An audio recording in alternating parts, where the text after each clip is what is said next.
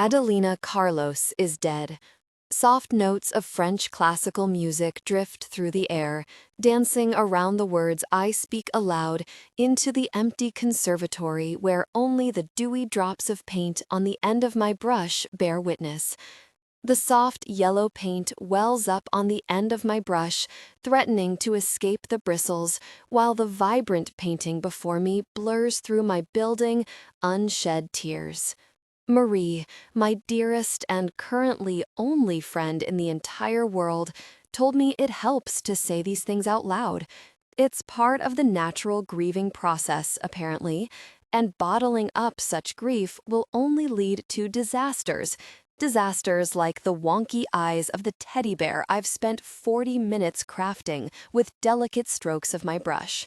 The bear is supposed to look warm and welcoming, but he's currently giving off serial killer vibes.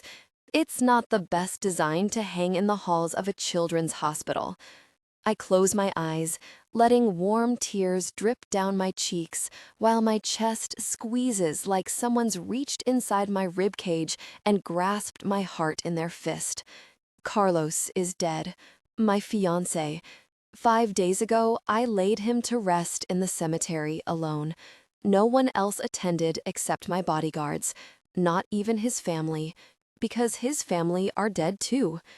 To those around me, mainly Marie, Carlos was a sweet, kind gentleman I'd met while volunteering at the hospital.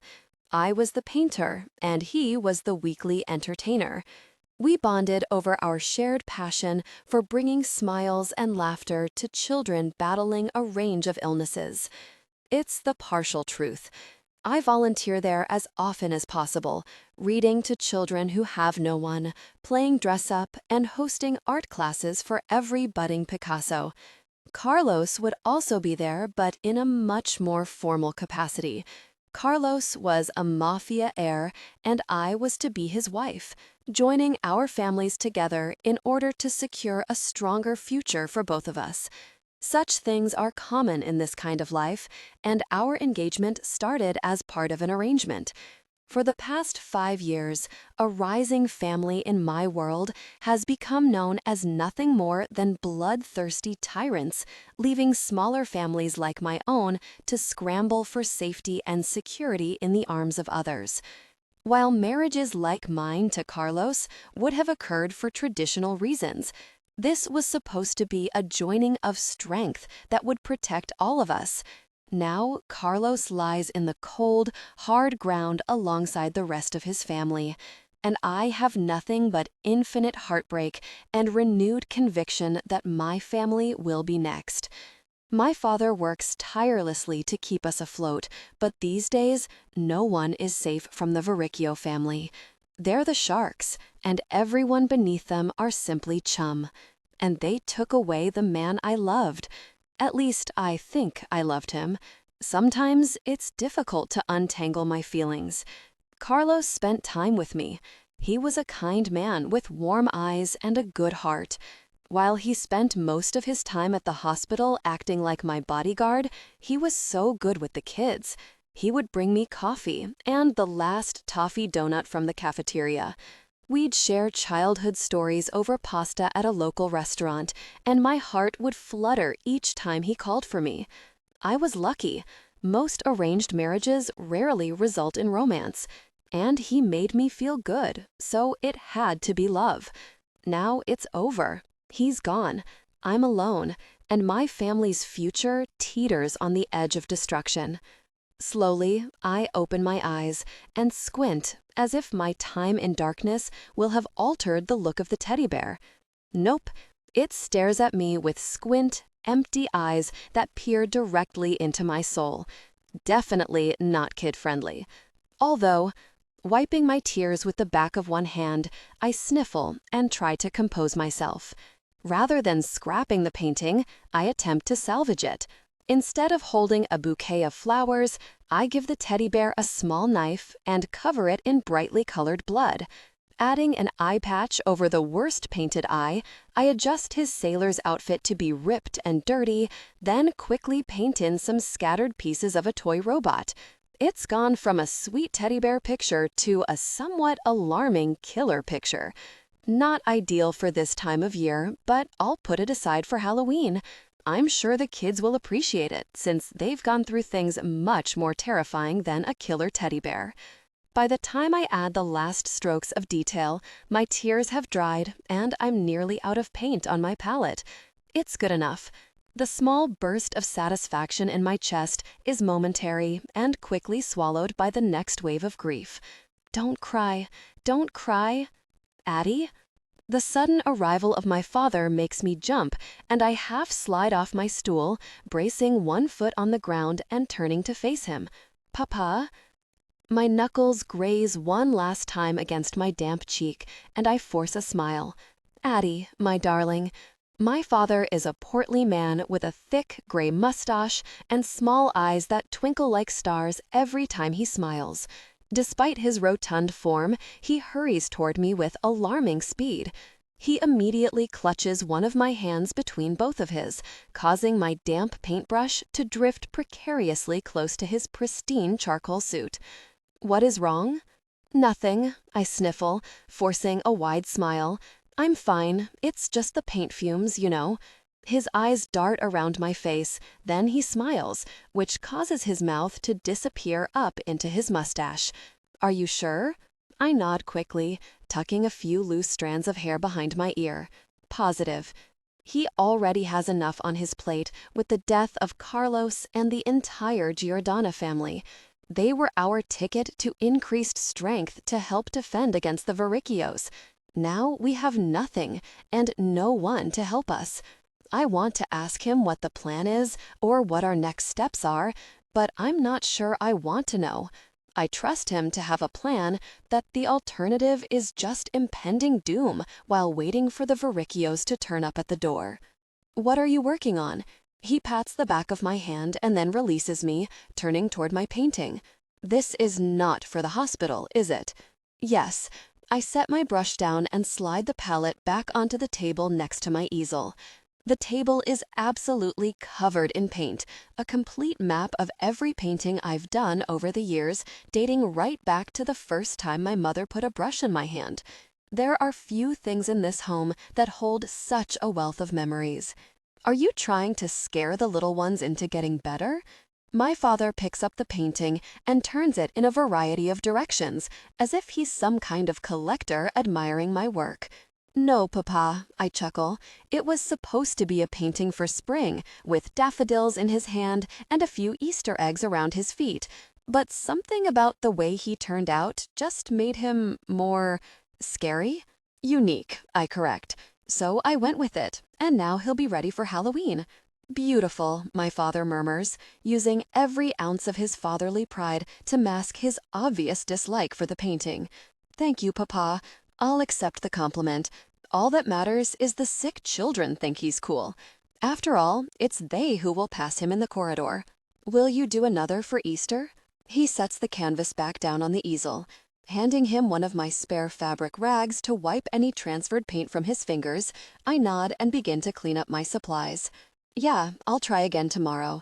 I want to visit the hospital on Friday, so as long as I have something to take to them, it will be fine. I hate turning up there empty-handed, my father says, and sadness enters his voice. I pause with 2 paint pots in hand and turn to face him. The look on his face is distant as he turns away from me and gazes around my studio. The walls are covered in various artwork, all painted by my mother or me before she passed. My mother's style was incredibly delicate and elegant. She painted masterpieces, and while that had been my goal when I started to learn, I found my joy in painting for children. The differences between the paintings on the wall are stark. The day my paintings became the majority was a painful day. If she were still here, I'm confident she'd be proud of me, and she'd love that little serial killer bear. Papa? I place the pots down in the large white sink in front of the windows and cross back toward him. Is everything all right? Quite all right, he says, staring up at one of the landscapes my mother worked on. This one, he points to it, drawing my eyeline upward. She painted this just after we got married. I remember. I stand beside him, studying the delicate city skyline and rolling fields. She told me it was her proudest work. She was mine, he says, his voice full of love. All these years later, and he still harbors such devotion to her. Will I feel the same about Carlos after 15 years? Suddenly, my father turns toward me and takes my hand. Come, Addie, I must tell you something. I knew it. As soon as he entered here and used my nickname, I knew something was wrong. My father isn't exactly a direct man, and it takes him a while to work up to talking about the important things. An awkward quality to have in a world where snap decisions are required to keep people safe, but it's worked for him so far. You're scaring me, I say with a burst of nervous laughter. Did something bad happen? What could be worse than what happened to Carlos and his family? My father leads me to the wooden bench near the doors that open out onto our vast garden. As we sit, he pulls one of the knitted blankets onto his lap and smooths it out. Then he fixes me with a look that takes me right back to when I handed him a terrible report card as a child. Something I will forever blame my tutors for.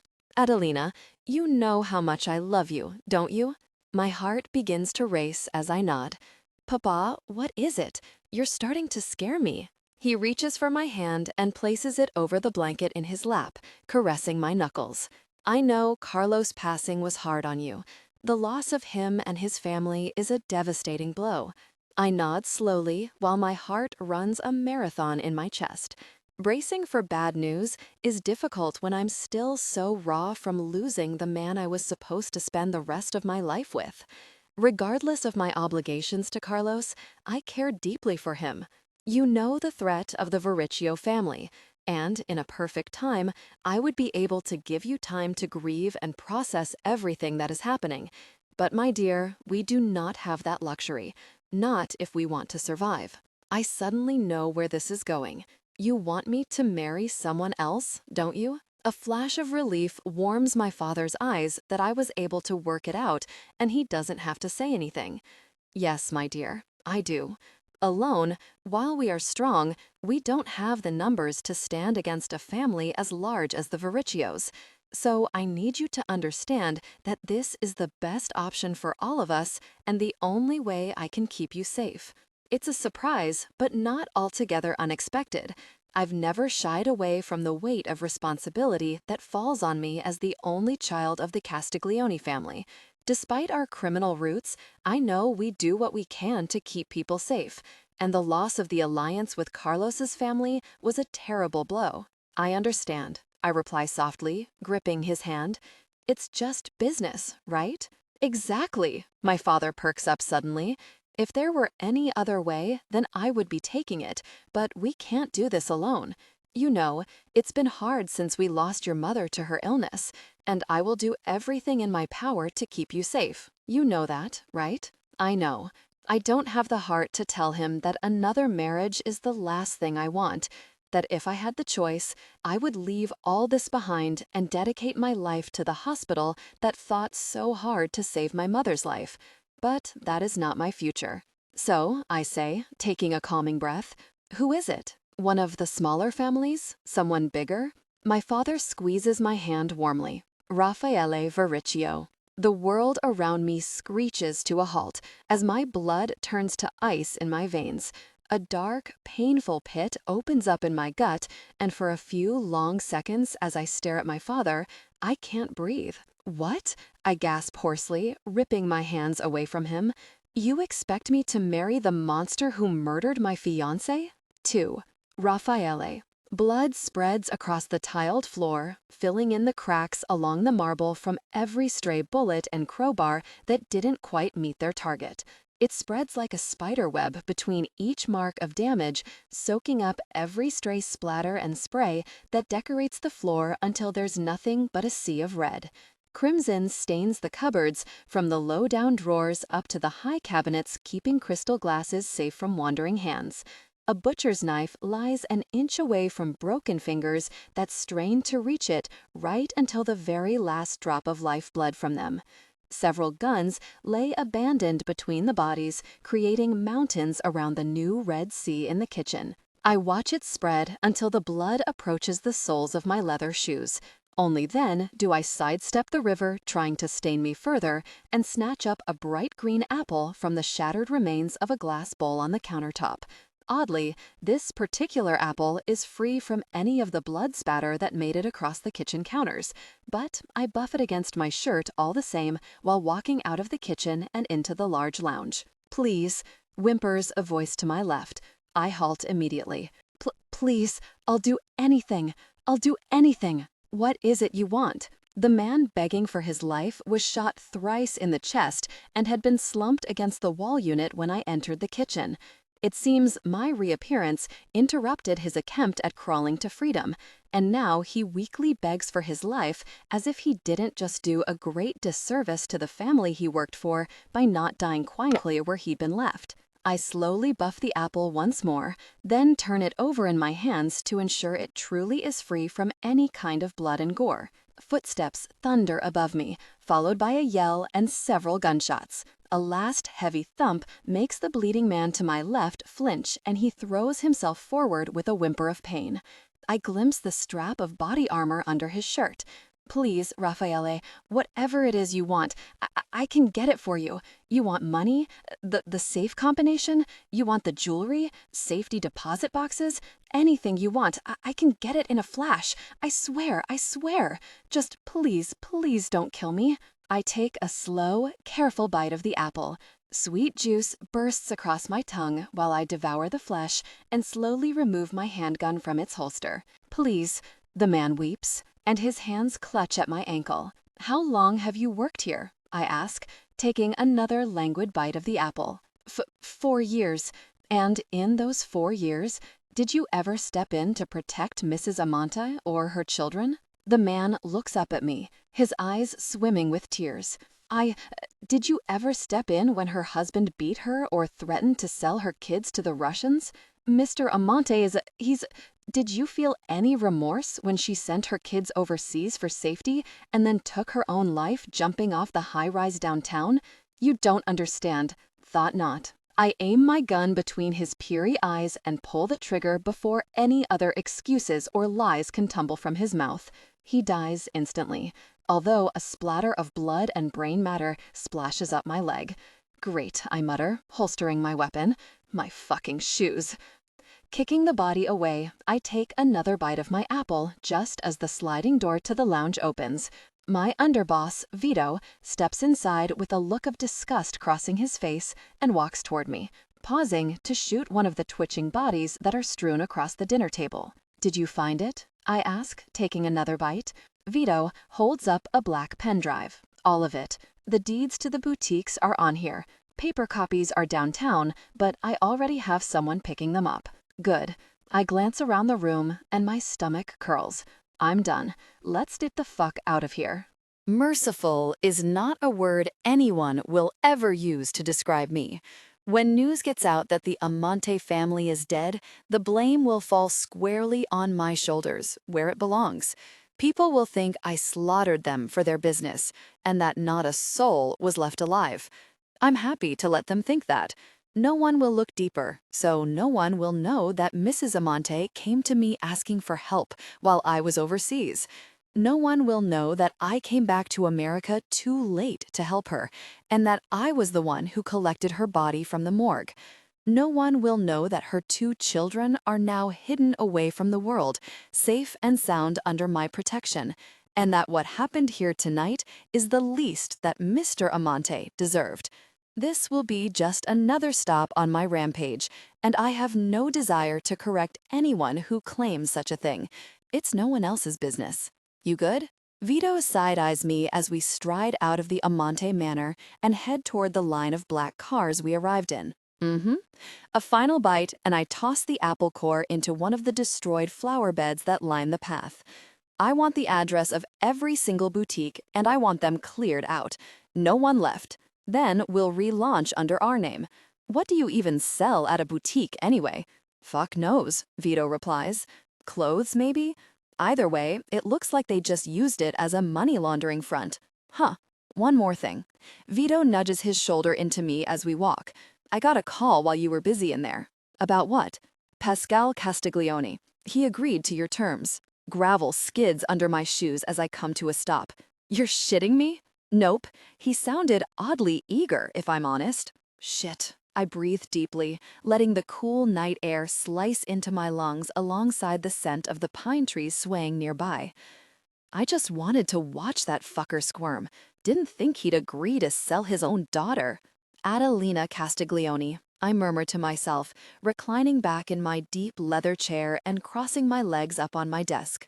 A fire crackles to my right, sending colorful streaks and shadows dancing over the bookcases, holding more books and novels than I'll ever read. They're a legacy from my father's years in power, but the knowledge held in those books won't help me now, not unless someone tries to use Roman war tactics. The air is filled with flowery notes from the luxury logs crackling amid the flames, and a glass of scotch warms in my hand while I flip through the file Vito curated for me. Adelina Castiglione, 25 years old and the only daughter of Pascal Castiglione. Her mother died when she was 10 years old, cause unknown. Her family dabbles in construction, but their main dealings involve luxury vehicles and counterfeit luxury goods. Not exactly big fish in the grand scheme of things, but Pascal knows a threat when he sees one. They're the kind of family that gets swallowed up by organizations as large as mine, and it seems Pascal saw that in his future. When he reached out to me, I decided to toy with him before doing exactly that. I certainly didn't expect him to agree to give me his only daughter and heir to save his family name and what little value he holds. On the next page, several pictures slide down the paper and I catch them with a press of my fingertips. My heart skips faintly. Adelina is beautiful. Striking, ocean blue eyes gaze up at me from a family photo and several social media posts. Her oval face is framed by thick auburn curls that burn like fire in the sunlight of one picture. Her smile is large and wide, with a perfect row of teeth and plush lips that make her look like she's smiling for all the people incapable of doing so.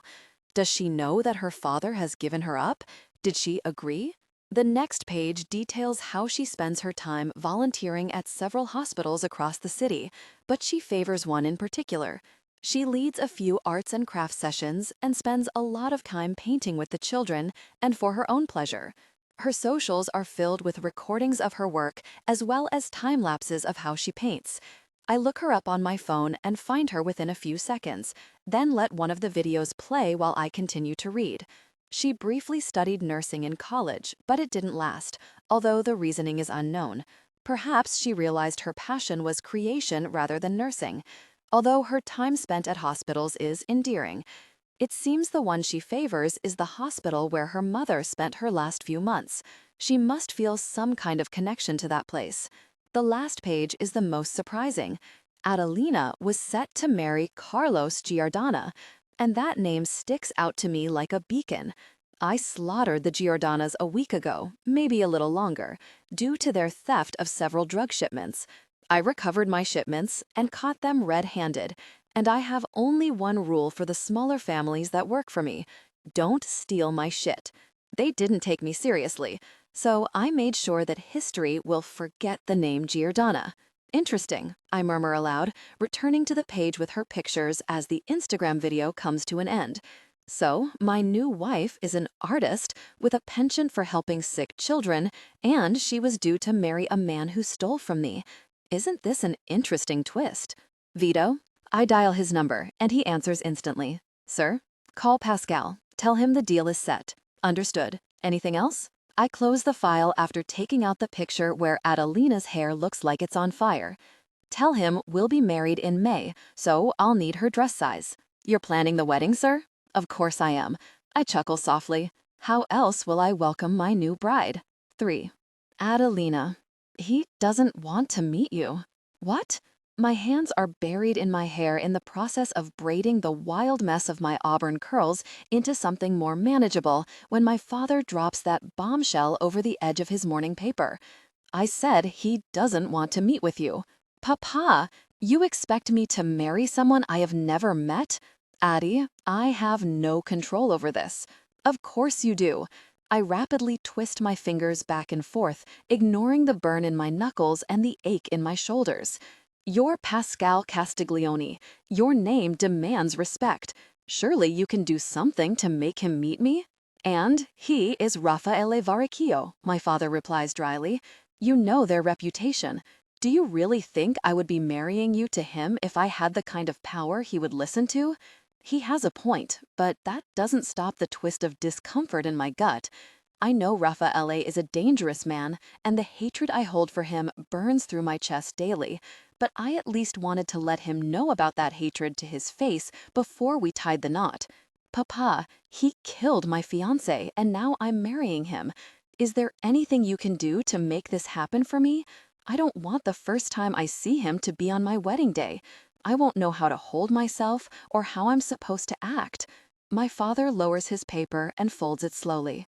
Just be your wonderful self, my daughter, he says. He sets the paper down next to his breakfast bowl and stands. I know this is painful for you, dear. That's a word for it, I murmur, finally reaching the ends of my hair. I twist once more and secure the thick braid with a band. But you need to do this. He reaches across the table and takes one of my tired hands as I drop them to the table to rest. I will be safe because of this, as will you. We will become joined with his family, and thus we will be safe from his wrath. You've seen how he absorbs families into his own. This way, we won't lose ourselves. You don't want my name to become an afterthought. No. I sigh softly as a bubble of guilt warms under my ribcage. And you know how business is struggling. Without the injection of funds from the Giordanas, we risk going under. But because of you, I have another chance at this. That man is allergic to failure, so he will ensure that we will be fine. Maybe it's a sign to get out of the counterfeit business, Papa, I say, into something more sustainable. What, like art? He snorts, and the mockery is thinly veiled in his words. Then he softens his tone. We are in debt, Adelina. You know this. If I do not pay, then all sorts of dangerous people will come for my head. You don't want to see your dear papa killed by debtors, do you? Of course not. My eyes widen. Papa, I would never wish for such a thing. Then doesn't not seeing Raphael before the wedding seem like just a small price to pay for my safety? And for yours? He lifts his wiry gray brows and tilts his head. You're saving me, my child, and that is something I will never be able to repay. It pains me deeply that I cannot be the one to save you, and getting into bed with a man like Raphael is risky. But do you see another option? He will come for us eventually, you know this. This way, you become his beautiful wife, and I will be safe. I know he speaks from the heart, and everything he lists are reasons I hold very dear to my own heart. Watching the Varricchios tear through smaller families was something we all turned a blind eye to because it was someone else, not us, who was suffering. But then Raphael expanded, and now no one is safe. Carlos can attest to that. All right, I say, eventually, forcing a smile. I don't need to meet him beforehand. That's my girl. My father retracts his hand and quickly returns to his paper. And the wedding will be small and intimate, so you do not have to worry about how to act. Just be yourself, keep him happy for a little while, and everything will work out. Trust me. I trust you, Papa. Engaged? Marie lunges across the table to grab my hand, throwing my forkful of pasta out of my grasp in the process. Where's the ring? Marie! I jerk my hand back with a laugh. I don't exactly have one yet. Wait, is this one of those moments where I should be super duper concerned about your mental well-being? Because let's be real here. Marie releases my hand and lowers her voice. You buried one fiancé at the start of the month, and now you're set to marry another? Her sparkling eyes carry a wealth of concern and confusion, and my heart swells at the sight. We met in college some 8 years ago now, and instantly clicked. Her carefree outlook on life was a breath of fresh air for me. I was used to living under lock and key as a Mafia princess, and Marie was the complete opposite. She was everything I wanted to be and more.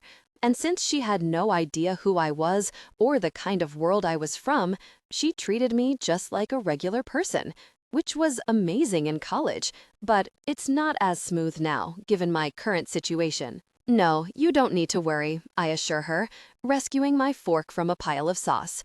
I know it might look bad, but honestly, after Carlos passed, I kind of realized something. I think I only said yes to him because I felt obligated to. You know, like I wasn't in love with him at all. He was just comfortable to be around. My lie makes the pasta in my mouth taste like ash, and my stomach rolls painfully. I can't tell her that one marriage was to save my family, and this one is for the same reason, just to someone worse. Just like I can't tell her Carlos was actually murdered instead of dying in a car accident. I can't tell her that I miss him so much that I cry myself to sleep, or that I'm scared I will lose myself in a bid to save my family. All I can do is smile as she raises her brows and shakes her head. Really? Could have fooling me. I thought you two were made for each other. Nah, he was clingy and kind of gross when we were together. And he never backed me up about anything, not even when I was overcharged at the grocery store. He'd get really moody too about my art, and I think I was just so used to his being around that it felt like the next logical step. There is some truth to my lie, in a way. It makes it a little easier. All right, I believe you. Tell me about this new guy and how he managed to woo you in 3 weeks. Is he a widow fucker or something? Marie! What? She laughs loudly and picks up her wine glass. That's a real thing. I'm sure it is. But no, Raffaele is a family friend. I've known him for years, but it wasn't until Carlos passed that I sort of really saw him, and he was so sweet and kind. I weave a tale of what I hope he will be like, and Marie drinks it up like I'm pouring honey directly down her throat. Part of me feels I should warn her that he could be an asshole, but at this point, I have no idea. He could be anything from a soft bear to the coldest, cruelest man alive. Who knows if he will even let me see her once we're married? I mean, a man who makes a deal for a person can't be that great of a man.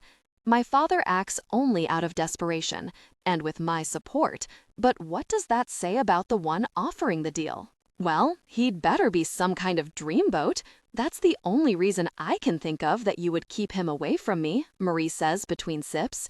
I can't believe it.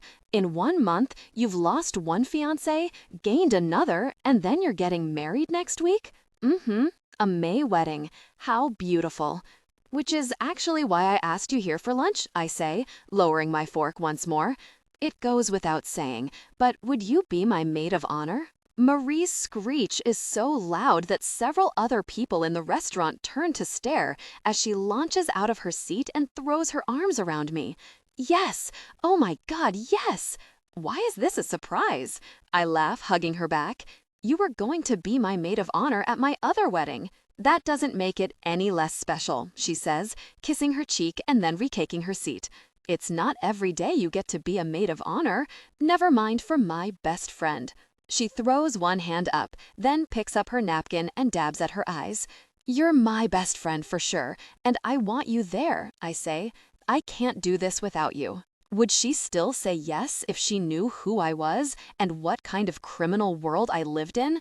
Would she look at me the same? I can't tell. I'd like to tell myself that yes, she would, but growing up in this life has taught me that no one is that reliable. Stop, Marie says bashfully, weeping gently. This is my moment. You won't have to do much either, because it's all being taken care of. What do you mean? Well, the wedding is next week, I say. The planning is basically over. Wait, really? Okay, you need to tell me everything. Color scheme, flowers, meal plans, everything. I will. Just excuse me for a sec, okay? With a laugh, I rise and step away from the table. As I hurry to the bathroom, I glance back to see Marie texting eagerly on her phone. I can only imagine who she is texting. I manage to keep the smile on my face as I enter the bathroom, and am greeted by chilled air and the sharp scent of floral antiseptic. The bathroom is thankfully empty, and after checking the other stalls, I quickly throw myself inside and lock the door. The mask slips. I'm getting married to a murderer, a monster, the head of a family that's been tearing through all the power in this city like we were just placed in his way to be devoured. How am I supposed to keep Raffaele happy when each time I'm near him, I will only be able to think of Carlos? Raffaele has a dangerous reputation, and the closer we get to the wedding date, the more uncertain I become. Can I really do this? Can I really walk down that aisle and bind myself to a man like that? The tears come suddenly, flooding my eyes. Scratchiness sweeps up the back of my throat, and I huddle on the toilet seat, pressing my hands over my mouth to muffle the sobs bubbling in my chest. I miss Carlos. Things were easier when it was just him. I miss him. I miss my mom. Maybe there's another way, another solution that I can't see yet, that involves my art or something else. My mind races as fast as the tears pour down my cheeks, destroying my carefully applied makeup. I weep until my phone buzzes in my pocket, and I pull it out expecting a text from Marie asking what's taking so long. It's not from Marie. It's from my father. I read the message and it sobers me as quickly as pouring an ice bucket of water over my head. Shit. Raffaele is refusing to honor the payments until we're married. He doesn't trust that I won't back out, so he won't provide business or debt relief until the day we are married. In his text, my father says he can't wait until then, so he's taken out another loan to tide him over until Raffaele sends his first payment. But I'm not to worry. One more debt won't break us, with Raffaele poised to help us. My heart sinks to the dark depths of my gut. Backing out is not an option. 4. Raffaele. I want to be clear, there is no landlord anymore. I own the damn building. Lift your arm, mutters Vito to my left. I obey. So I'm the one you deal with.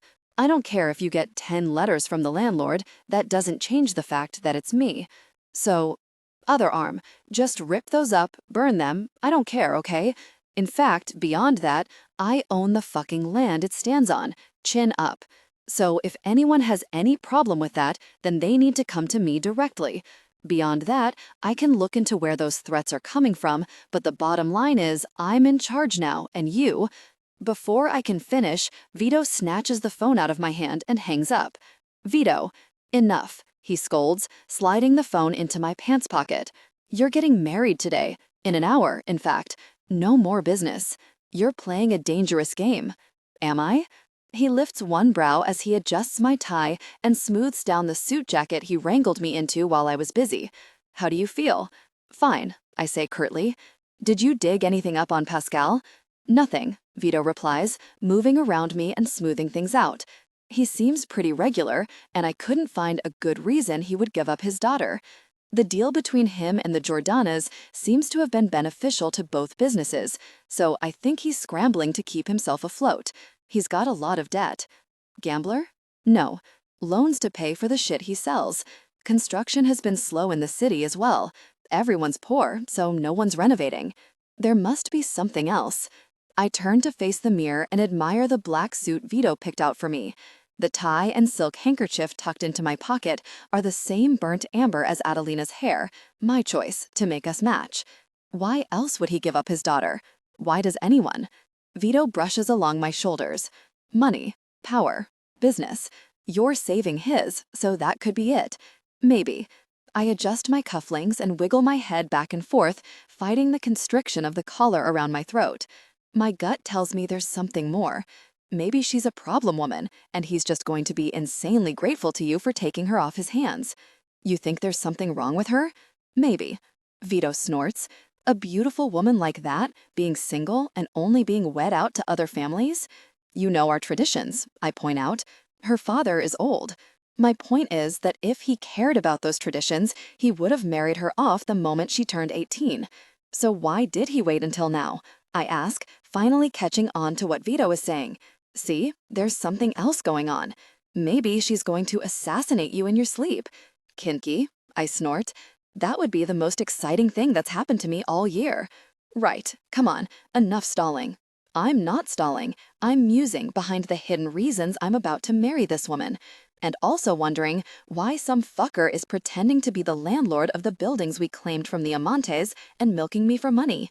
Probably some idiot who doesn't know who he's dealing with. Vito stops in front of me and places his hands on my shoulders. Enough stalling. You asked for this. I did. Vito squints at me, and I avoid his gaze, tweaking my tie slightly. Are you nervous? He asks. No. You are. I can tell. Fuck off. I'm not nervous. I can't place my finger on it. While I never expected Pascal to agree to these terms, it's strange to me that this is happening. Adelina didn't try to run, and Pascal didn't try to negotiate terms like divorce after 5 years. He just said yes. That was it. It's strange. Whatever. I shrug the uncomfortable feeling away and straighten my posture.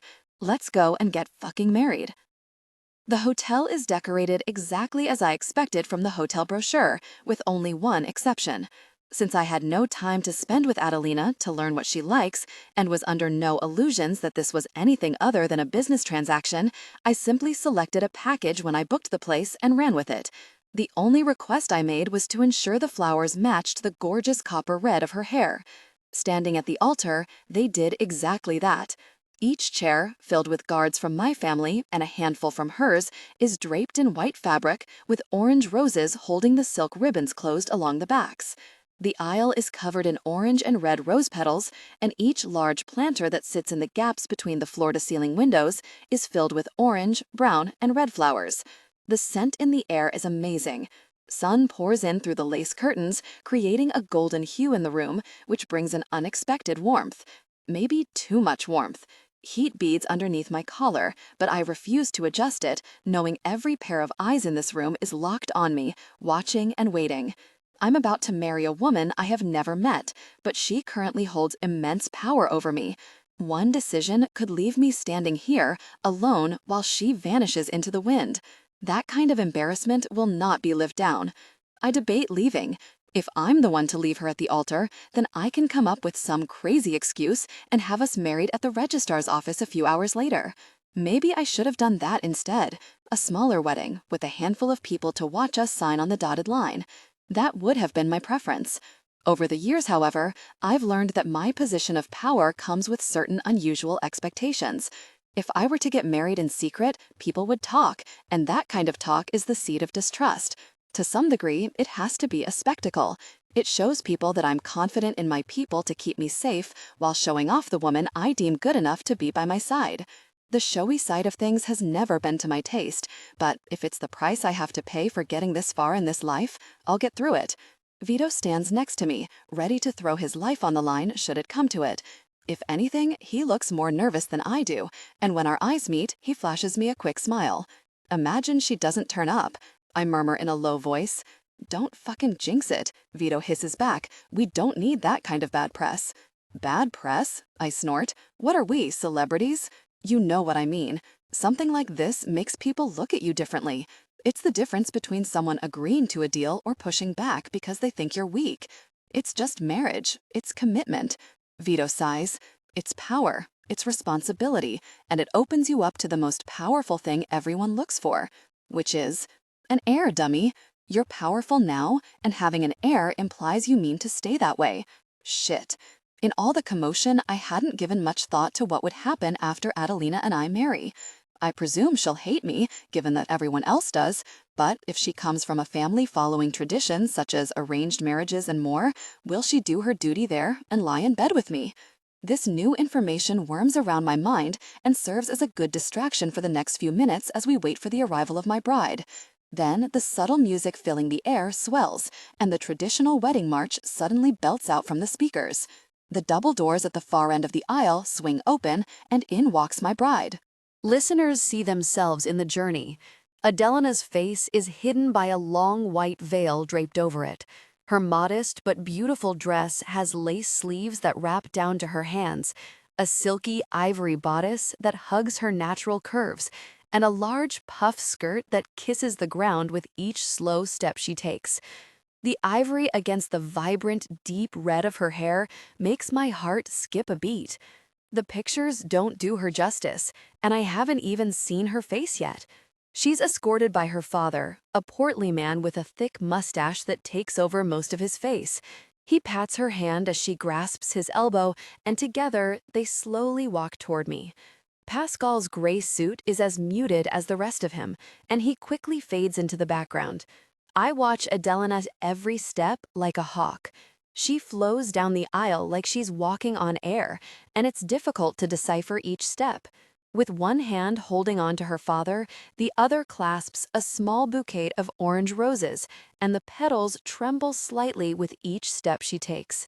She's nervous. Her body language betrays that in a second, and I don't blame her. She must be aware of how her family's future now rests on her shoulders, and that's a weight I'm familiar with. Years ago, my family were nothing but feral attack dogs for the Italian Mafia, easily expendable. Now I have the power, and other people bark for me. The music swells once more and then tapers away as Adelina and Pascal reach me. I breathe in. The floral scent of the room is suddenly mingled with a sweeter scent that drags me right back to a childhood candy shop. Pascal flashes me an overeager smile. "Mr. Varricchio." I say nothing. My full attention is on Adelina, but she doesn't speak. Despite the tilt of her head, it's difficult to tell whether she's looking at me or beyond, but it hardly matters. I hold out my hand, and she slides her lace-clad fingers into my grasp. My attention stays on her for the entire ceremony. The officiant marrying us gives a generic speech about love and acceptance, but the words barely resonate with me. I'm too caught up in watching her, intrigued by the sweetness of her scent and the way in which she hasn't moved a muscle since she took my hand. She's almost like a porcelain doll. We recite vows that hold no personal value, vocalizing the contract that will bind us together. And after I've said everything that is required of me, it's Adelina's turn. Her head shifts direction away from me, and when she speaks, I realize it's the first time I'm hearing her voice. She speaks softly and carefully, enunciating each word as if they hold some sort of importance to her. It's not until she gets to the end that I realize what she's doing. She's not carefully reciting these vows because they're important to her. She's repeating them like one would carefully go over the lines of a contract. It's subtle, but it's becoming abundantly clear that there's defiance in her heart, too. "Rings?" asks the officiant after the vows complete. Vito steps up to my shoulder and holds out the two simple gold bands purchased for today. I take Adelina's hand in my own and raise it so I have a full view of her delicate, lace-wrapped fingers. "If the ring's too big," I say as I slide it into place, "we'll resize it." By fate or some stroke of luck, the ring slides easily onto Adelina's finger and remains there.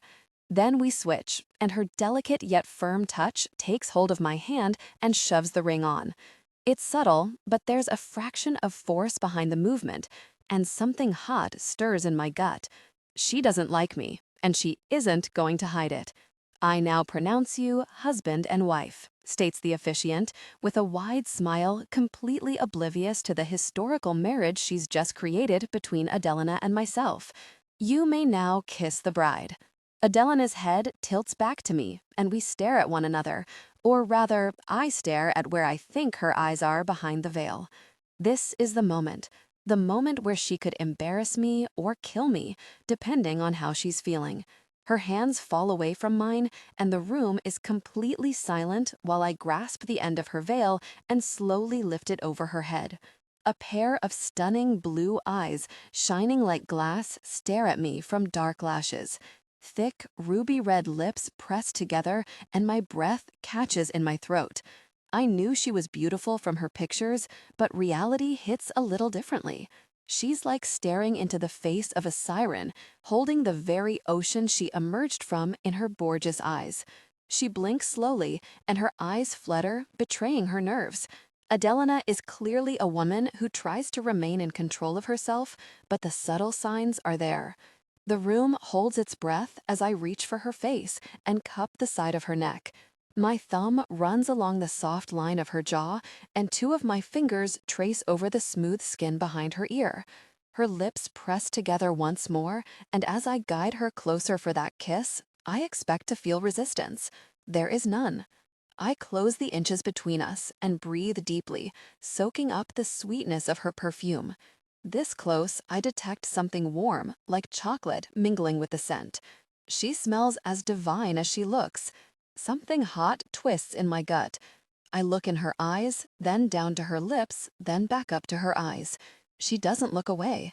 Suddenly, her soft breath ghosts over my skin, and a shudder rolls down my spine. Her eyes flutter closed, and her lips part a fraction. I step close and slide my other hand around her waist, which causes her eyes to fly back open. Then, as I press my palm flat against her hot back and pull her close, I lean down and kiss her. Mrs. Adelina Varricchio, welcome to my world. 5. Adelina. You've done it now, Adelina. You're married. The ring sits heavily on my finger, as if trying to weigh down my entire hand. Despite my lack of expectation, seeing such a simple old band in Raffaele's hand was a surprise. For a man with his kind of reputation, I did spend the morning wondering if he would get me something utterly extravagant. Part of me is disappointed, but I can't pinpoint exactly why. This is a business transaction after all, and there's no love or feeling shared between us. So why does it feel so strange? Music flows around the banquet hall of the Varricchio estate, where we retired after the wedding ceremony. It's 3 times bigger than my father's estate, and walking up the steps to the front door, I was in utter awe of how many windows lined the walls. I couldn't even count how many rooms this place must have. The banquet hall is draped in colors similar to those of the wedding hall. Men and women I scarcely know mill around the dance floor, swaying in time to the music, while alcohol flows from bottles to glasses as easily as one breathes. My father sits 3 chairs down from me at the head table, but he's buried deep in conversation with a man I don't recognize, leaving me with no one to talk to. Raffaella hasn't spoken a single word to me since the kiss, but he lights up like a beacon in the middle of the crowd with a glass of scotch in one hand and a small pastry in the other. Monster. The word bursts through my mind the next time I catch sight of him, and my stomach twists into knots, threatening to dislodge the few bites I had of the chicken that sits on my plate in front of me. It is too lemony for my tastes, and it's difficult to maintain an appetite in this situation. Raffaella smiles widely at something the man next to him says, displaying a row of perfect white teeth. They gleam against his golden skin, and he raises one hand, pushing back a few strands of his ear-length blonde hair. Despite his best efforts, a few strands escape forward once more. They skim along his forehead, waving back and forth as he laughs and throws that same arm around the shoulders of the man beside him. Listeners see themselves in the journey. How can he laugh like this? How can he smile knowing he's responsible for the deaths of countless of our own people? Does he have no conscience? Is there no part of him that even acknowledges the monstrous acts he commits that we all know him for? Yet every person here treats him like a regular guy. Even my father didn't seem particularly concerned when they met briefly at the limos after the wedding. I don't know what they said to one another, but my father has been in a good mood ever since. He keeps telling me how proud he is of me, and normally this would warm me infinitely. But I can't get past Carlos. I was supposed to marry him. We were going to get married somewhere sunny and warm. I would wear a pink dress and he would wear a brown suit. We would eat all our favorite finger foods because finger foods are so much easier to eat on a stressful day. I glance down at my plate. Instead, I'm eating lemony chicken with small potatoes, some asparagus, and a dollop of something orange, and marrying his killer. Warmth beads behind my eyes as the urge to cry rises, so I try to distract myself by focusing on the single normal thing about this wedding, Marie. She's utterly oblivious to everything else that's going on, and while she murmured in my ear that she thought the color scheme was strange, in her eyes, Raffaella and I have married so swiftly because of passion. She dances around the dance floor in a peach-colored dress with a glass of sparkling champagne in one hand. Her hair flows behind her, her smile is wide, and her eyes sparkle with the gloss of one too many drinks. Marie has no idea she's surrounded by one of, if not the most powerful families in the city. Every single person except me and Marie is armed in some way. Countless guards posed as guests eye one another with suspicion while waiting for someone to make the first move. Even the waitstaff who serve the food and wander the party offering refills are highly trained.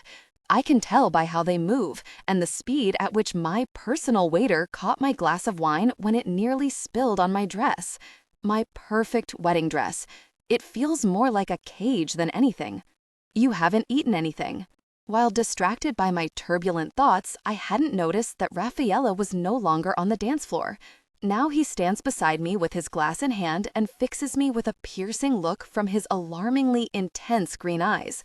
I stare up at him, studying how the candles flickering on the table change his eyes from a hard jade green to a softer mossy green. It would be attractive in anyone other than him. Not hungry. Not to your liking. Like you care. You are my wife. Of course I care what you like to eat. Bullcrap. I raise my voice slightly and attract the attention of a few nearby guards. If you cared about that, you'd have involved me in even a fraction of the wedding planning. I'm as relevant as the toppers on top of that damn cake.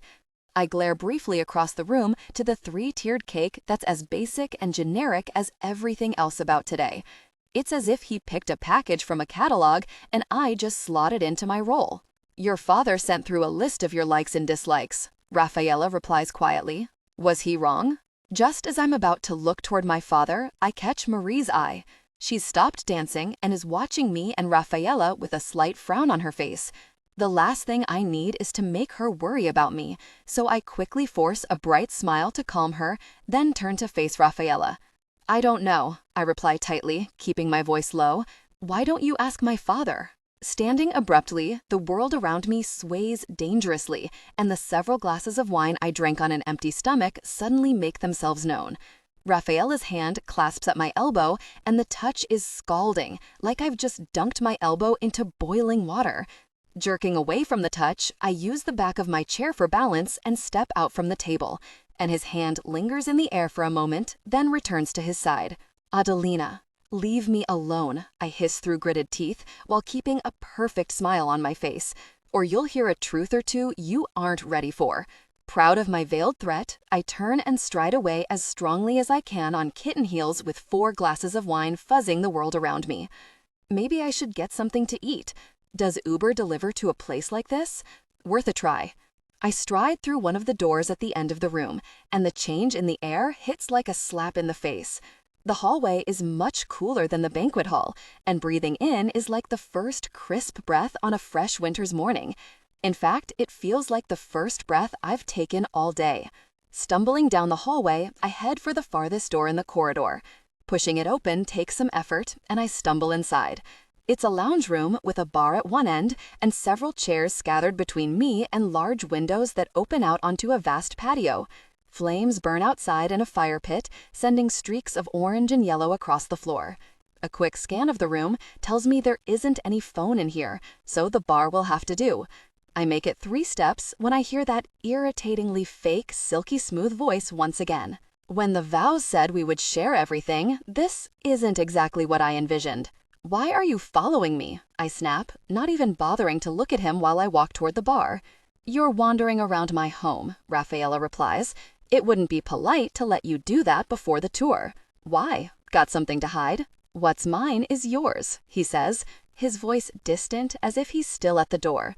But that doesn't mean I want you to see it all immediately. Spoken like someone who has something to hide, I mutter. You got what you want, so how about you leave me alone, huh? Reaching the bar, I try to grab one of the bottles from the shelf, only to find that the bottle is rooted to the spot. I wrap both hands around the bottle and pull, but the glass remains steadfast to the wood. What? Like I said, Raffaele seemingly spawns next to me, and I jump in fright at his sudden heated presence. You shouldn't be doing this until after the tour. What is this? I mutter. You lock down your booze? No, Raffaele replies. Suddenly, his warm hand slides over the back of one of mine. Rough calluses graze the back of my knuckles, and his touch burns like he's running at 100 degrees or more. My arm tenses, and the urge to pull away rises like the lash of a whip, but I don't. Instead, I watch as he uses his other hand to press a button underneath the shelf and the bottle suddenly lifts away in my grasp. Before I can secure it, however, he takes the bottle from me. "Hey, I think you've had enough to drink," he says, and I'm the one who managed to pick it up. "By using some kind of trick," I mutter, stomping one foot as Raffaele moves to the bar and sets the bottle down. "Not a trick." Before the bottle settles on the bar, he tilts it and gives me a glance at the bottom. Magnets.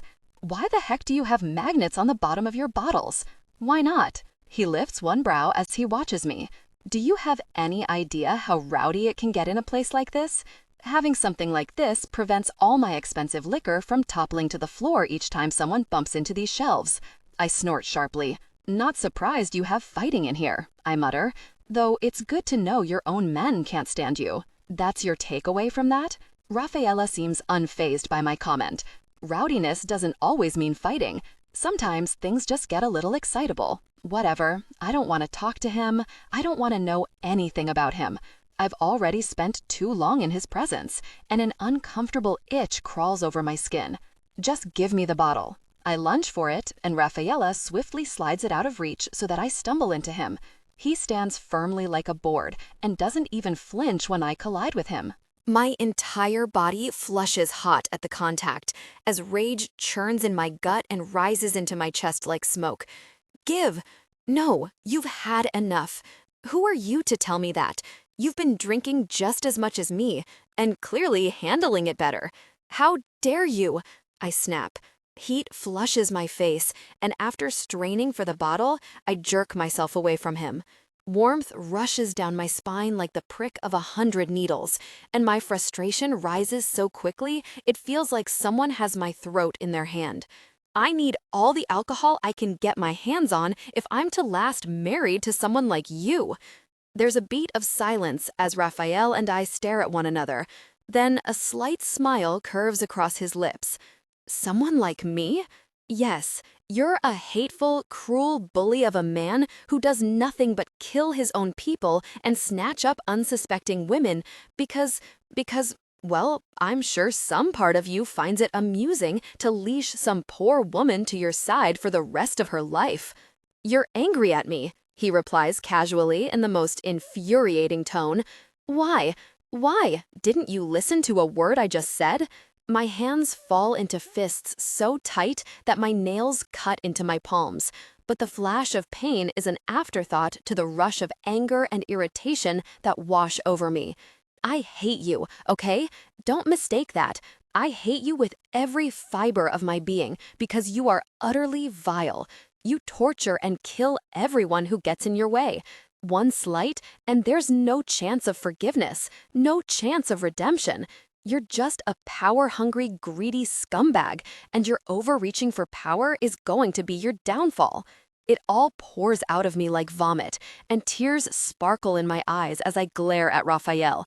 Every hidden thought, every fear masked with anger, and every rumor I believe to be true about this man becomes my weapon to justify my hatred of him. I just can't bring myself to mention Carlos. His name clogs in my throat. And deep down, I know that Raffaele won't even know who he is. To him, Carlos was probably just another face in a sea of many. "Your father is the one who sold you," Raffaele says, remaining as calm as ever. "Surely, you hate him as much as you hate me for buying you?" My breath catches on the back of my tongue as I fight to keep a sob from escaping, and I take a step away from him as my tumbling thoughts catch up to his words. "My father is a great man," I say hoarsely, "and he did what he had to do to save our family, so I respect that. Do you?" In a flash, Raffaele is on me. He shoves me up against the wall, knocking aside a painting in the process, and he pins me there with his body, one hand on my hip and the other placed on the wall above my head. "Do you really respect that man?" "Get off me," I snarl, pushing both my hands against his broad chest and shoving to absolutely no avail. "You come into my home, eat my food, drink my wine, and then spit in my face. And in the same breath, you praise your father for selling you because he did what he had to do?" My heart pounds furiously against my ribcage like a rabbit trying to flee the talons of an eagle. Only Raphael isn't giving me space to escape. He cages me in, and each breath he takes fills the space between us. His eyes, gorgeous as they are, sparkle dangerously, and that same slightly smug smile rests across his lips. I'm furious, and at the same time, there's something else curling through me. An unfamiliar heat flickers like the lick of a candle and sends a rush of confusing sensations through my chest. My father did what he could, made the best of a terrible situation, I snap, although my words have lost a fraction of their earlier heat. Something you'd know nothing about. Is that so? Raphael says. His voice drops low into a velvety purr, and he leans an inch closer. Tell me how we differ. You create the terrible situations, I snap. You hurt people, kill people. Everyone knows you've spent the past decade slaughtering people like sheep just so you can get a fraction of the power they hold. Have I? He tilts his head. Yes, I gasp. That unfamiliar heat burns hotter as Raphael leans another inch closer. He's so close that I can make out a small scar under one eye and another along his jaw, peeking out from the shadow of hair covering his lower jaw.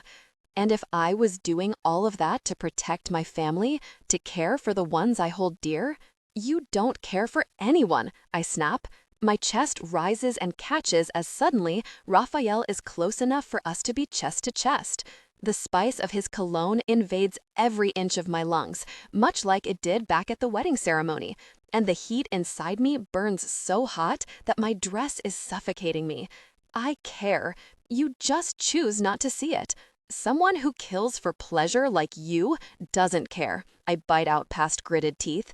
You're a monster. Then where is the line? He tilts his head, and a few blonde strands escape his hairline to brush across his forehead. I kill to protect my family, and I'm a monster? Your father kills and sells you, and he's just doing what he can. That's a double standard. Maybe, I mutter, starting to pant from how tight my dress feels, how hot my skin is, and how fast my heart races. But the difference is, I know you're a monster. You've wiped out entire families. At least my father is trying to save ours. I can see we won't see eye to eye on a lot of things, my darling wife. Don't call me that, I snap angrily. Why not? Raphael's hand suddenly darts up from my waist to lightly grasp my throat, and my heart pounds painfully. It's a brief touch, then he slides his palm to the side of my neck and uses his thumb just under my chin to tilt my head up. It's what you are now, and I have very few rules, Adelina, but there is one you will follow if you want to survive here. Oh yeah? I narrow my eyes. And what's that? Call me a monster all you want, but you are a Varricchio now. I am owed your respect and loyalty. I don't respect people I hate. You do. Frustration swells inside my chest like a balloon. Are you not listening to me? If you hate me so much, why did you stop trying to push me away? His eyes dart down to where my hands remain pressed against his chest, but there's no force behind them anymore. There hasn't been since that strange warmth bloomed inside me. Instead, my hands have just been resting there. I can feel his heart beating fast under my palm, and warmth radiates from him like he's some kind of beacon. I have no response for him. I glance up from my hands, and our eyes lock once more. My words are swallowed by the unexpected press of his lips against mine. In a fraction of a second, my mind goes completely blank. All my arguments vanish into nothing. I can't think, I can't even breathe as he kisses me deeply and shoves his tongue into my mouth like he's trying to consume me. His thumb slides down the middle of my throat, and his body presses firmly against mine. One shift, and he's sliding a leg forward between mine. Then his thigh presses upward, and it suddenly hits me like a jolt of lightning what that unfamiliar heat inside me is. I'm turned on. Like, incredibly turned on. What the hell? There's no way. This has to be a mistake. It must be the alcohol or the confusion of the day or something. There's no way I'm turned on because of Raphael, surely. But it's there. His thigh presses up between my legs, and a sultry roll of pleasure immediately punches through me. It takes all my self-control not to roll my hips down, but it's a struggle. Now that I'm aware of how turned on I am, it consumes me. I've never been turned on this fast before or in this way. Usually, it takes a long time for me to get going and a lot of preparation throughout the day. Now here I am, with my core aching and heat blowing through me after one argument with Raffaele. He deepens the kiss for a moment, and I grip his shirt, intending to shove him away. But I don't. I keep him there, and my mind melts into the heat of his lips and the warmth of his body. Muscles ripple under the fabric as he shifts against me, tilts his head to change the angle of the kiss, and presses his thigh up harder between my legs. This time, I can't stop the slight moan that escapes me, and then it's over. Raphael steps away swiftly, and I sag forward an inch, panting in surprise that the kiss is over, his leg is gone, and I'm left feeling utterly rumpled with nothing to show for it. Stunned, I glance up into Raphael's eyes, and he smirks. Looks like I know you pretty well, after all, huh? My mind is sluggish, and it takes me a moment to realize that he's leaving. Wait, you're just going to what? He lifts his brow and looks infuriatingly innocent. You hate me, remember? I have a party to host. Clean yourself up, and then you should join me. With that, he strides away and leaves the room.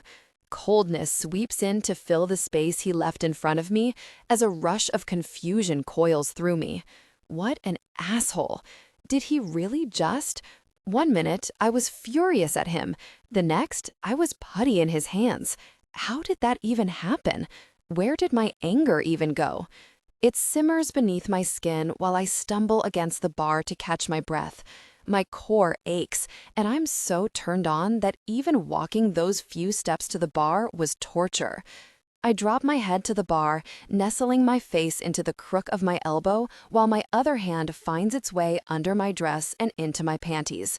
I'm soaked through, and a single touch to my clit makes my gut clench in a powerful roll. Another touch, and I come, muffling my moan by biting into my arm until my legs turn to jelly. I collapse to the floor with a gasp and a moan, working myself quickly through an orgasm so intense that for a few seconds I can't breathe. Damn it, I hate that guy. 6. Raphael. Adelina is more interesting than I expected. Given what I know about her family, I expected her to be cut from the same cloth as her father, but the fire in her intrigues me. Beyond the investment in Pascal's business and the injection of income I'll receive from becoming what is essentially a shareholder, I didn't factor in much interaction with Adelina other than the wedding and then a few requests to make her life here easier. And now, here I am with her lipstick lingering on my lips and an unexpected want sizzling in my gut. What a woman! She lingers on my mind for the rest of the night, even though her reappearance in the banquet hall is merely for show. She refuses to interact with me and spends the rest of the night with her friend, Marie. Not that it matters to me. I don't need her approval, but despite my attempts to bury myself in business, I can't look away from her for long. Thankfully, she finally has something to eat, and the rest of the evening passes without incident. We cut the cake, although Adelina remains distant. Vito gives a short speech about the wedding and thanks all the guests for attending, and the night finally draws to a close. Once all the guests have left, I find Adelina at the front door saying goodbye to her friend.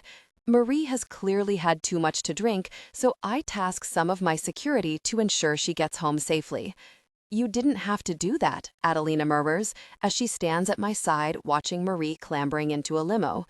Do what? Send security with her? And risk your adding another thing to that ever-growing list of hatred? I remark. No thanks. Besides, everyone else has some kind of escort home, so it wouldn't make sense to send the civilian back into the city alone. Adelina looks at me with narrowed eyes, and I suspect a sharp remark is on the tip of her tongue. She chooses to say nothing, though, and instead stifles a yawn. I'm tired. I motion to the nearest guard. Can you escort Adelina upstairs to the bedroom? I don't need an escort to find a bedroom, she mutters. Just go. I will be back shortly. Where are you going? Tiredness seems to vanish as my words pique her interest. I have a few things to attend to, and you have that impossible dress to get out of. Whatever. Sullen at my refusal to answer her, Adelina turns away from me and strides toward the stairs. I watch her for a few minutes, then head in the other direction down a hallway adjacent to the kitchen until I reach my office at the end of the hall. Vito stands outside and raises his brow slightly as I approach, but he says nothing. Instead, he opens the door and sidesteps to allow me to enter. Inside, Pascal Castiglione sits on the leather couch with a fat cigar hanging from his lips. "Smoking kills," I say as I enter. "Put that shit out." "You were giving them out as a party favor," Pascal replies. "But they aren't to be smoked?" "Not in here." I cast him a withering glance, but he doesn't seem to notice, becoming focused on stamping out the cigar. I walk behind my large desk and immediately open 2 windows to get rid of the smoke. "What are you doing here?" "Well," Pascal huffs as he climbs out of his seat, "I came to make sure you will be taking care of my daughter. You should have thought of that before you sold her to me." I face him, my expression as neutral as possible. Now is not the time for a change in terms. "What do you mean? You want to make sure I'm going to take care of your daughter? You should have put that in the terms to be agreed upon before we made this deal. But you didn't. It was implied, surely," Pascal says with a huff. He frowns deeply and his mouth disappears up into his mustache. "I want her safe. That's why I did this." "I understand that," I reply. "But at the time, all you cared about was my money. My money for your daughter, to save your business, allow you a portion of the pharmaceutical drug market for your business with the hospitals, and keep your family name relevant in these ever-changing times. Isn't that how you put it?" "More or less," Pascal mutters. "Exactly. You didn't include any rules, any promises. You didn't even include a request for divorce after a number of years. Honestly, I'm surprised and expected your daughter to be some kind of hag with how little you seem to care." "Don't you dare insinuate that I don't care about my daughter," Pascal snaps, pointing a thick finger at me. "She's the only thing I care about." I find that hard to believe. "Why, I'd be careful, Pascal," I interrupt coolly. "You've had a few drinks tonight, and I'm sure it was an emotional day for you, so I'll let your little display of attitude slide. But you should know that I will treat Adelina how I see fit, within the terms you negotiated. Unless my money is no longer good enough for you." I watch the wheels turn behind Pascal's beady, slightly watery eyes. Hindsight is a glorious thing, and maybe he regrets giving his daughter away like he would a piece of meat. That's not my fault, though. "My apologies," he says after a long period of silence. "It's the excitement of the day, you understand." "Indeed." I move to my chair, and as I sit, I wave Pascal away. "The first payment will be in your account tomorrow. Go home, Pascal." As I sit, I glance at him once more. "Unless you want to see Adelina first." No, it's quite all right." The mention of money seems to have perked him up a little, and a curl of distaste moves through my chest as he hurries for the door. "Good night, and congratulations." "Good night." What an odd man. There's something about Pascal that I don't quite like beyond the sale of his daughter, but I can't put my finger on it. Maybe it's a generational thing. As silence falls over my estate like a blanket, Vito sends a message stating that he'll take Pascal home to ensure he makes it there safely. We can't take any risks. It's already a surprise that the whole day went off without a hitch. 2 families joining like that usually causes some kind of stir, but today was as quiet as a mouse. I should be grateful, but it merely makes me suspicious. The number of threats I receive daily highlights how strange it is that no one tried anything today. I intend to look into it, but as I pull up the security cameras for the bedroom on the other monitor, Adelina catches my eye, and all thoughts of late-night work flee my mind. She stands in the middle of the room with her arms twisted up her back as she fights with the last bit of leasing keeping that wedding dress attached to her body. I shouldn't watch, but I can't help myself. I'm drawn to the way she moves herself back and forth, and it's amusing how she stomps around and twists herself back and forth while fighting with the lace. Anyone else in their right mind would ask for help, but she's clearly committed to doing this by herself. Her beautiful hair flips over one shoulder as she wrestles with the fabric and turns on the spot, and then she throws her head back in what I presume to be a victory cry by how her lips are parted. The dress finally gives away and falls from her body, and she immediately kicks it as far away as she can. She stretches her arms above her head, then moves her hands back and forth over her ribcage as if massaging the imprints that corset left behind. In a strapless bra and panties, she looks so beautiful, and my mouth runs dry. How unexpected. As I watch her sigh and move toward the discarded dress, my eyes trail over her body. She's slim, with a small chest and wide hips. That dress accentuated her curves, but I prefer how she looks now. This is who she really is. Warmth curls in my lower gut, and the arousal I wrestled down earlier while kissing her in the bar comes back with a roaring vengeance. My pants tighten so quickly that it's painful, so I quickly unzip myself and pull my cock out of my boxers before the restriction of fabric causes me any harm. Then Adelina picks up a bottle of lotion from the dresser and begins lathering up her long legs. It's difficult to watch, and I know I should look away, but I can't. With my cock in my fist, I'm utterly hooked by the way she angles one leg out, then bends over to lather the lotion all over her shin and calf. She strokes slowly, massaging muscles that are surely tired after such a day. My cock twitches and my gut tightens like a punch. Fuck. My fist moves with a mind of its own, following the rhythm of Adelina's own hands over her body. Down her leg, back up over her knee, and then up to her creamy, gorgeous thigh. I want that to be my hand. I want to feel how soft her skin is, how warm it is between her thighs, and how silky the skin of her lower belly surely is.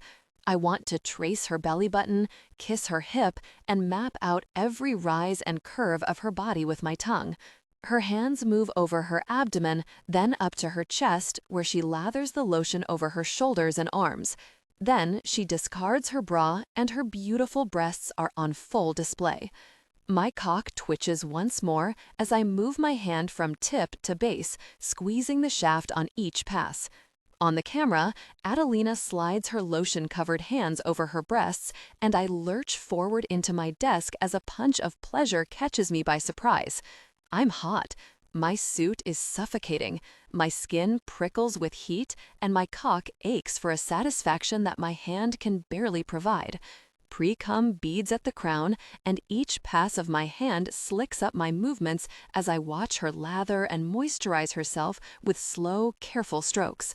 Then she slides her hands up to massage her back, and when her head falls back, with her lips in the perfect O shape, my orgasm crashes over me with zero warning. I'm coming hard, my body rigid, and only as a reflex remembering to grab a handful of tissues from the box. I can't take my eyes off her, and as I'm in the throes of orgasm, I imagine how her nipples would feel against my tongue, how fast her pulse would thrum under my fingertips, and how hot her pussy would be if I had the chance. Fuck. Panting heavily, reality returns quickly as I clean myself up, but Adelina has other plans. She rummages around in the drawers set up for her and pulls out a large nightie that she immediately puts on. After dragging a brush through her hair, she yawns and crawls into the large four-poster bed. Just as I expect her to settle down to sleep, she lies flat on her back. The blanket dips as she spreads her legs, and one hand disappears under the sheet. Is she? I murmur softly, watching as her head settles to one side and her eyes close. The movements are subtle, but she suddenly bites her lip and arches slightly down against the mattress. Then she rolls onto her side, and her eyes flutter. She's playing with herself? Without me? I can't have that. Turning the cameras off, I fix my clothes and immediately head up to the bedroom. I walk right in without knocking, and Adelina bolts upright as if she's just been burned. With wide eyes and her hair slightly messy, her cheeks flare dark pink as she glares at me. What the hell? Don't you knock? Why would I knock to enter my own room? I ask casually. Your room? Her mouth falls open. This is where they told me to sleep. I didn't know it was the wrong room.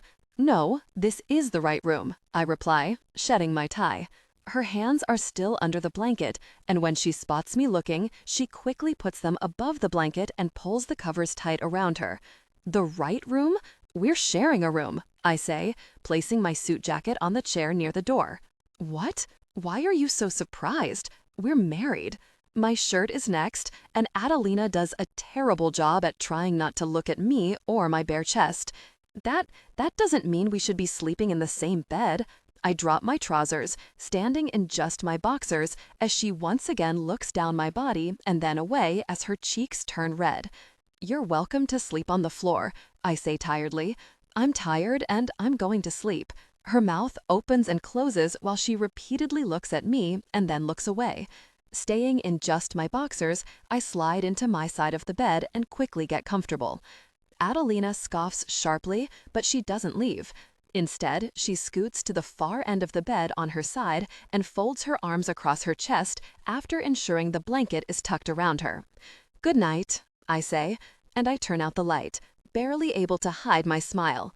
I'm pretty certain I interrupted her at the right time so she couldn't finish playing with herself, which means it will torment her all night long. Night, comes her irritated voice through the dark. As I expect, she isn't able to lie still. Her shifting is subtle at first, as if she's trying not to draw attention to herself. Adelina tosses one way, then the other. Her legs seem to have a mind of their own and constantly shift as she struggles to get comfortable amid the denied state I've left her in.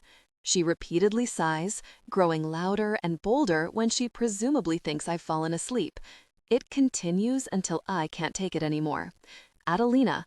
Rolling over in the bed, I catch her arm in the dark and pull her closer to me while she squeaks in protest. But before she can speak, I roll on top of her and shove my thick thigh between her legs. Beg me, and I'll help you come so we both can sleep. 7. Adelina. I should say no. I should push him off. I should tell him never to touch me ever again because he disgusts me. Unfortunately, I don't want to do any of those things. Maybe it's because I'm in a rosy mood because of the alcohol mingling with the exhaustion of the day and the horniness in my blood. Maybe it's because I watched him undress and realized Raffaele is sculpted like a Greek god underneath that suit. Maybe it's because I was so close to orgasm when he barged in here and interrupted me, and my pussy has been throbbing ever since. Maybe it's just because I can. The dark is so consuming that I can't even see his outline above me. All I can feel is his bare, muscular chest pressing down onto mine and his forearm brushing my cheek from where his arm must be pressed next to me. He's so close, and yet I see nothing. I just feel his warmth, his body aligning with mine, and his thick, muscular thigh pressing between my legs. It takes all of my strength not to roll my hips down onto him, and I don't want to give him the satisfaction of saying yes, but I want it. I want to come and let the stress of the day fade away. I want to lose myself in real pleasure rather than the small burst I experienced down at the bar. And maybe, just maybe, this is a dream. So where's the harm in saying yes? Fine. I whisper into the air between us, and he's so close that I feel the warmth of my own breath bounce back against my skin. Please let me come. I'm so wound up, and I don't know how you could tell, but I squeeze my thighs around his leg and groan. Please help me. I don't care how, just please don't let me suffer like this all night. Good girl. His praise sends an unexpected curl of delight through me, and a smile blooms across my face before I can help myself. Suddenly, his lips press down onto mine, and his full weight settles over me like some kind of weighted blanket, only much heavier. A gasp squeaks out of me, and just as I'm about to tell him that he's too heavy, a deep sense of comfort rises from the depths of my soul. He presses me down into the bed, nudges my legs further apart with his thigh, and then two slightly rough fingers graze against the outer lips of my pussy, all while he keeps me pinned with his body. Damn, I groan against his lips, and I give in to him by winding my arms around his neck and cuddling him close. Raphael kisses my mouth one last time, then he buries his face against the side of my neck and begins kissing and nibbling at my throat while his 2 fingers slide between my slick folds. They stroke back and forth across my clit, reigniting the embers of pleasure that died the moment he interrupted me. Pleasure comes back full force, and I close my eyes, focusing only on how his fingers press, stroke, and flick across my clit. I writhe against him the best I can, lifting my legs and bracing my heels down to give me leverage against his touch. Just as I thrust my hips upward, his fingers skim near my entrance and then slide inside in one smooth move. Ah, my body arches with a mind of its own as he fills me and presses his fingers knuckle deep. Without pause, he begins to fuck me with them while grazing his teeth down to my collarbone. His other hand strokes up my side and gropes my breast through my nightie. The pressure of his palm against my stiff nipple adds to the pleasure coursing through my veins like liquid gold. I keep my focus on his hand, rocking into every thrust. That's exactly what I like, and he seems to learn quickly. But just as I get close, he suddenly pulls his fingers free and lifts his body from me. The first lungful of completely unrestricted air hits hard and gives me an unexpected high. I hadn't even registered that with his weight on me, I was breathing shallower. But my deep lungful is so satisfying that I don't realize he's left me entirely until his hands suddenly grip my thighs. He pulls me down the bed by an inch, and I yelp in surprise and then dissolve into moans as his mouth replaces his fingers. He presses firmly against my pussy with a growl that vibrates through me and sparks delight across my skin. I writhe back and forth, tossing my head and grabbing the blanket in my fists as his firm tongue delves through my folds and slides inside me with determination. He buries himself against me like it's the only place he could ever want to be, and his passion is overflowing as if he's been waiting for this moment his entire life. With his hands around my legs keeping me locked against him, I cross my ankles at his back and arch upward with a cry. In between his tongue thrusting inside me, his lips sealing around my clit to suck, and the restraining strength of his arms each time I move, my pleasure reaches heights I didn't know existed. I can't breathe properly. I'm panting as desire tightens around me like a coil. The warm weight in my core increases with every flick of his tongue, and my thoughts remain focused on the growing pleasure caused by his mouth. Colors flash across my eyelids, and the blanket grows suffocating against my heated, oversensitive skin.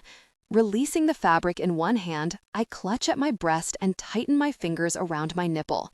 That last spike in pleasure sends me over the edge, and I cry out while my thighs tighten around Raphael's head.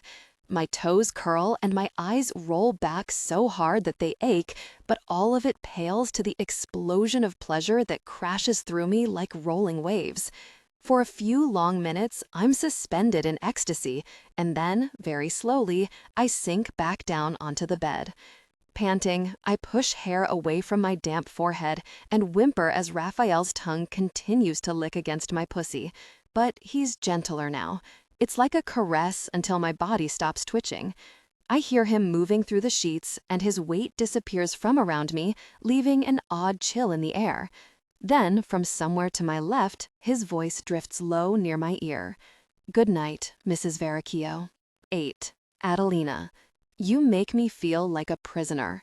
The words escape me before I can stop them, and silence falls at the breakfast table. For the past 2 weeks that I've been living with Raphael, things have been an adjustment, to say the least. I miss my father, but he's always busy when I call. Marie has been caught up at work, so she hasn't been able to visit, and settling into a new home as a married woman isn't at all like I thought it would be. Everywhere I go, there's a guard following me. He's like a shadow that only vanishes when I have to use the bathroom, but I can't stay in there forever. As soon as I leave, he's right back looking over my shoulder. Logically, I know it's his job, and my father had similar guards, but none of them were ever attached to me as Levi currently is. At this point, I feel like I know him better than I know myself. Really? Raphael finally speaks up from the other end of the table after wolfing down his plate of eggs. prisoner's feast like this?" He indicates the breakfast spread before us, which is filled with pancakes, muffins, eggs, bacon, toast, cereal, and so much fruit that I'm really spoiled for choice. "Not exactly," I mutter, narrowing my eyes, but that's not my point. The food is great, my compliments as always to the chef, but I can't do anything here. Raffaele watches me over his coffee cup. "You can't? Your art supplies were brought here and set up in the conservatory. There's a pool for you to swim in, an in-house gym, a movie room, a library. There's even a games room. Are you really stuck on things to do?" "There's no privacy," I snap. "Everywhere I go, Levi is there, watching like a hawk. I can't do anything without having to include him, and I don't expect you to understand how difficult it is to paint with someone hanging around you like a fly." I glance at Levi, who stands, expressionless, by the door. No offense. He doesn't reply. "He's keeping him safe," Raffaele replies. "I can't sleep alone, can't eat alone, can't do anything alone, except use the bathroom, and even then I get people knocking on the door if I'm taking too long." Raffaele drinks deeply, then sets down his cup. "You'll find plenty of privacy under my desk," he smirks. "You're disgusting.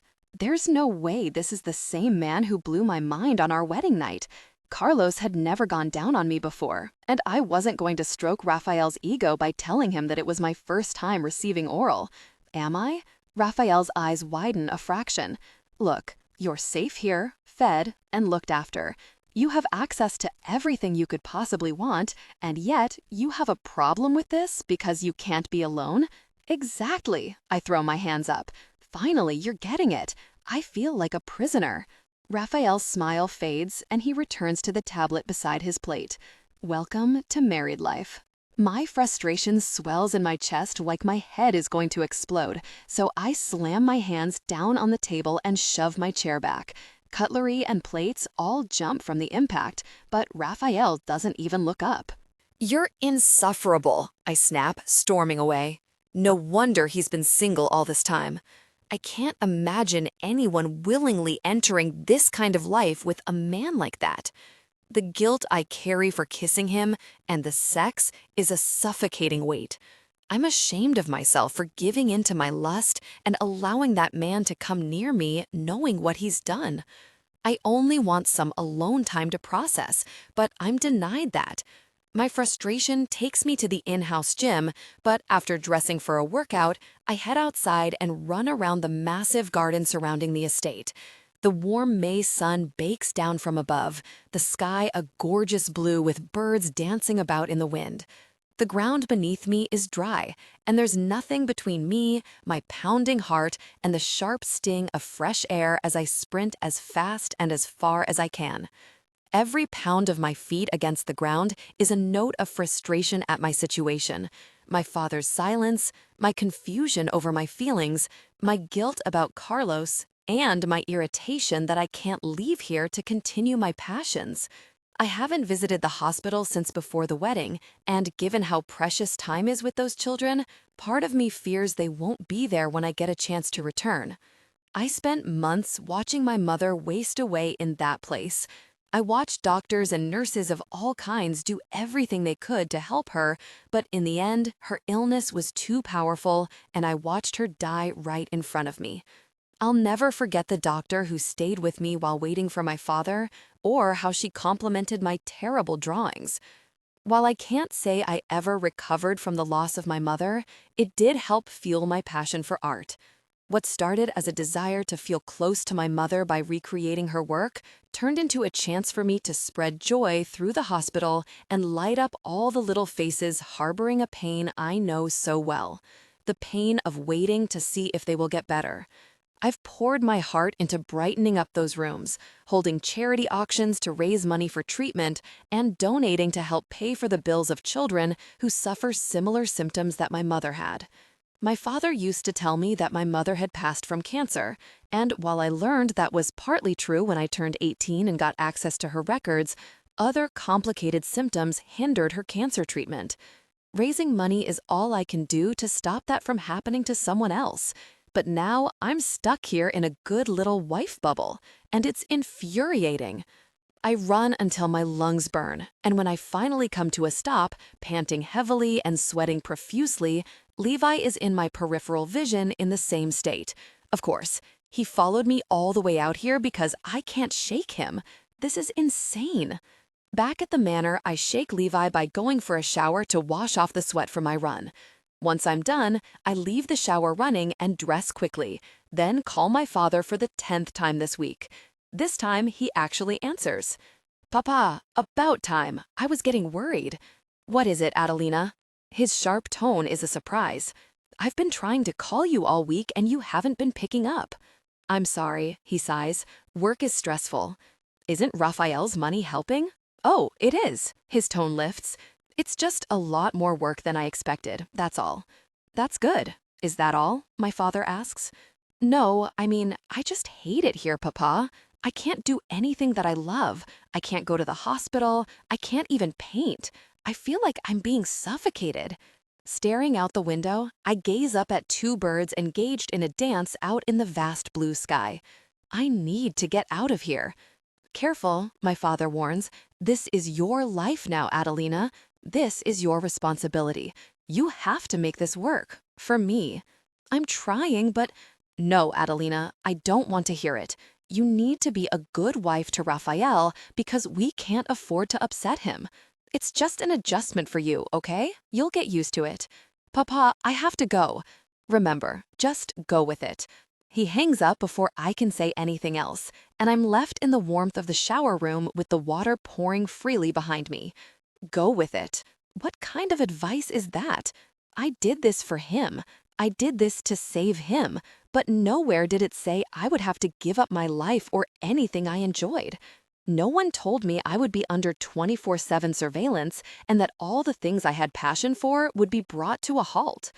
Anger simmers hot underneath my skin as I blow dry my hair and storm out of the shower room. Levi is right there, watching me as always, and despite yelling at him to piss off, he just doesn't. He remains with me all afternoon until I retire to the art room, hoping my anger will be excellent fuel for my art. Spoiler, it isn't. I need to get out of here. I need to be able to breathe. With my back to Levi, I contact Marie on my phone and check in with her. She texts me about her day and delves into info on a cute guy she met at the hot dog stand, then tells me she needs to let her hair down. Now that's the kind of news I need. I text her back my desire for the same and ask when she's free. But just as her reply comes through, a hand reaches over my shoulder and snatches my phone away. Levi? You can't leave without permission, Levi says, so I can't allow this to continue until you have that permission. What the hell? Were you reading over my shoulder? I snap. Then I spot another phone in his opposite hand. Wait a second, did you clone my phone? Like I said, what the hell? Give me my phone back, you asshole, I yell, lunging for the device.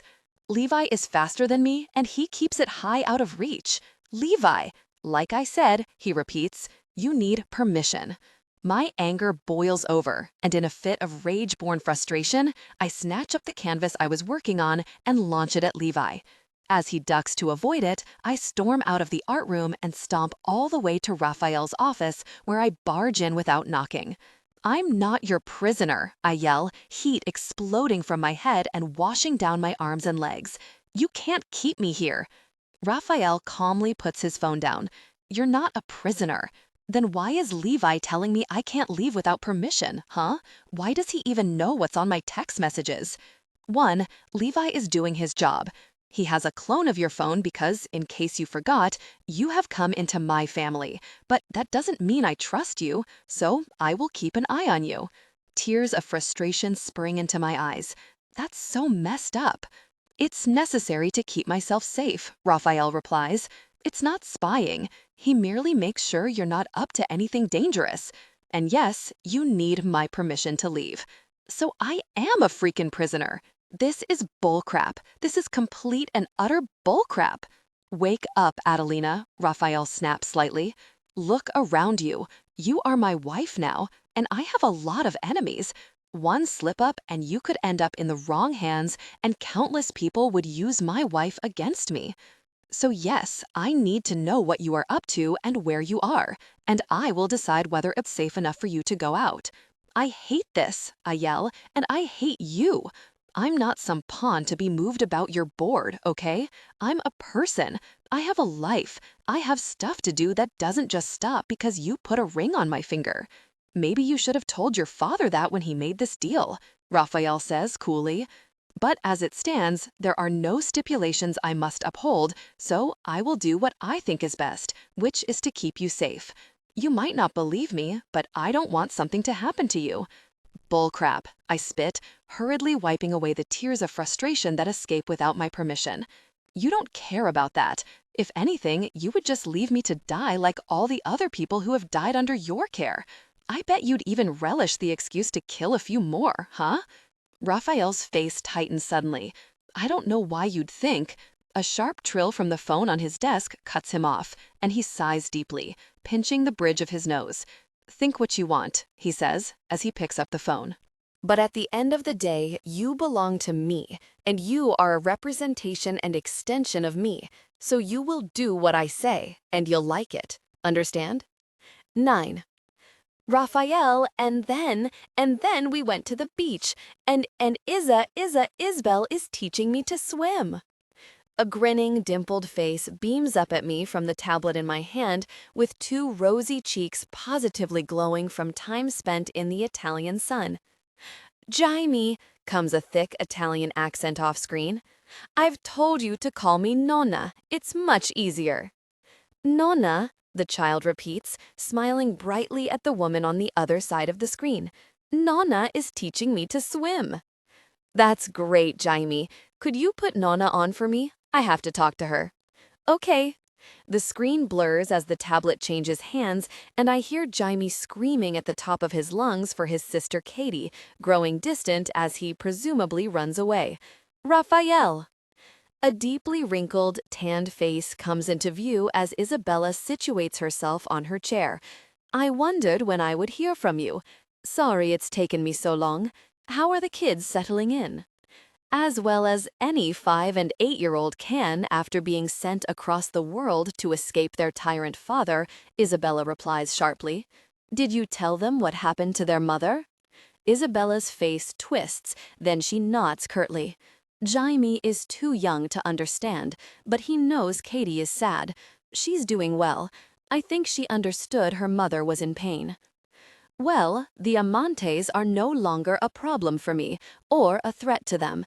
I've set up trust funds for each of them, and if you want to send them back to the States— No, Isabella cuts in quickly. It's fine.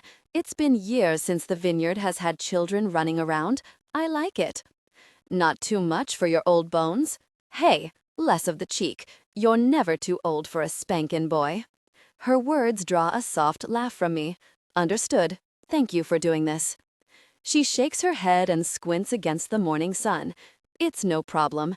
They needed a safe place to stay, and we have plenty of room here. I only wish their mother could have come with them. My smile immediately vanishes. I'd thought I had more time with their mother, but she was in more pain than I could have anticipated, and my failure to protect her will continue to haunt me.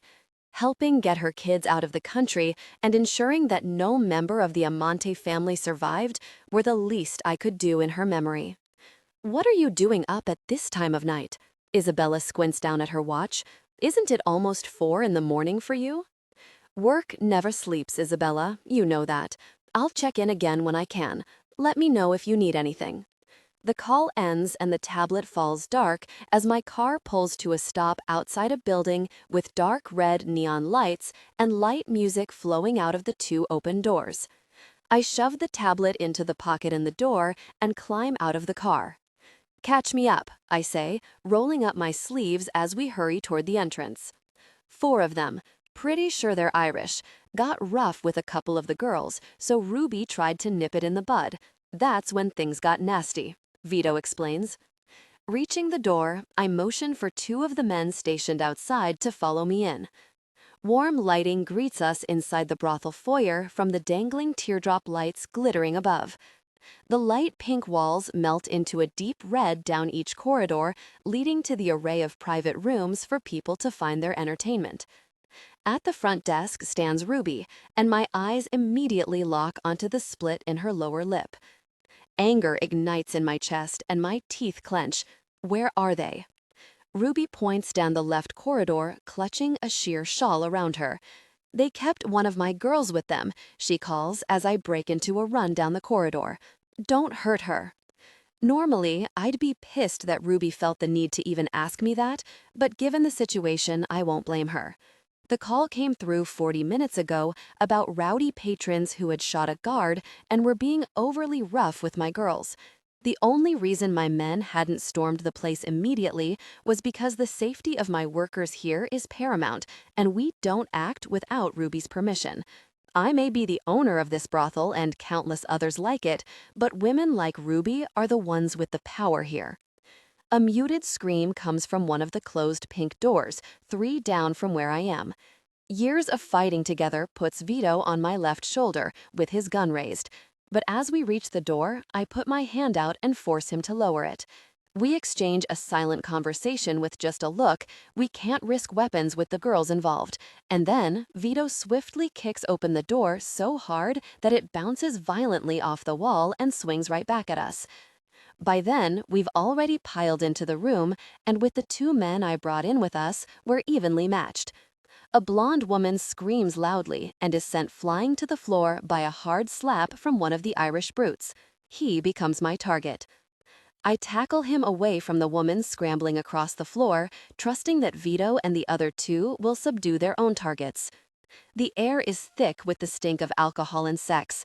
Blood stains the bedsheets, which only fuels my anger as I punch the brute and send him crashing into the small wooden side table. The wood splinters under his weight. I punch him again and again.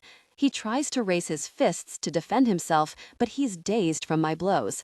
I grab him by the scruff of his collar and pull him forward, then slam my knee up into his gut. He tries to charge at me and his shoulder collides with my stomach. We hit the ground.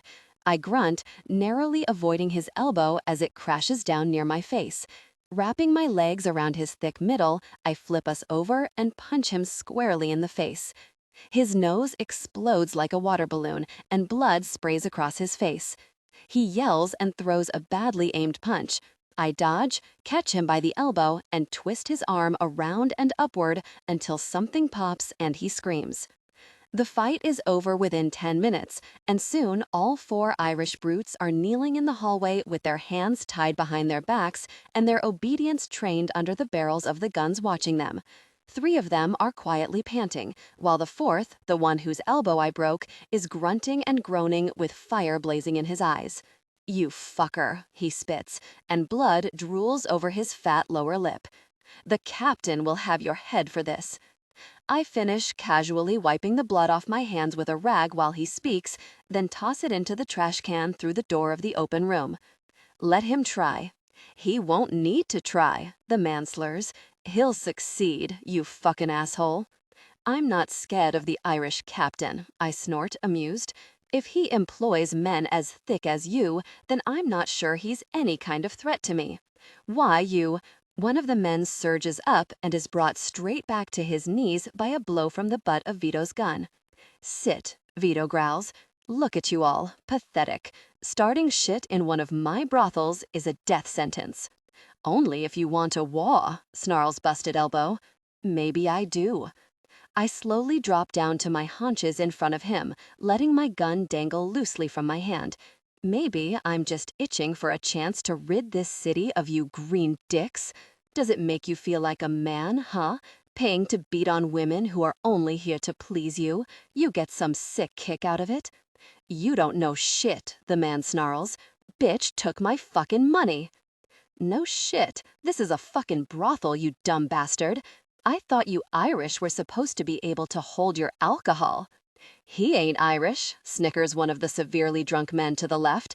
He's swaying back and forth, and his eyes are glazed over from one too many shots. "He's American, just thinks he's Irish because of his great-great-great-great-grandpa or something." "Shut the fuck up," hisses Broken Elbow. Shit, you're one of those, huh? I glance them all over in disgust, then stand back up and walk away. Vito falls into step beside me. What do you want to do with them? I definitely don't want a war with the Irish, I say in a low voice, but this won't slide. Kill one. I don't care which. Let Ruby decide what happens to the rest. Understood. Vito hurries back to the bound men, and I leave him to do his job. In the office behind the reception desk, Ruby sits with the woman we rescued from the room. She's draped in a blanket with a steaming mug of tea in her hands and tears sparkling in her eyes. I remain by the doorway to give her the space she needs and get Ruby's attention with a tilt of my head. Ruby rubs at the woman's back and murmurs something to her that I can't hear. Then she stands and approaches me. "How is she?" I ask, looking past her. "She's fine, a little shaken up. Need anything? Doctor or anything?" "No, we're fine." "You sure?" I meet Ruby's eyes. "I saw blood on the bed." "From a broken bottle," Ruby assures me quickly, gasping my arm. "It's not her blood. Don't worry." A rush of relief bleeds through me. I pride myself on being a dangerous man, but I'm only dangerous when it comes to keeping people safe. Countless smaller families and businesses rely on my ability to keep them safe. Here, I've failed. "We're dealing with one," I say quietly. "The rest are up to you. I'll support whatever message you want to send." Ruby nods, tucking a strand of pink hair behind her ear and clutching her shawl tighter around her shoulders. "You know how it goes here. We get them drunk and take their money. I guess one of them caught on too quickly or didn't drink enough, and then decided that violence was how he wanted to pay us back." She shakes her head. My eyes fall back to her busted lip. "I'm going to make sure the doctor visits. Raphael, we're fine." "That's not a request, Ruby. No one goes back to work until she gives the all clear. Understand?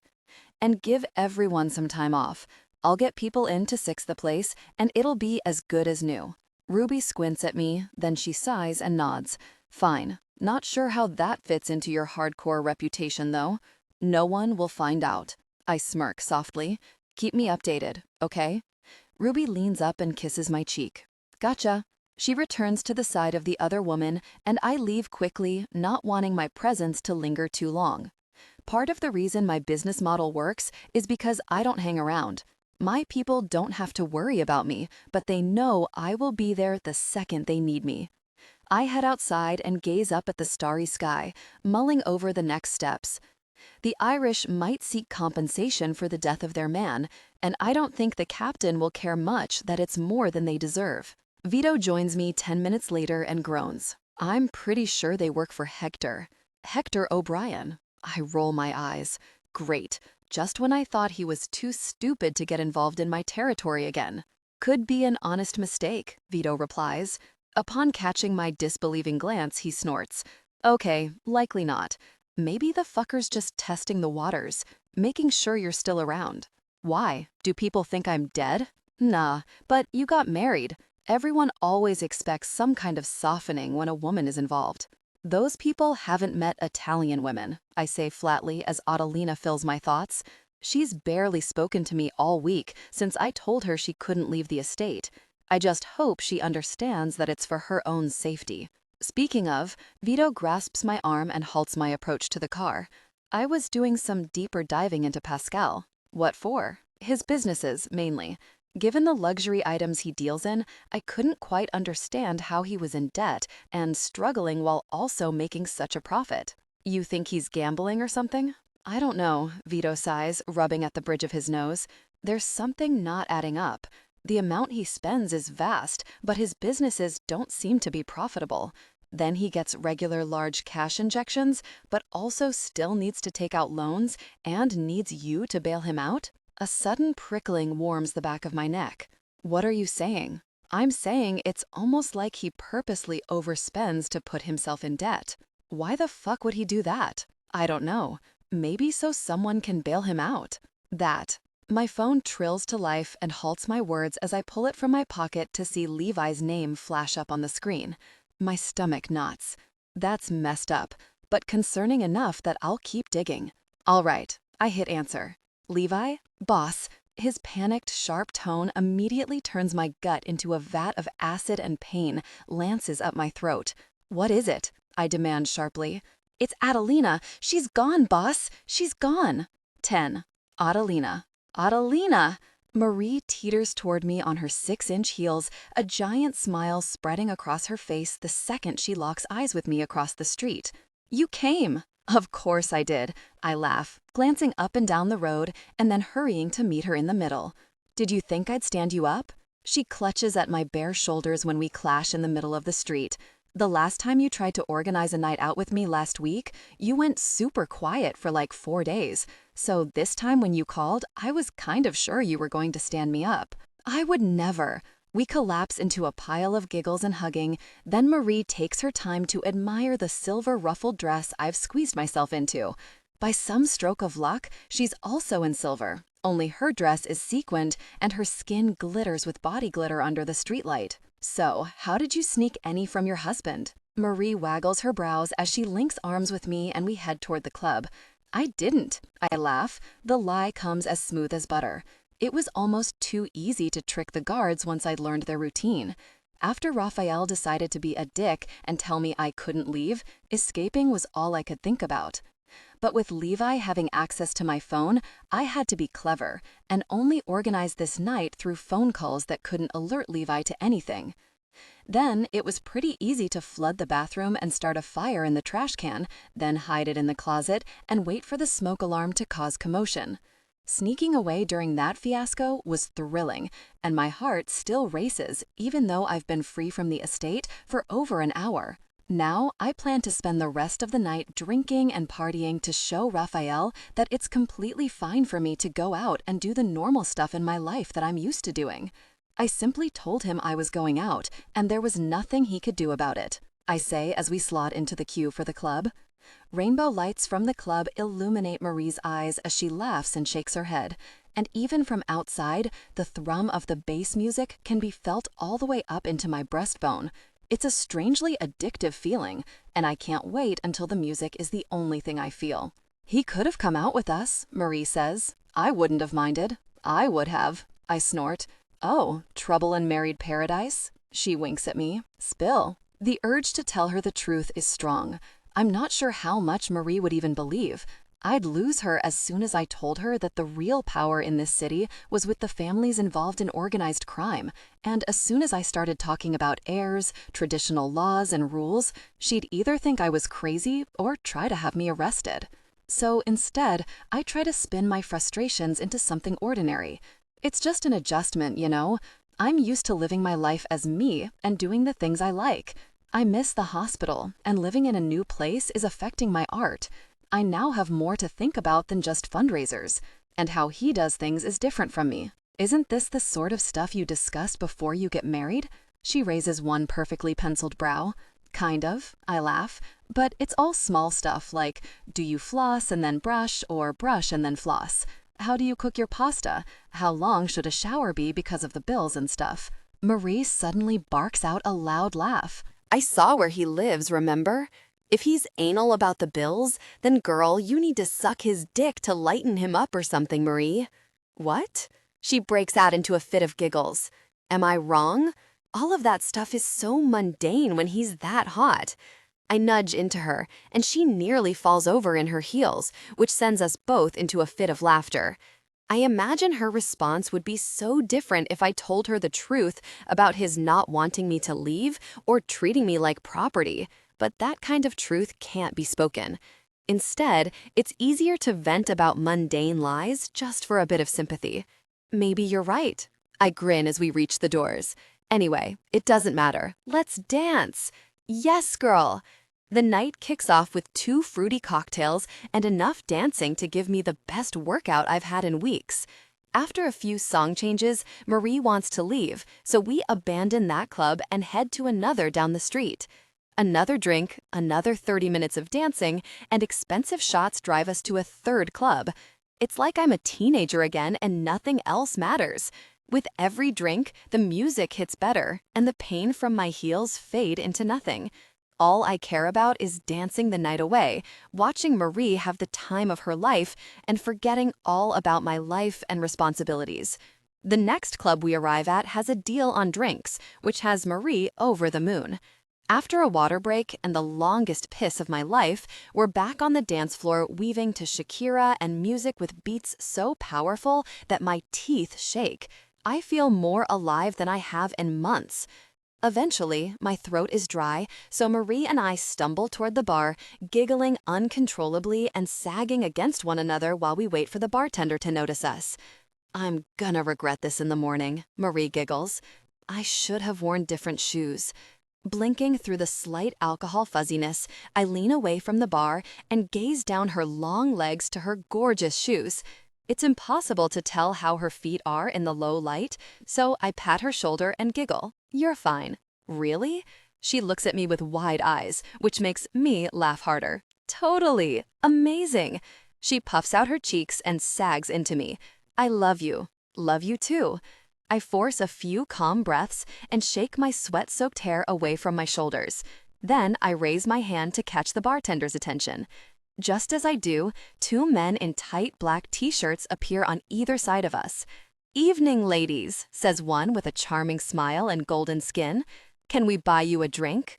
My instinct is to say no, but Marie looks one of the men up and down like he's the most delicious thing she's ever seen. "I don't know," she purrs. "Can you?"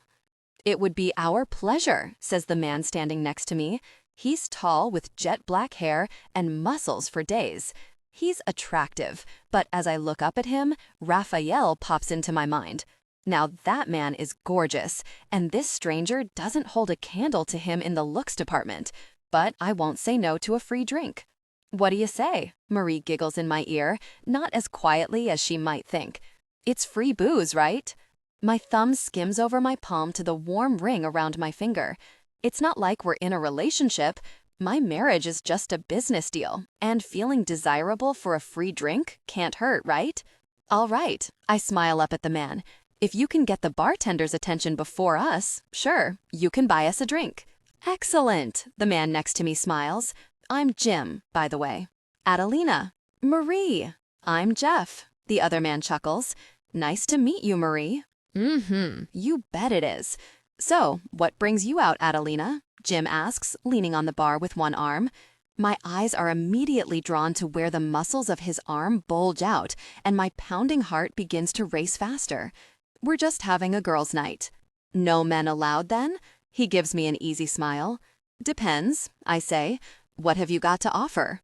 Jim snaps his fingers, and the bartender is in front of us a second later. "A drink, for one."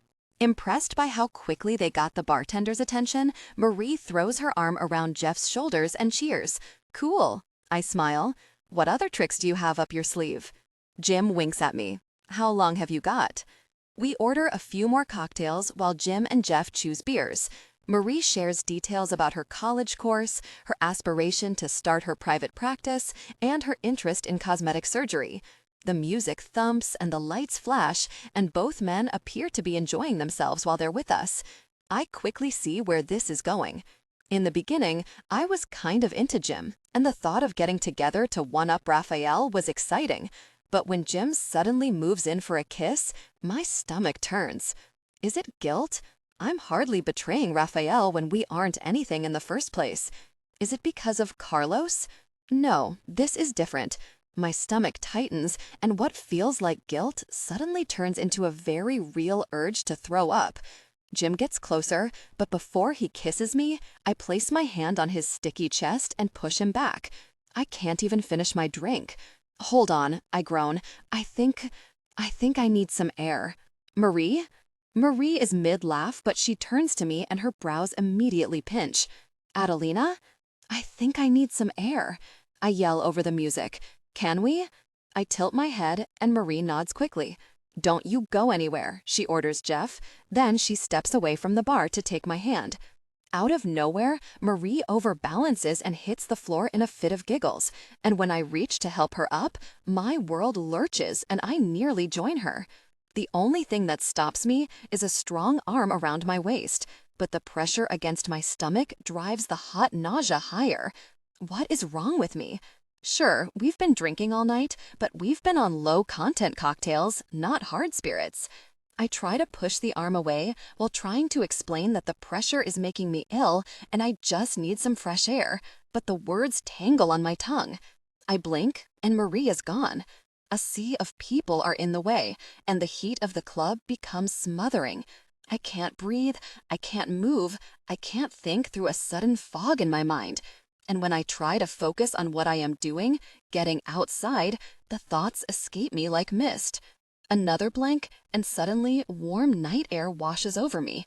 My head tips back, and the stars above me blur into moisture clinging to my eyelashes. I'm overheating.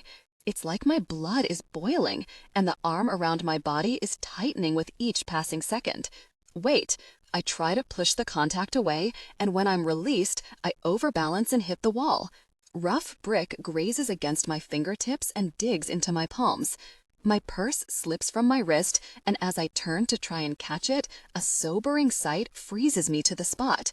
Marie is completely unconscious, being carried over Jeff's shoulder toward a black car. Marie! Oh God, something is wrong. My legs aren't listening to me. My body is heating up to boiling point, and pressure is swelling in my skull, making it impossible to see clearly. I watch as Marie is loaded into the back seat of the car. Marie! Is that even my voice? I can't tell whether I'm screaming out loud or in my mind. As I stumble forward, a hand catches my forearm, and I'm spun around to face Jim. Your turn, comes his voice, although the sound seems to reach my ears long after his lips move. Alarm bells blare through my mind, and I try to free my arm from his grip, but he's unrelenting. Suddenly, he lets go, and I stumble right into Jeff. He spins me around, then slaps me so hard across the face that my entire cheek goes numb. My head snaps to the side, and pain lances up the side of my neck. I try to cry out, but I can't get any noise out past my panting. The last thing I see as they throw me into the trunk of the car is Jim with my purse in his hand and a cold smile across his lips. 11. Raphael. You want me to take you home? Why the fuck would I want to go home? I snap, glaring briefly at my driver. Is she at home? Do you have information I don't have? Are you fucking psychic and can tell me that she's just hiding at home after all this time? Huh? My driver pales slightly and immediately ducks back into his seat as Vito shoves my tablet into my hands. Look, he says, tapping the screen quickly. She made a call 10 minutes before the smoke alarm went off, and then she left out the side gate. She runs past there quite a lot, so something must have given her the confidence to leave that way. Who did she call? I grind out, gripping the tablet so hard that the plastic squeaks. Working on it. Then work faster. Gone. Adelina is gone. Is this my fault? Should I have prodded her silence more this week? Should I have done something with her tonight? If the disaster at the brothel hadn't taken up my time, I would have been home hours before she snuck out, and then maybe this wouldn't have happened. Is she gone? Was she so truly unhappy that her only option was to flood the bathroom, set the place ablaze, and sneak out like some unruly teenager? My heart tightens and pain lances through my chest like my veins are turning into barbed wire. 100 horrible things could have happened to her in the hour she's been gone, and I can barely stomach to think of them all. I know the darkness in this city. I know how cruel people get under the cover of darkness.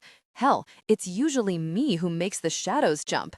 But I would never hurt Adelina unless she gave me cause to, and it would need to be a legitimate cause. Anything from Pascal?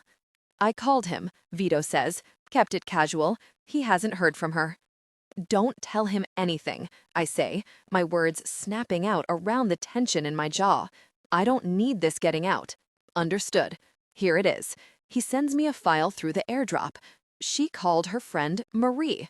Driver, I bark, causing the man to turn around with a snap. I hold up the tablet. Take me here. Understood, sir.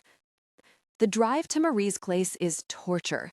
I can scarcely sit still and spend more of my time calling Adelina's phone in the hopes that seeing my name so much will eventually make her pick up. Each time it rings out, my heart beats faster and faster until it's just a blur of sensation in my chest. I'm not typically a nervous man, but something about this is different. Something about Adelina is different.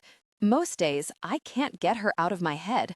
I see her every time I close my eyes. I can't stop watching her when we're together.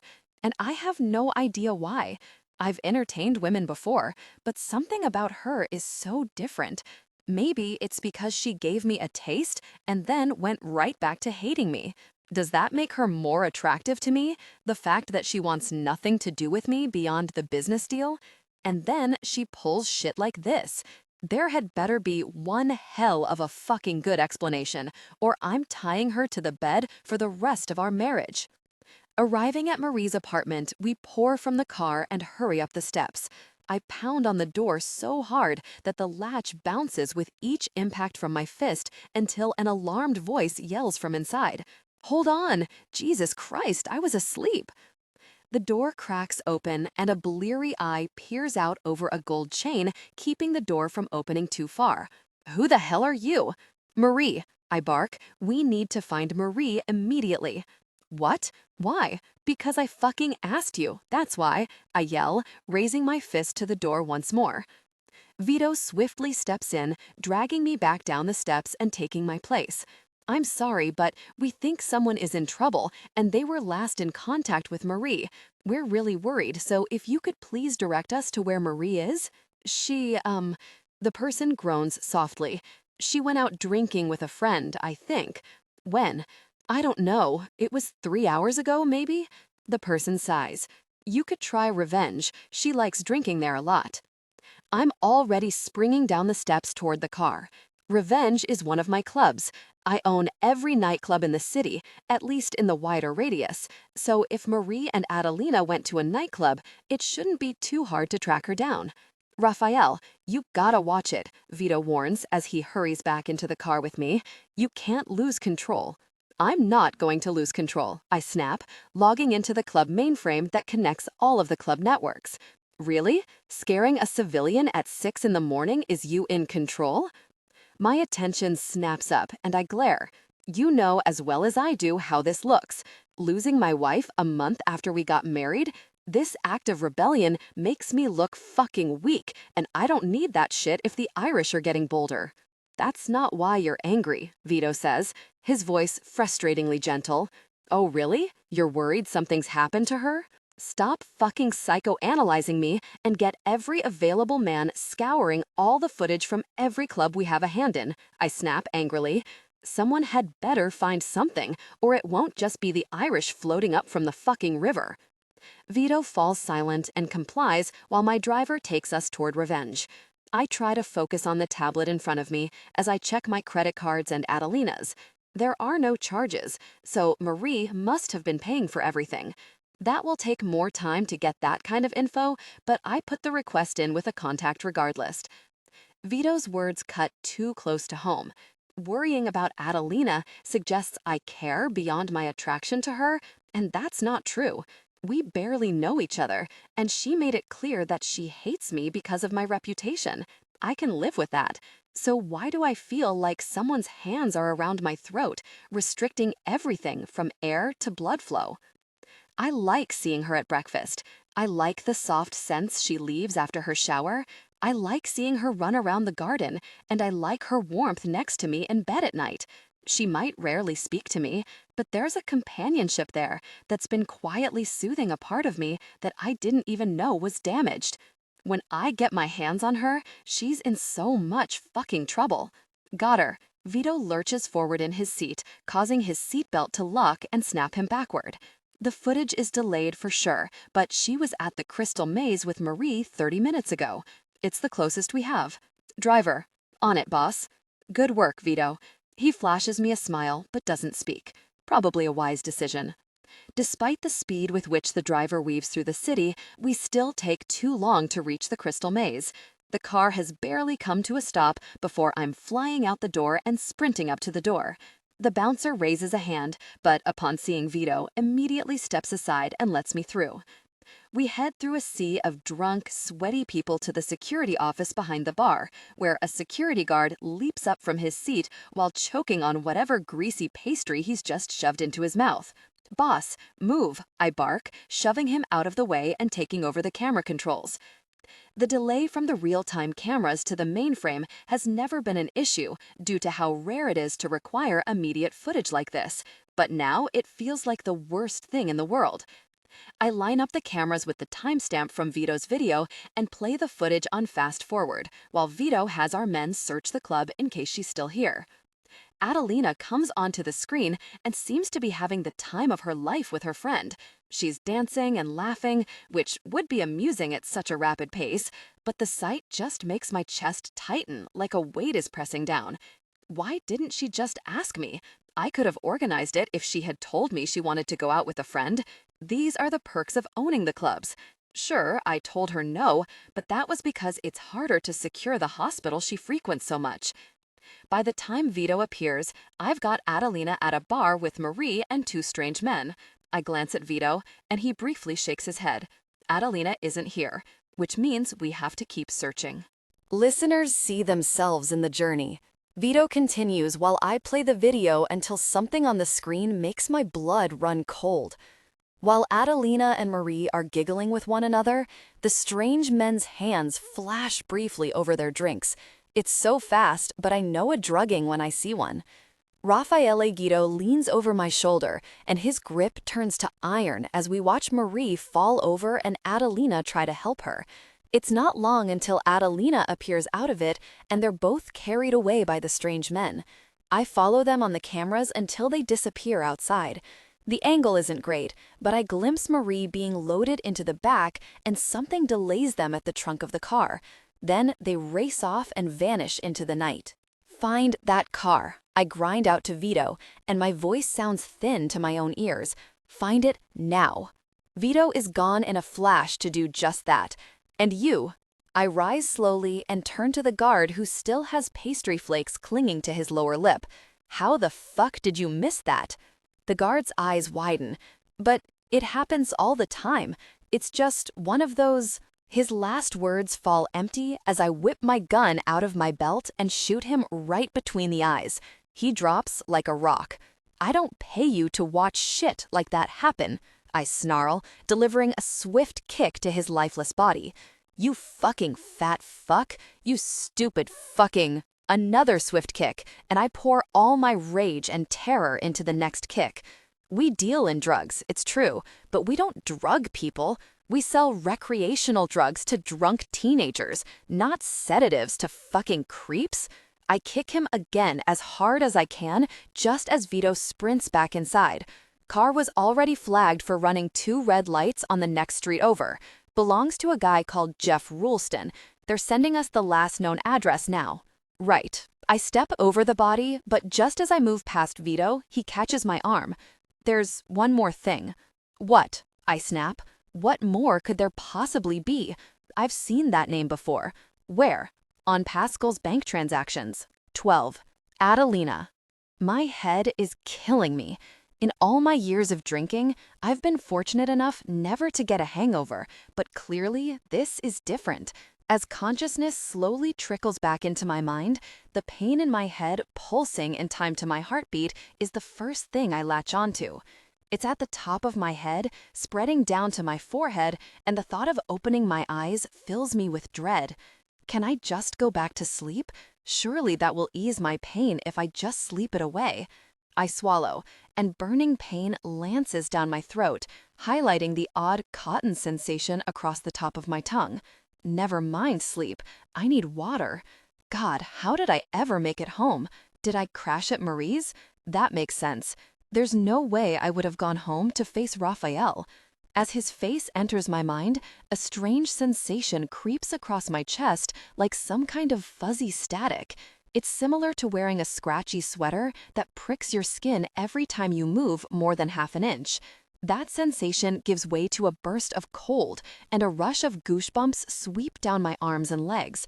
My fingers curl against my palm, and I try to roll over, seeking out the blanket to cover myself up with so I can go back to sleep and forget the pain. But I can't. Something closes over my wrists and tightens as I try to move my arms.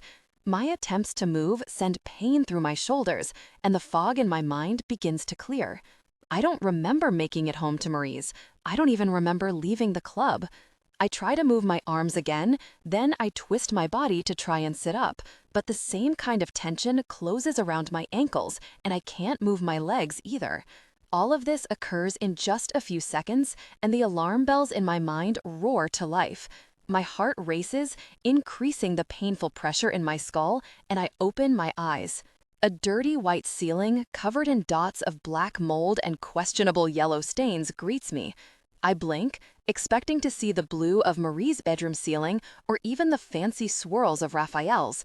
Nope, still the dirty white. My heart leaps up, and the fluttering sensation moves to the center of my chest as if my heart is about to beat right out of my mouth as I slowly take in my surroundings. There's a single window near the bed I'm bound to, with dirty glass panes that are warped from age. A dirty net curtain hangs in front of the window, along with a singular ripped ash blue curtain on the left side. A single yellow light bulb hangs from the middle of the ceiling, illuminating the peeling paint, barely hiding the crumbling walls. I glance around, and a sudden bright white light forces me to close my eyes with a wince and a muted yelp. In the far corner is a bright stage light glaring at me. It's so bright that looking near it is like staring directly into the sun, adding sharp pain to the dullness already coursing around my throbbing body. My cheek hurts, warm from the impact of a slap that jolts through my memory. I swallow hard and force my eyes open. My dress is gone. I've been stripped down to my underwear and tied spread eagle on a mattress that stinks of something so sharp that my nose aches just from breathing it in. Beside the glaring light stand Jim and Jeff, and the night before comes rushing back to me in a painful explosion. Marie and I were out drinking. We had kept it to cocktails, but suddenly the drinks hit so hard that I couldn't stand, and Marie passed out after we drank the drinks those men bought us. They drugged us. They must have. I'd been careful, I thought. Not careful enough. My heart races and a clammy heat skims over my bare skin as I scan the room in search of Marie. She's nowhere in sight. The only things in the room are me and this shitty bed, Jeff and Jim, the glaring bright light, and oh no, a camera. The fear cuts through any lingering fuzziness from the alcohol, curing my hangover faster than any drug ever could, but my thoughts are sluggish as I try to keep the fear down. I have to get out of here, somehow. How the hell am I going to do that? Jeff and Jim have their heads together at the camera and are speaking in hushed voices, their words nothing more than a soft hum. There has to be some kind of mistake, right? I'm not supposed to be here. What? I try to speak, and my raw throat complains sharply, catching the words in my throat. What's happening? Jeff perks up the moment he hears my voice, and he walks closer. As he steps into the bright light, I spot the second handheld camera in his hand, and his grin lacks all the warmth it had last night when he was chatting up Marie. Look who's awake. What are you doing? I can't help myself from pulling against the restraints keeping me bound. Each second of restriction sends my heart flying wildly against my ribcage. What's happening? Hush, Jeff instructs. I can't. Once I've started, I can't stop. Please, I don't know what this is. I don't know. Can you let me go? Please let me go. I don't want this. Please. He strikes me so hard across the face that my teeth cut into the inside of my tongue and blood instantly sprays across my tongue. Tears spring into my eyes as my head snaps to the side and the restraints around my wrists dig in sharply. No talking, Jeff mutters. They don't want to hear you talk. They want to see what you've got. So shut the fuck up, okay? Play nice, act pretty, and maybe we won't kill you. I'd hate to have to get rid of something as beautiful as you. His cruel fingers sink into my jaw and force my head back to face him. His cold expression wobbles through my tears, and I try to breathe, but all I can do is hiccup and sob as my fear reaches dizzying heights. Who is he talking about? Besides, if you're not appealing, says Jim, from where he stands next to the largest camera, no one will buy you. At least not someone who will treat you nicely. Unless you're into that kind of thing, in which case, talk away. Sure, Jeff agrees, digging his finger into my aching cheeks. Pain flares at my jaw joints, and with a whimper of pain, my mouth is forced open. I cough, spraying blood upward. It rolls down from the corner of my mouth, and the tears fall when I blink. Jeff brings the camera close and digs his fingers harder into my cheeks, forcing my mouth wider. Look at that. You could fit your cock in there and then some, maybe two. Throw a party and see how many you could fit. Break her jaw, and you'd never have to worry about those pearly whites causing you issues, comes Jim's voice with an amused snort. Terror grips me like a vice, and a fierce tremble jolts through my body. Please, I gasp wetly around his fingers. Look. Jeff cuts me off with a dark laugh. She's a talker, so she can't follow simple instructions, but I'm sure someone will have fun breaking you in. He finally releases my jaw, but his hand moves to my throat, and he leans back to give the handheld camera a good view. Narrow as fuck throat, would fit like a fucking glove. But I know y'all want to see the real goodies. Anyone with a mouth can give good head with the right motivation, but it's the decoration that sells. Who are they talking to? This has to be some kind of live stream, but the thoughts are bleary through the fear rocking through me. Jeff culls away and stands over me on the mattress with a foot on either side of my hips. He holds the camera and starts scanning it down me with a twisted look of glee on his face. She's got nice tits. Not the biggest we've ever seen, but still a decent handful. Nice body, and look at those fucking hips. The lower he goes, the tighter I clench my body, as if just tensing my muscles is enough to save me from the glare of the camera. I swallow a mouthful of blood, unable to stop myself from shaking as the reality of the situation dawns on me. I have no clue where I am, which means no one else does either. I snuck away from Raffaele, and now I'm on some sort of display for the highest bidder. This is a nightmare, a total and complete nightmare. I close my eyes, and the tears flow entirely unhindered. I can't stop them. I can't stop shaking, and when Jeff kicks me in the ribs, I can't prevent the sobs from escaping me. "Open your eyes, bitch. You're not dead yet," he spits. I have no choice. I comply and find the camera back in my face. "Please," I gasp, "don't do this. I don't want this. Let me go. Please let me go." "What do you think, guys? Should we let her go?" Jeff taunts, rocking back and forth with the camera. "Bids are in," comes Jim's voice. "But I know you can do better than that. Show them what she's really made of." "You want to put on a show, Adelina?" Jeff sneers. "Come on, you were so into it last night." "I wasn't," I sob. "I wasn't. This isn't, no." My sobs give way to cries of terror when Jeff grabs the front of my bra and jerks back and forth. Within seconds, the fabric rips and one of the straps snaps. He tears the bra from my body and holds it aloft like some kind of prize while Jim laughs and jeers from the corner. Nausea jolts through my stomach like a molten hot rod, and I gag on my tears, fighting to roll myself over and hide myself from view. With the restraints so tight, I can't go anywhere. "Nice pair of tits on her," Jeff says excitedly, and his meaty paw lands on my chest, painfully groping my left breast. "Keep you entertained for hours, but the real prize?" He drops to his haunches over me, and his nails graze down to the hem of my panties. "No," I sob, tugging desperately on my bindings and praying to everything and anything that they will snap and release me. Jeff hooks one finger around my panties and brings the camera in close. "This is the real prize you're paying for," he grins. The door to the room crashes open without warning, and a gunshot rings through the air, clear as a bell. Jeff freezes above me for a split second, and our eyes meet through my tears. Then blood fountains from his mouth and sprays all over me. Then he collapses forward. His body lands on me, forcing all the air from my lungs. Blood, hot and sticky, spreads across my body, and I scream in terror as his dead weight pins me down. "Hey," Jim yells, "what the fuck are you doing here?" I can't see anything over the lump of Joff's body, and my body locks up. My blood turns to ice, and every sticky splash of Joff's hot blood sends rolls of utter disgust at my throat.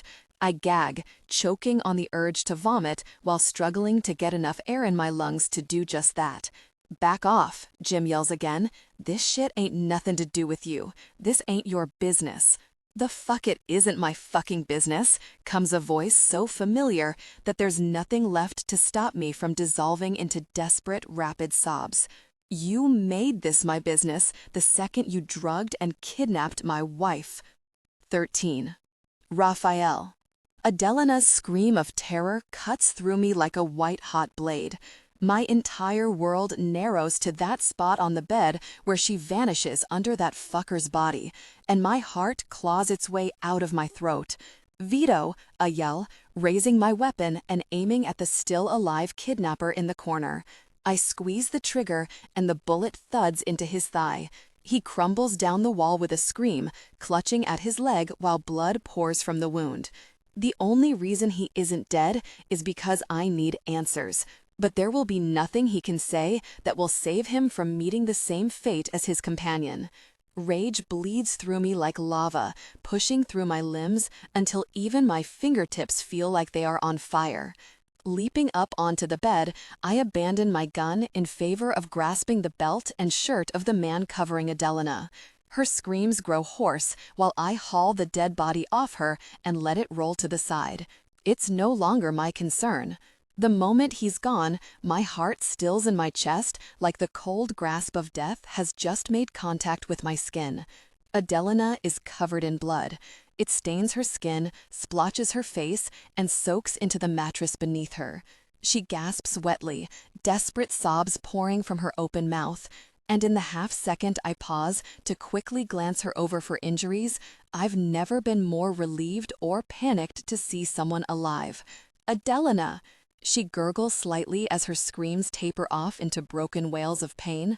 I drop to my knees beside her, and my hand hovers near her face, aching to soothe her, but her head snaps away from me as she thrashes back and forth in her binding. "Vito!" My head snaps around to him the moment he sprints into the room. "Give me your knife." He obliges instantly, and I slide the blade as carefully as I can through the rough rope binding Adelina's wrists to the metal headboard. It's difficult to keep her safe from the blade while she struggles, but the rope quickly falls away from her wrists. As I turn to do the same to her ankles, both of her hands claw their way across my back, and she grips my shirt so tightly it's a wonder some of the buttons don't pop. I cut her ankles free and abandon the knife to Vito, who stands over the injured kidnapper, then swivel back to face her. "Adelina, it's okay. You're okay. You're safe now. I'm right here. I'm here. You're okay. I've got you now. You hear me? I've got you." Every warning in my mind screams at me not to touch her until she's been looked over by a doctor, but her sobs of pain carve right through me. Nothing in the world can stop me from wrapping my arms around her bare torso and pulling her tight against my chest. Adelina doesn't struggle.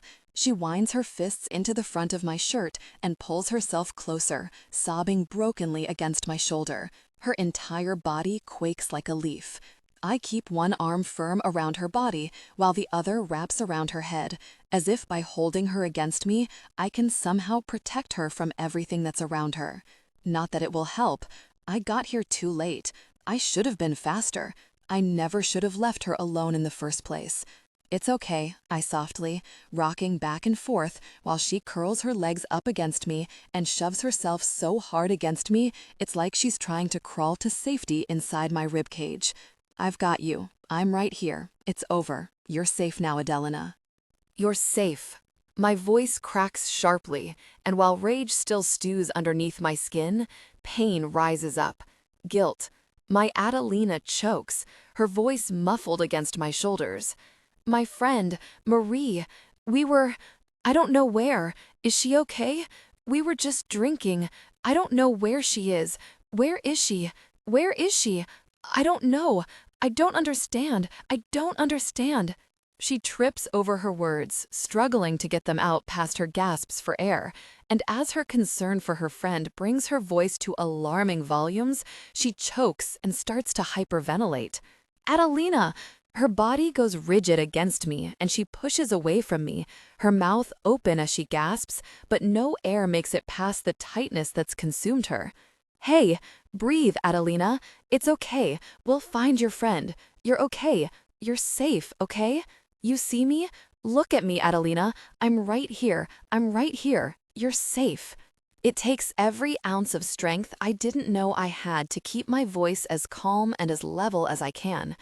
I don't know if it's my voice that helps or the way I grasp her shoulders and bring her back against my chest, but she eventually gasps raggedly. Slowly, I whisper against her head, "Breathe slowly. I'm here, sweetheart. I'm right here." As she dissolves back into sobs against me, I gather her up into my arms and stand from the soiled mattress. Turning, Vito is there with his jacket, which he drapes over Adelina's naked body. She quivers in my arms, huddling into my chest and latching onto my shirt with her balled-up fists. Vito and I don't speak. We don't need to. He'll find the other girl, and he'll take care of this. Carrying Adelina out of the apartment, I use the jacket and my body to shield her from any stray eyes that dare wander in our direction, while I hurry down the steps to where we messily parked the cars. This abandoned housing estate is a haven for drugs and crime. Now I want to burn the whole fucking dump to the ground. Adelina's sobs don't fade even when we get into the car. She curls up in my lap and cries while I hold her as tightly as I dare, tenderly stroking her hair. "You're safe now, sweetheart," I murmur repeatedly. I'm never letting her out of my sight again. Adelina falls quiet on the trip home. Her sobs turn into noiseless gasps of air, and then shock seems to consume her, and she becomes utterly silent. She allows me to carry her into the estate and up to our bedroom, but when I mention letting the doctor take a look at her, she desperately shakes her head. Unwilling to leave her, I speak to the family doctor through the door, and she informs that she'll be back tomorrow, but will remain on call if Adelina changes her mind. She leaves the medication to aid with sleep, just in case. As much as I want her to be checked over, I won't pressure her into doing anything she isn't willing to do. After the doctor leaves, Adelina stands in the middle of the room with Vito's jacket clutched around her shoulders. Her hair hangs in dirtied strands around her face, her makeup is all but cried off, and what skin I can see is stained with the dried blood of her attacker. I have to help her. "Adelina," I say softly, approaching her slowly. Her eyes dart around the room as if she expects something terrible to burst out of the closet. Then they flick up to me and she whimpers in the back of her throat. "Sweetheart, I need to know a few things before we get you cleaned up. I need to know, did they hurt you? An obvious question, but I need to know how badly they harmed her. Walking in on her naked with that man on top of her had enraged me in ways I never knew were possible, and I regret killing him so quickly.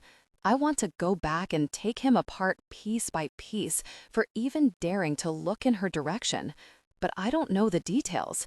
She was missing for hours, and the last thing I want is to trigger anything by touching her." She doesn't look away from me. Her eyes flood with tears as she shakes her head. "Are you sure?" I approach with another few steps.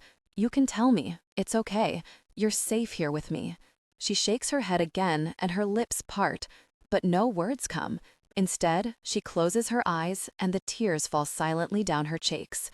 One is deeply bruised, and my heart continues to break for every new painful detail I notice.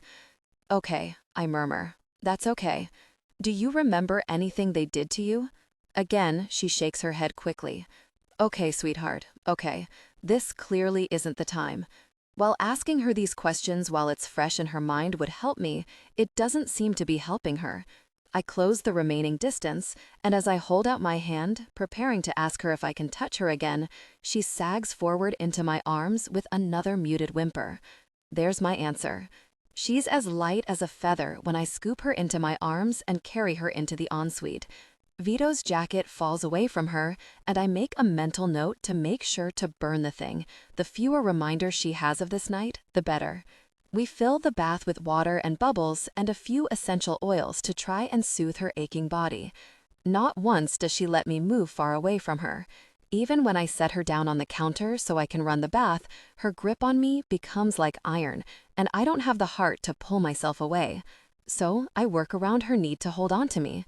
All right, I'm going to help you into the bath now, okay? Facing Adelina, I gently grasp her bare shoulder. Are you ready?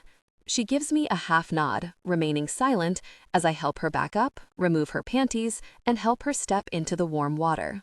I've taken care to make sure it's not too hot and kept the water running with the plug-in halfway to ensure the bath water will continue to drain away the dirty water.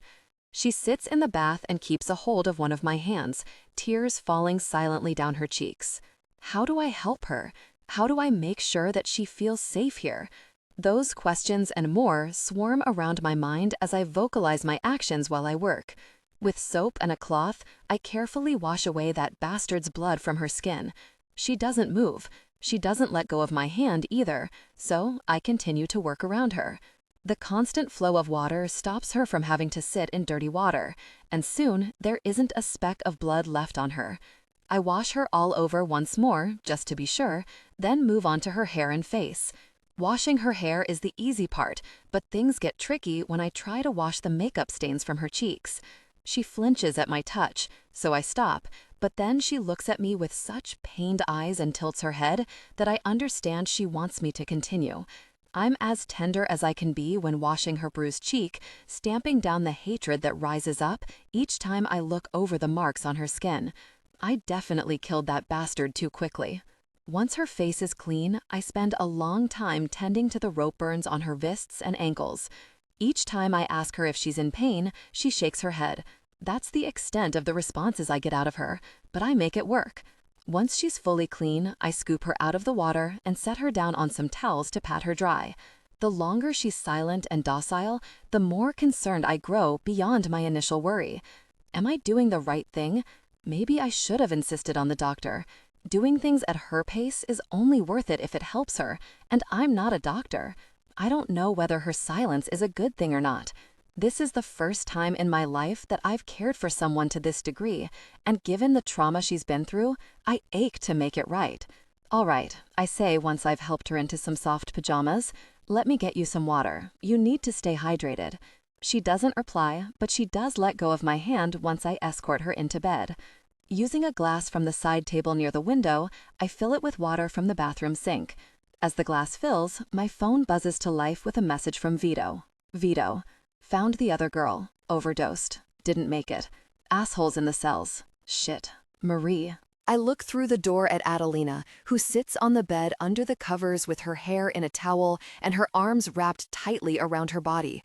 How the fuck do I tell her about her friend? Knowing that the other kidnapper is at the estate reignites the rampant anger in my gut, so I carry the glass through to Adelina. Here you go, sweetheart. The doctor left some medication for you to help you get some rest. I think that might be a good idea. Giving her space and privacy feels like the right next step, and I want to get my hands on that bastard down in the cellar. But as I step away from the bed, Adelina bolts out of the bed to grab my hand in both of hers. Wait, she croaks, and hearing her voice makes me jump slightly after so much silence. Concern immediately sweeps over me like a hot gust of air.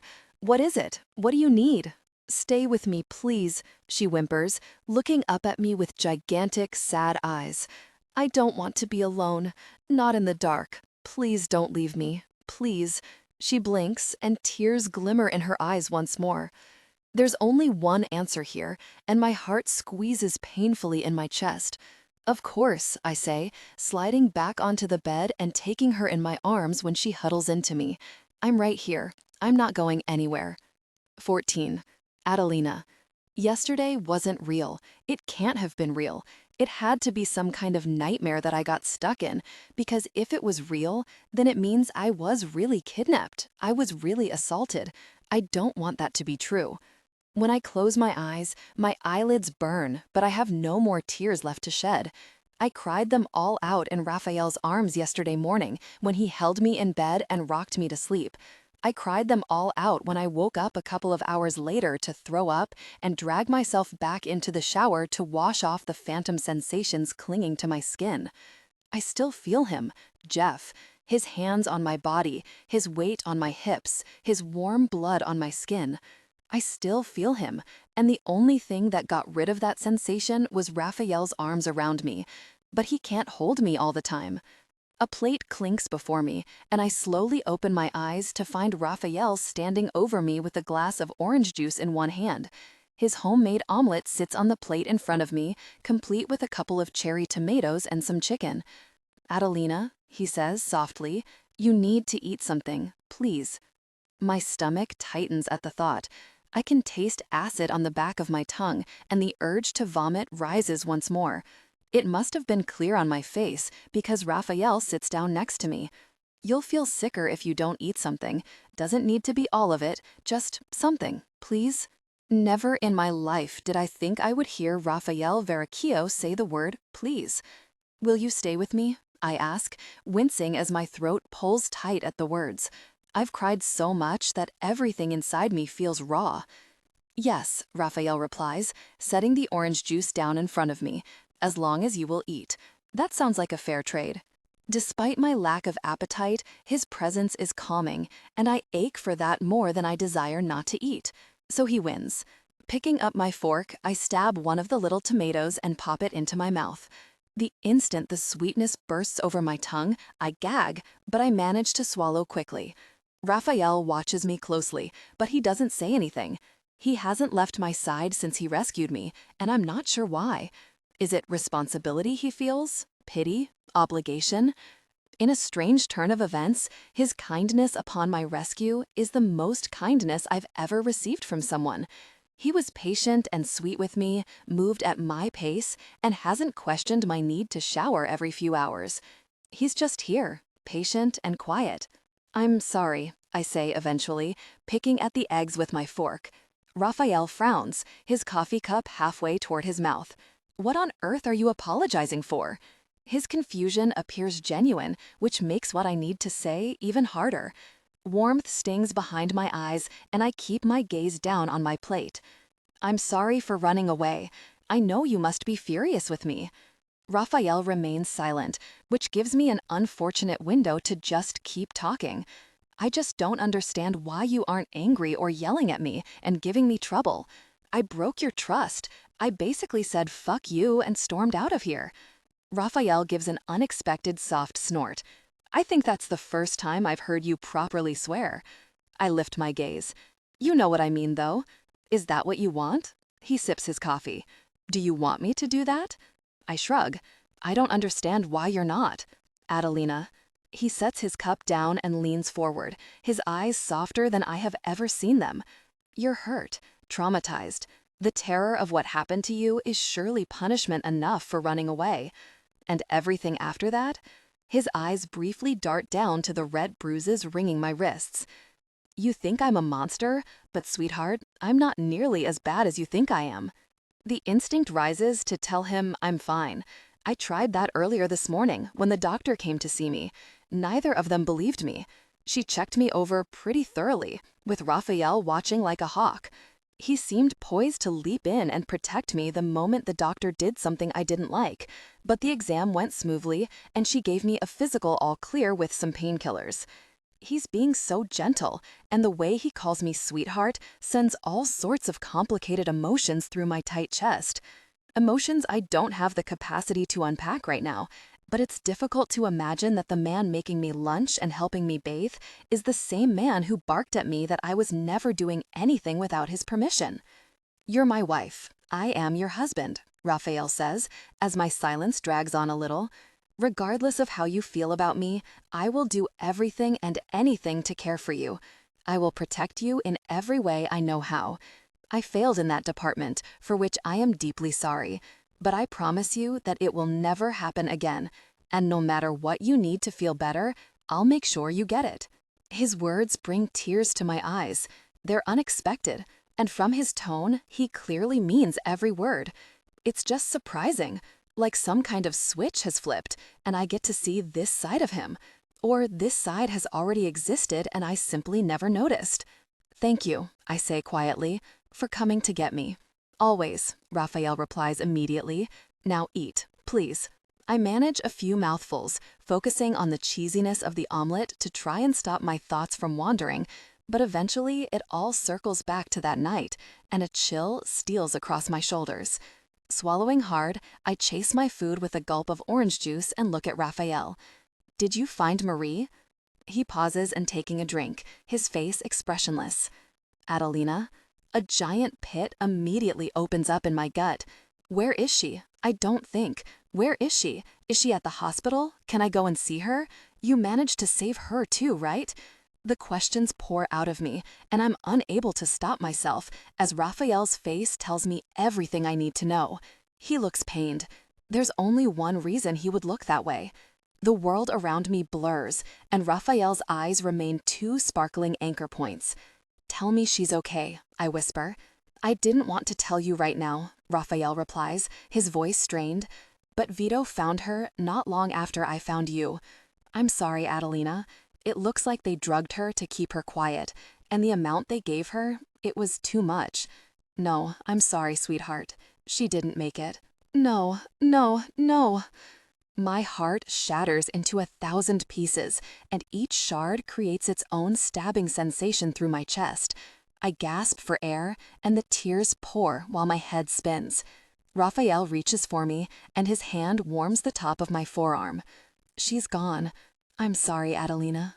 A terrible wail escapes my throat. I try to muffle it with my hand, but the grief escapes through the gaps in my fingers, and I fall forward, right into Raffaele's arms. He holds me tightly as I sob my heart out, trying to understand how this could even be real. She's dead. Marie is dead. My best friend. They killed her. I killed her. This, I gasp, choking on my sobs. This is my fault. I killed her. No, Raffaele snaps slightly. I invited her out. I did this. Everything that happened was because of me. She's dead because of me. Adelina, look at me. He cups my face with his warm hand and forces me to look up at him. I struggle to make out the details of his face as tears pour down my cheeks. It feels like my chest is being pried open from the inside, and I can't breathe. You did not do this, Raffaele states firmly. What happened to you and what happened to her is not your fault. Are you listening? It's not your fault, sweetheart. It's not. I will get to the bottom of what happened. I swear it. But it's not your fault. You were both just in the wrong place at the wrong time. But we were there because of me, I wail, hiccuping violently as my body fights past the grief to get air into my lungs. She's dead because of me. No, Adelina, no, she's not. He pulls me tight against his chest and hugs me as I cry, but his words bring me little comfort. The pain is worse knowing that she didn't make it out with me, and she wouldn't even have been there if not for me. How the hell is this real? I lose track of how long I cry in Raffaele's arms. He holds me through it without a single complaint, and only lets me go when I push him away to settle back into my own chair. He hands me a napkin to dry my tears and watches me closely. I have something I need to tend to, he says quietly, but I won't be leaving you alone. As he speaks, the door to the dining room slides open and a tall woman with spiky blonde hair and square glasses walks in. She flashes me a polite smile and adjusts the belt on her jeans. Why? I whimper. Can you stay? This is important, but I promise I will be back soon. This is Katerina. She's your new bodyguard. She'll be by your side every moment that I cannot, okay? Sniffling, I nod slowly. My thoughts are thick and clouded, and the urge to sleep to escape the pain is rising. Raffaele stands and then leans down, pressing an unexpected kiss to the top of my head. That spot of contact tingles even as he steps away. Wait, he pauses and turns to face me. Yes? What happened to Levi? Raffaele's face hardens like a rock and his jaw tenses, causing the nerve along his cheek to jump. I killed him. What? You came to harm under his watch, Raffaele states tightly, and that is unforgivable. 15. Raffaele. Flesh impacts flesh with a slick, wet schluck sound. Skin splits under the impact, bones creak and complain, and a muffled grunt of pain rises from the victim beneath me. Not that I will ever call him that. This twisted excuse for a human being put Adelina in the worst position possible, and I'm going to make him suffer for it. Since I rescued Adelina from that foul apartment complex, this scumbag by the name of Jim has been subject to lengthy and prolonged pain at the hands of Vito, something I would have spent every second doing myself, but I couldn't pull myself away from Adelina until now. She asked me to stay with her, and that is a request I will never refuse, especially not now. But given that she's resting after spending the day grieving her lost friend, I have enough time to finally get some real answers from this piece of shit. Jim gurgles around his blood-soaked gag, pulling frantically at his rope bindings, but to no avail. Vito is an expert at tying knots, and this fucker isn't going anywhere tied upright to several wooden boards. I roll my head around my shoulders and deliver another fierce blow to his badly bruised ribs, then another and another. At this moment, he's nothing more than a meat punching bag, earning every blow from my anger and frustration. Blood trickles down his torso from the hundreds of incisions Vito made all over his body. His hair is gone, badly shaved with scissors that knocked and scraped his skin. One nipple was lost to some form of torture, and the mangled mess of his pathetic, disgusting cock between his legs brings me minimal joy. He's lucky he's even still alive, given how strongly I desire to kill him repeatedly for every second he held my girl hostage and assaulted her.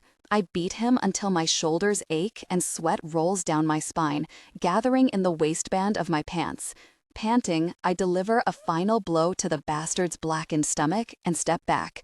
Vito appears out of the shadows with a towel and hands it to me with a grim look. He shares my anger. While Vito has no emotional connection to Adelina, her capture and assault reflect badly on how capable he is at ensuring the protection of me and my people. Revenge is also dear to his heart. I step back and allow Vito to proceed with the next step in Jim's torture, as I dry the sweat from my skin. Vito pulls a lever to the side of the device Jim is strapped to, and it violently tips backward. Jim whimpers in fear, his chest heaving with desperate breaths he's barely able to get through his broken nose. Vito drops a wooden bucket underneath the man's head, then pumps the lever so that he's angled down and his head hangs below his feet. Then Vito grabs a bottle of liquid from the nearby table, places a dirtied rag over Jim's face and nose, and pours. The desperate, gurgled sounds of waterboarding fill the small basement cell that will Jim's crypt. Not that the bastard deserves anything so elegant. As Vito works, I lean back against my table near the door. The laptop sitting there pulls my attention, and I tap the spacebar with a heavy heart. A video begins to play, filling the air with Adelina's panicked begging and sobbing in between the noises of torture. It hadn't taken long to track down the live stream she had been featured on, and outside of torturing Jim, Vito was working on getting the entire black market site shut down. Italian hands don't deal in human trafficking. It's a line we have never and will never cross. Watching Adelina's torture is something I will never share with her. Her pain is her own in this regard, but I needed to know exactly what happened to her, right down to the last minute detail. Jim's fate was sealed the moment he slipped something into Adelina's drink at the bar, but to make sure his last moments on this earth are appropriately painful, I had to know. The twisted laughter of Jim and his now dead companion, Jeff, rises from the screen, sending waves of hot rage through my blood. Jim may have been the one who drugged her, but Jeff was the one who assaulted her. I killed him far too quickly. Tossing my rag onto the table, I slam the laptop shut and motion to Vito to bring an end to his torture. Vito empties the last of his bottle all over Jim, then pumps the lever to bring Jim back to an upright position. His face is a deep shade of purple, and his abdomen concaves with each desperate, meager breath he's able to take in through his gag. Vito drags the soaked cloth away from his face, and Jim splutters as the gag is torn from his split, bleeding lips. "Fuck," he croaks hoarsely, coughing up a lungful of water. "Fuck. Pathetic," I growl, crossing my arms across my chest and gripping tightly onto my biceps to prevent me from pulverizing the bastard for speaking. "I'm only going to give you one chance to give me the answers I need. Do you understand? One chance. Speak out of turn, and I'll rip off that pathetic thing you call a dick and shove it down your throat. Got it?" Jim's head sags forward, and his arms tremble from... What? Jim peers at me from under his swollen brow. Ain't that what all you criminals do? Italian hands don't deal in human trafficking, I spit angrily. Some do, he slurs, his head sagging back down. Anger gets the better of me, and I slam my balled-up fist into his gut, causing him to cry out in agony. Then I crush his throat in my other fist and force his hazy eyes to meet mine. You'd better think very carefully about your next answer, because insulting me and my family isn't going to earn you mercy, you piece of shit. "It's fucked up, man," Jim groans, tears swimming in his eyes. "I ain't do nothing." "You drugged and kidnapped my wife. That alone is a death sentence, and you won't be walking out of here alive. But the information you give me, if it pleases me, will earn you a quicker death."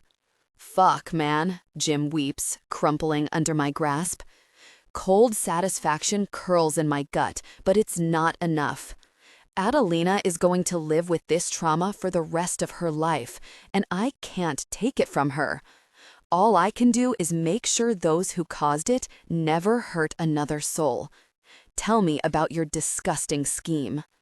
Releasing Jim, I step back, and Vito hands me the rag once more to wipe the disgusting blood from my hands. Jim slumps in his bindings, hanging like a piece of old meat. "I don't know," he sobs. It takes all my control not to lash out at him again. If he dies under my hands, I'll end up with no answers, especially since the car we traced turned out to belong to the dead man, so there are no answers to be found there. "It's an easy gig," Jim cries as he breaks down. "We get paid a shit ton of money to go to clubs and find hot young men and women. It's easy. We chat them up, slip a little something in their drink, and then take them to the apartments. We film a little something for the auction, and usually they sell pretty damn fast. All we gotta do is stream it until we get a call." "Who calls you?" "I don't know, man," Jim whines. "Some guy from the website. Different numbers each time. Once someone's sold, we keep 'em drugged up and take them down to the bus depot. Sometimes they're collected, and other times we gotta put them on a bus. Either way, they get shipped off to their new owners." Owners? My stomach recoils in disgust at the word. People aren't products. "Whatever," Jim slurs. "I heard some of them talk Italian, like the folk at the bus station." Just because someone speaks Italian doesn't mean they're part of the Mafia, you racist fuck. Punching him doesn't alleviate the disgusting tension inside me, but it does bring a small note of satisfaction. He gurgles and chokes on a mouthful of blood. "Did you ever fuck any of your captives?" "You'll just hit me again," Jim slurs. "Answer me, you cunt." "Sometimes," he whimpers. "It was too hard to pass up. The other girl." Swallowing tightly, tension forces my teeth together. "The second girl you kidnapped. Did you fuck her?" Jim's gaze falls away from me. "Did you fuck her while she was dying from an allergic reaction to the poison you pumped into her? Did you even spare a thought for her suffering? Even a second to think that she was a person and maybe you should get her help?" "You know what? Fuck you, man," Jim snarls weakly. "Y'all organized criminals think you own the world of crime, but whatever, man. She was just a pussy with attitude, so yeah, I fucked her. And I would have fucked that other bitch too, until she was screaming and begging for me to stop, and I would have ripped her open." I don't lash out this time. A cold rage settles over me, cooling the heat of my anger. My pounding heart begins to slow, and I lift my chin, gritting my teeth. Boss? Vito touches my arm and then holds up a tablet displaying our captive's banking information. You gotta see this. What the fuck? Displayed in a long list is every large payment Jim ever received. Some of the amounts were over $500,000, chump change in my line of work, but that's not what catches my eye. The money comes from an offshore account displayed in a second, smaller window just under Vito's thumb. The name jumps out at me like a dagger. Pascal Castiglione. He wouldn't. My eyes lock with Vito's. There's no fucking way this is accurate. It's a locked account, Vito murmurs. Took everything I know to get this far, but I'll keep digging. Please. And Vito? Not a word to anyone until we know for sure, understand? Vito nods and rolls his eyes slightly. His loyalty and secrecy are a given, but given the sensitive nature of this, I have to make sure. Sure, but boss, how does someone supposedly so deep in debt afford payments like this? Pascal wouldn't deal in human trafficking, surely. Most of us follow unspoken rules, and carting people about like cargo is against one of the core principles that keeps us on top. I can't stomach the thought that he's involved in such a disgusting line of work. And how does this factor into his debts? I provided a large sum of money when I married Adelina and allowed him into several drug supply routes. Still, Pascal insisted those drugs were for hospital schemes, where he undercuts insurance companies to make a quick buck. Something I found strange, but given how Adelina's mother died from sickness, perhaps it's a personal thing. So what's the connection? There are too many unanswered questions, and the last thing I need is to make a bullheaded decision that fucks things up even more. The only thing I know for sure is that I'm done here. Your nose is broken, so you can't smell it, I say to Jim as he weakly glares at me. His false rush of confidence is fading fast. But Vito didn't waterboard you with water. Jim's eyes widen, and confusion shines like a beacon from them. Digging my hand in my pocket, my fingers curl around a lighter. Pulling it out, I flip the edge and a single flame blooms to life. Jim's eyes widen. It was gas. With a flick of my wrist, the lighter flies through the air and lands against Jim's chest, where it sits for a second before gravity drags itself. A second is all that's needed for the flame to ignite the gas soaking Jim's skin. Flames burst over his chest, burning hair and skin alight as they sweep upward toward his gas-soaked face. Jim opens his mouth to scream and drags the flames into his lungs the moment he takes a breath. He goes up like a candle wick, and his dying screams of terror are music to my ears. Jim thrashes with unexpected strength, but he's fully ablaze within 10 seconds. Nice touch with the gas, I say to Vito, who smirks proudly. They never expect it. Fucking cunt. Watching that fucker burn alive in front of me for what he did to Adelina is satisfying, but it doesn't erase what he did, or how traumatized Adelina is. All I can do is remove her captors from existence. I want that tape scrubbed, I say, tilting my head toward the laptop. Every copy gone, you hear me? Understood. And set up a meeting with Pascal. I watch Jim burn to a crisp, his ragged cries slowly becoming nothing more than waspish croaks as he succumbs to his injuries. I've got some questions for him. 16. Adelina. Rain drizzles down like fine mist, soaking into any piece of clothing not safe under one of the large black umbrellas. My shoes pinch at my ankles and squeeze my toes. This skirt is too tight around my hips, and one of my hairpins sits at an odd angle against my scalp. I force a smile through it all, because the moment I stop focusing on keeping this smile in place, I'll break down into a puddle of tears, and I'll barely be able to make it home. Marie's funeral isn't anything like I imagined. We joked sometimes that funerals should be filled with light and laughter, a celebration of life rather than mourning the loss. Marie told me once that she wanted a really crazy song to play while she was being cremated, something that would be horrifying at the time, but hilarious as a memory. I wanted to give her that. I wanted to give her everything she would have loved, but this time, it was out of my control. Marie's parents planned the funeral after Raffaele delivered the news that their daughter had died in a terrible accident, a car crash.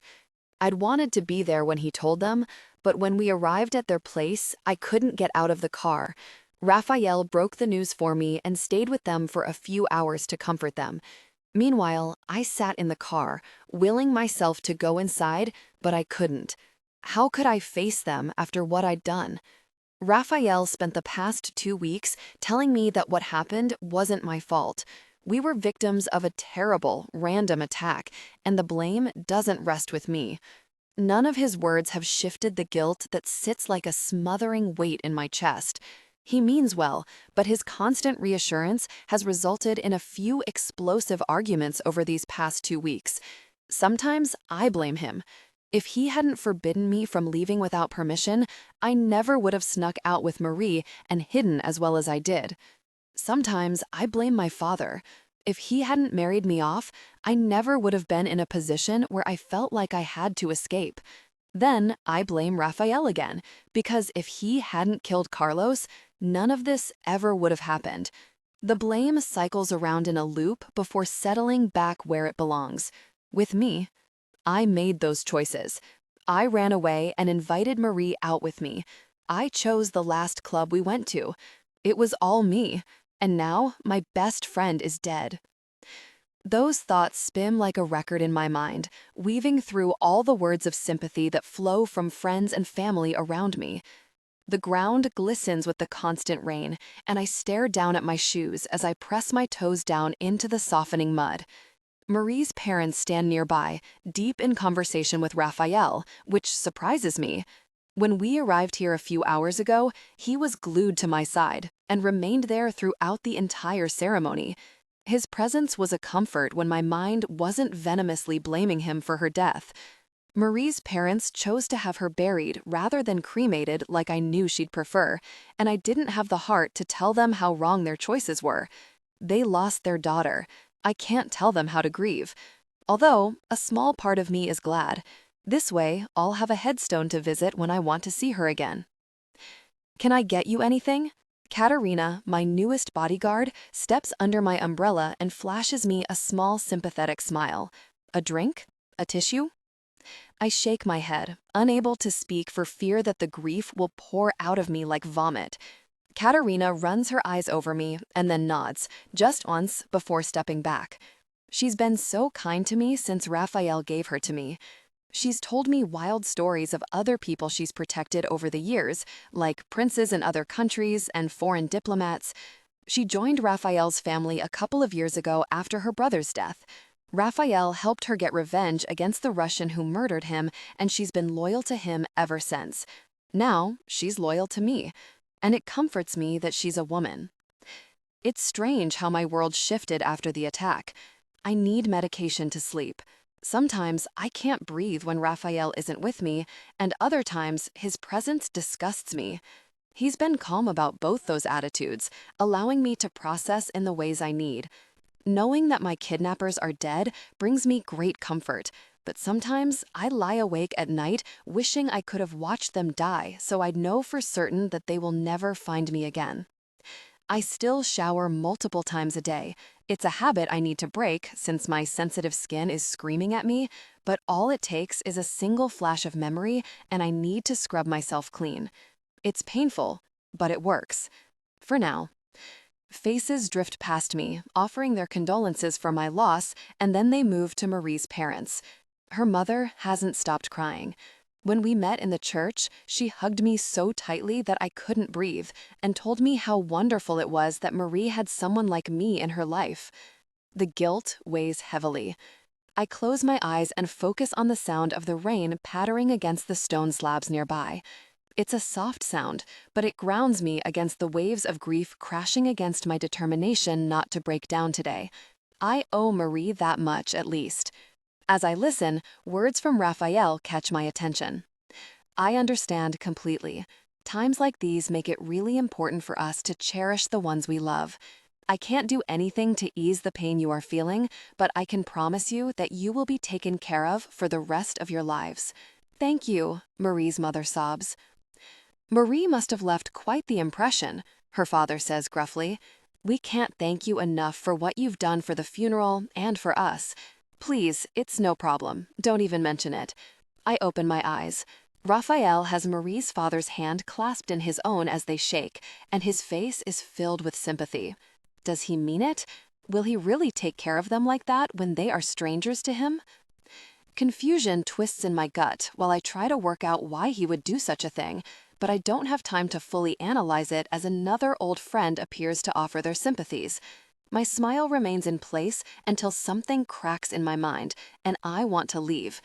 Raphael is right there with me the moment I voice that desire, and I use the last of my strength to say goodbye to Marie's parents. The tears come the second we're in the car. My head falls into my hands, and I weep quietly, trembling violently until I can't breathe through my stuffy nose and swollen eyes. Only then do I lift my head while the car weaves silently through the rain-soaked city. Raphael sits next to me, watching me intently. Seeing me lift my head, he reaches toward me with a tissue, and a painful reflex causes me to flinch away. Sorry, I whisper, reaching for the tissue in his hand. Don't be, he replies calmly. I take no offense. You should, I murmur, irritated by his understanding. You've done nothing to me, yet I flinch away from you. Raphael's hand slowly returns to his lap. We're not in control of our trauma responses, so having ill feelings toward you because of that would be pretty fucked up. I dab at my eyes with the tissues, wincing as splotches of mascara smear the cotton. Waterproof? My ass. Sniffling, I try to wipe away the tears, but they continue to fall as my heart aches painfully in my chest. Did you... I start to speak, but my throat has raw. Coughing softly, I try again. I heard you telling Marie's parents you'd take care of them. Did you mean it? Raphael's brow lifts slightly. Of course I did. Why? I ask bluntly. They're nothing to you. Raphael sighs softly, glancing briefly out the window at the passing gray city. I take care of collateral damage where I can. Marie's parents are as innocent as her in all of this. But you kill innocent people all the time. The words escape me with little thought. Since when did you care? Raphael's hand flexes against his thigh. You have quite the monstrous view of me. Your reputation speaks for itself. Am I trying to start an argument to make myself feel better? I can't tell. Part of me wants him to be angry, to yell at me, and blame me so I can feel justified in my guilt. But ever since my rescue, he's been nothing but sweet and considerate. It's almost like he genuinely cares. My reputation is carefully crafted, Raphael replies, with care and dedication.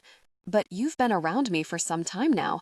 Do you really still believe everything you've heard about me? You slaughter families.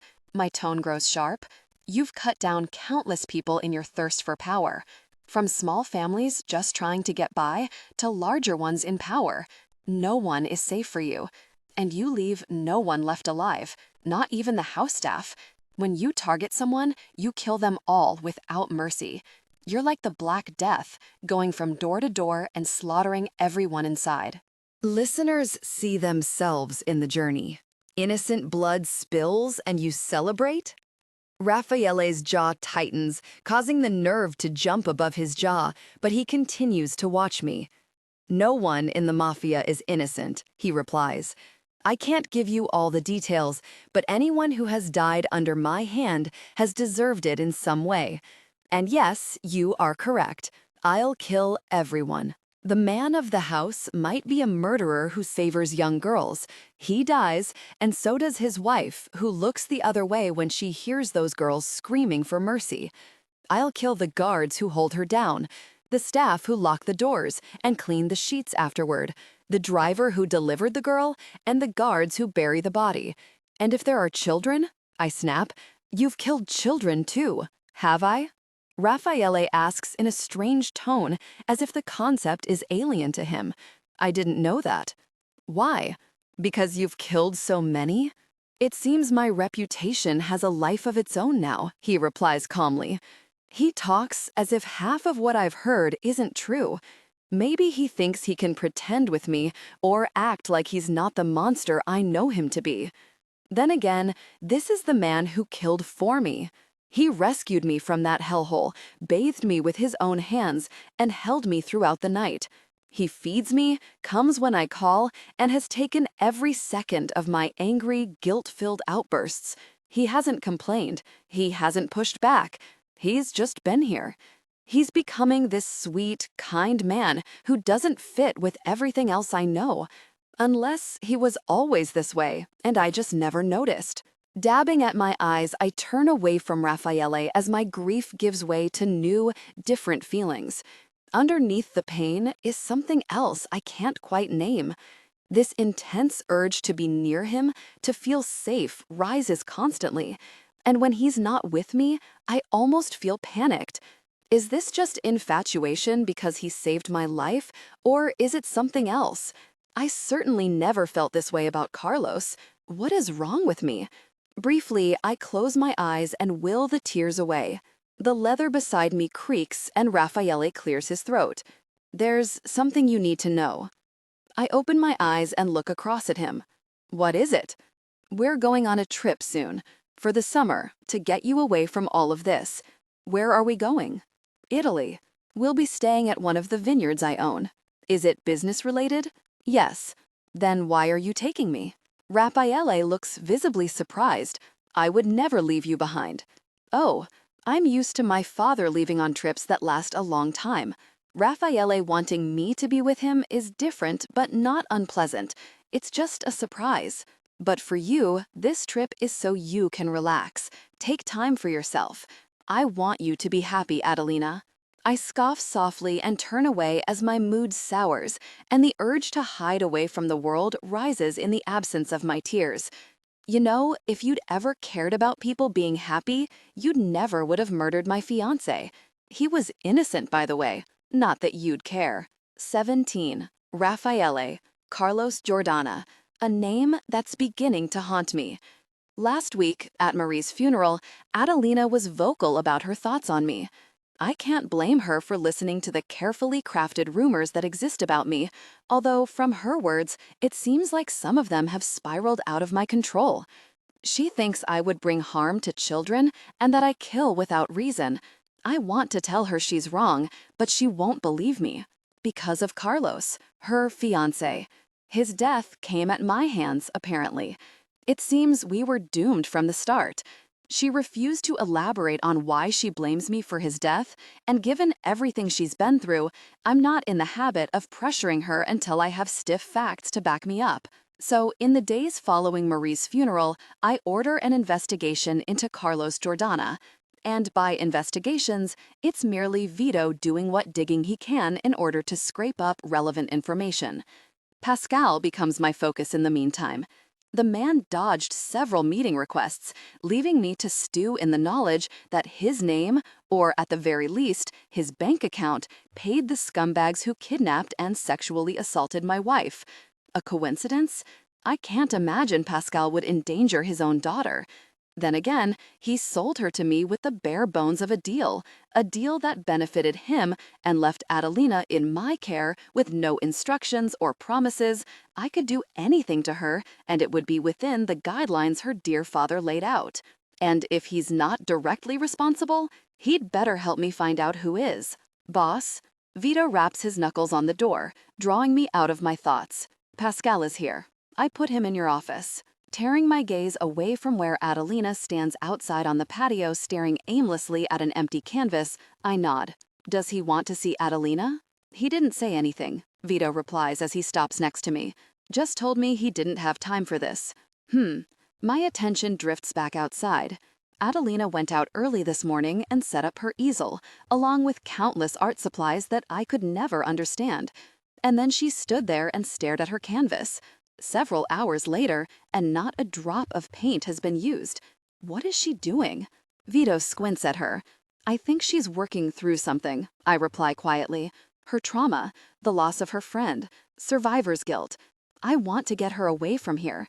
Do you really think that will help? Vito side-eyes me. Taking her to Italy? Maybe. I'm not leaving her here, that's for sure. Hesitation mutes my words, and I shake my head. I can't verbalize the conflicting feelings around Adelina. I want to help her, badly, but there's nothing I can do because she won't let me. So all I can do is create space for her to heal, even if she doesn't see it. Vita watches me expectantly, waiting for me to finish, but I never do. I turn away and leave the room, heading straight for my office. Pascal stands near the bookcase with his head tilted back as he reads the spines of several higher-up volumes. His hands clasp together at the small of his back while he rocks back on his heels. Then he spins to face me when the creaking floorboard betrays my entry.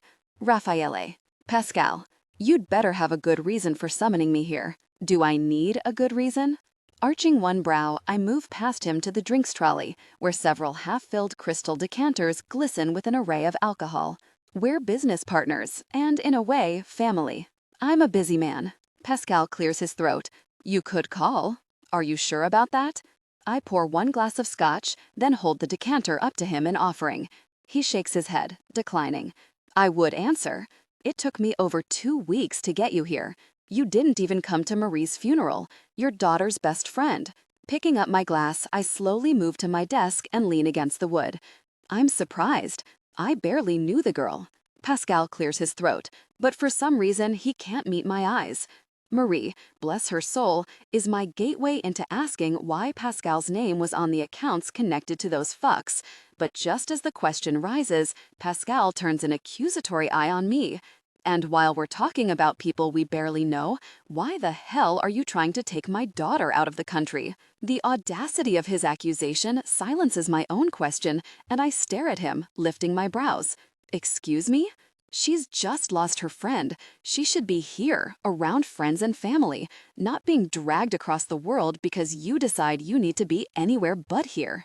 Anger licks at my thoughts, and warmth rises in the back of my mind. What a bold, irritating little man Pascal is turning out to be.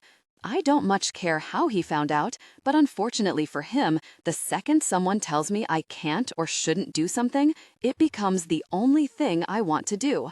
Around friends and family? I repeat slowly. Need I remind you that you, her dear father, sold her to me? She is my wife, which makes me her family. So she goes where I go. I push up from the desk and take a step towards Pascal. His eyes widen a fraction, and once again, he can't hold my gaze. Did you forget the terms of our deal already? The moment we signed that deal, Adelina stopped being your business. You laid down nothing to protect her from me, so frankly, what I choose to do with my wife is none of your damn business. It's not right, he mutters gruffly. She shouldn't be carted about while she's grieving. She should remain here where it's steady and comfortable. Have you spoken to her? Well, no. Called her? Again, no. Then how do you know what she needs? I won't breathe a word about what happened to Adelina with those men, and like everyone else, Pascal will believe Marie died in a car accident, until I get the answers I need. Well, she's my daughter, and she's never liked to travel. I'd prefer if she stayed where she could reach me easily if she needed help. She won't ever come to you for help, I reply coldly. Again, you sold her. I hardly imagine her emotional well-being is any concern of yours anymore. Pascal's odd insistence that Adelina should remain here piques my suspicions. He huffs and mutters to himself, causing his mustache to jump about, and anger flashes in his eyes. I'm just not confident I know the cause. Besides, I continue casually, she's been helping me with these recent odd occurrences at my nightclubs. Drugs are being used for less commercial reasons. Disappearances that have the cops sniffing around. You wouldn't know anything about that, would you? Pascal doesn't look me in the eye. Why on earth would you ask me that? Our deal places a line of pharmaceutical drugs into your possession. My glass tips toward him. Maybe you're drugging people to funnel them toward your hospitals. How dare you? I hold up one hand with a cold smile. I'm not judging, but it's the sort of unwanted attention I'd appreciate a heads up about. I have no idea what you are talking about, Pascal replies sharply. If you have a drug problem, maybe you should look closer to home. Drugs are your thing, after all. He bristles and his shoulders rise, then he snatches his phone out of his pocket and studies the screen. I have to go. Urgent? I ask with a heavy tone of disbelief. Yes, Pascal mutters, adjusting his suit jacket. Give Adelina my love. Do it yourself, I snap, since you're so concerned about her leaving the country. Pascal finally looks me in the eye with a cold look, and something unfamiliar shifts across his face. It's like he's holding back, saying something explosive. Whatever helps him rein it in must be strong, because he says nothing else and hurries from my office like my hounds are nipping at his heels. I set aside my untouched drink and lightly massage the bridge of my nose. What the fuck is going on with that man? My father was here? Adelina stands in the kitchen doorway, bundled up in a thick cardigan. Her fingers toy with the edge of the sleeve, and she chews on her lower lip while waiting for me to look up. When I do, she flashes a small smile. Yes, I remove the pan from the heat so the sizzling doesn't get in the way of her quiet voice. He didn't come to see you? No, it was a business talk, mostly. About the nightclubs? Did you tell him? Her eyes widen, and the unspoken worry hangs in the air between us. No, I assured her firmly. I told him nothing. Good, she replies, nodding as her gaze moves away. Good. Her second word is quieter, as if she's reassuring herself that no one else knows what happened to her. Do you want to eat with me? I tilt my head toward the pasta dish I'm making. There's enough for two. No. With that, Adelina ducks away into the darkness of the hallway and vanishes. I catch a slight glimpse of Katerina following her, and the urge to call out rises. I understand she needs time, but a part of me wishes she would take that time with me. It's an odd feeling. Smells good, says Vito as he strides into the kitchen. Did you fire the chef? He's sick, I explain. And I'm hungry. Fair. Vito hops up to sit on the nearby counter and drops a blue folder down next to me. What's this? Carlos Jordana, Vito replies. Lowering the heat of the stove, I pick up the folder and open it. His picture sits on the first page, along with his medical records. Who is he? I don't recognize him. Do you remember the family we took out back in March? The ones who stole 3 shipments of drugs out of the shipping containers that were lost at sea? He air quotes and rolls his eyes. Those were the Jordanas. I remember. I flick to the next page, where his little-known life history is laid out. We lost around 40 million because of them, right? I remember that night. A family dinner, wasn't it? That's right. Pretty quick and easy for dealing with thieves, Vito replies. But I don't remember him. I turn back to his picture. I remember everyone we killed that night. I don't recognize him at all. I had the same thought. Vito clicks his tongue behind his teeth. I don't have the crazy good memory with kills you have, but I'd remember a guy like that. He looks like a Disney villain. Snorting softly, I close the file and sigh. Right. I want a tale on Pascal. He was acting weird earlier about Adelina's and my going to Italy. He was cagey. I don't trust him. You don't trust anyone. Vito takes the file off me. Because when I do, they steal 40 million from me, I remind him. Are any of our cops on Carlos' case? I can check. Vito slides from the counter. What are you thinking? I don't know yet, but I want everything they have on him, from past crimes to his autopsy. On it. Vito dips his head and hurries from the kitchen, leaving me to my cooking. There's a lot of moving pieces spinning around my head, but as strange as Pascal and this Carlos are, they will ultimately have to wait. Italy comes first. 18. Adelina. Italy is beautiful.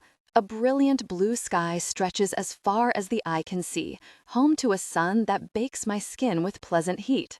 The air shimmers all around, birds sing songs I've never heard before as they flit about overhead, and the warm scent of the dirt mingles with the sweetness of the grapes hanging in fat, juicy clumps from the lines of vines that stretch seemingly to the ends of the earth. Raphael wasn't kidding when he said the vineyards are heaven on earth. I've never seen a place so stunning before. I thought Raphael's estate was luxurious, but the manor that sits in the center of the vineyard is out of this world. Red brick and pink tiles on the roof give a rather romantic air, with a dirt driveway lined with gigantic trees so thick that a whole day could pass just trying to run around one. A large fountain sits in front of the house with marble dolphins leaping out of the pool to spout water high in the air. A large swimming pool occupies most of the back garden, and the manor sits atop a hill, so the vineyard stretches out below like some great leafy ocean. In the distance, the winery stands like a guard, watching over the growing fruit being tended to by people who have lived here for generations. When we arrived, Raphael told me all wine was made in the vineyard. In his words, it helps ensure that every penny goes to the people working here. But I wonder if there's a tax reason involved. Not that I have any desire to learn about the taxes in Europe. Adelina? Katerina's voice cuts through my rambling thoughts, dragging me back to the present. I blink and glance down at the handful of grapes resting in my palm. They're brilliantly purple, but one has burst, leaking red juice down my palm. My heart skips a beat. It seems that grape juice is painfully similar to blood. Katerina's hand clasps my elbow and guides me back a few steps, turning me to face her.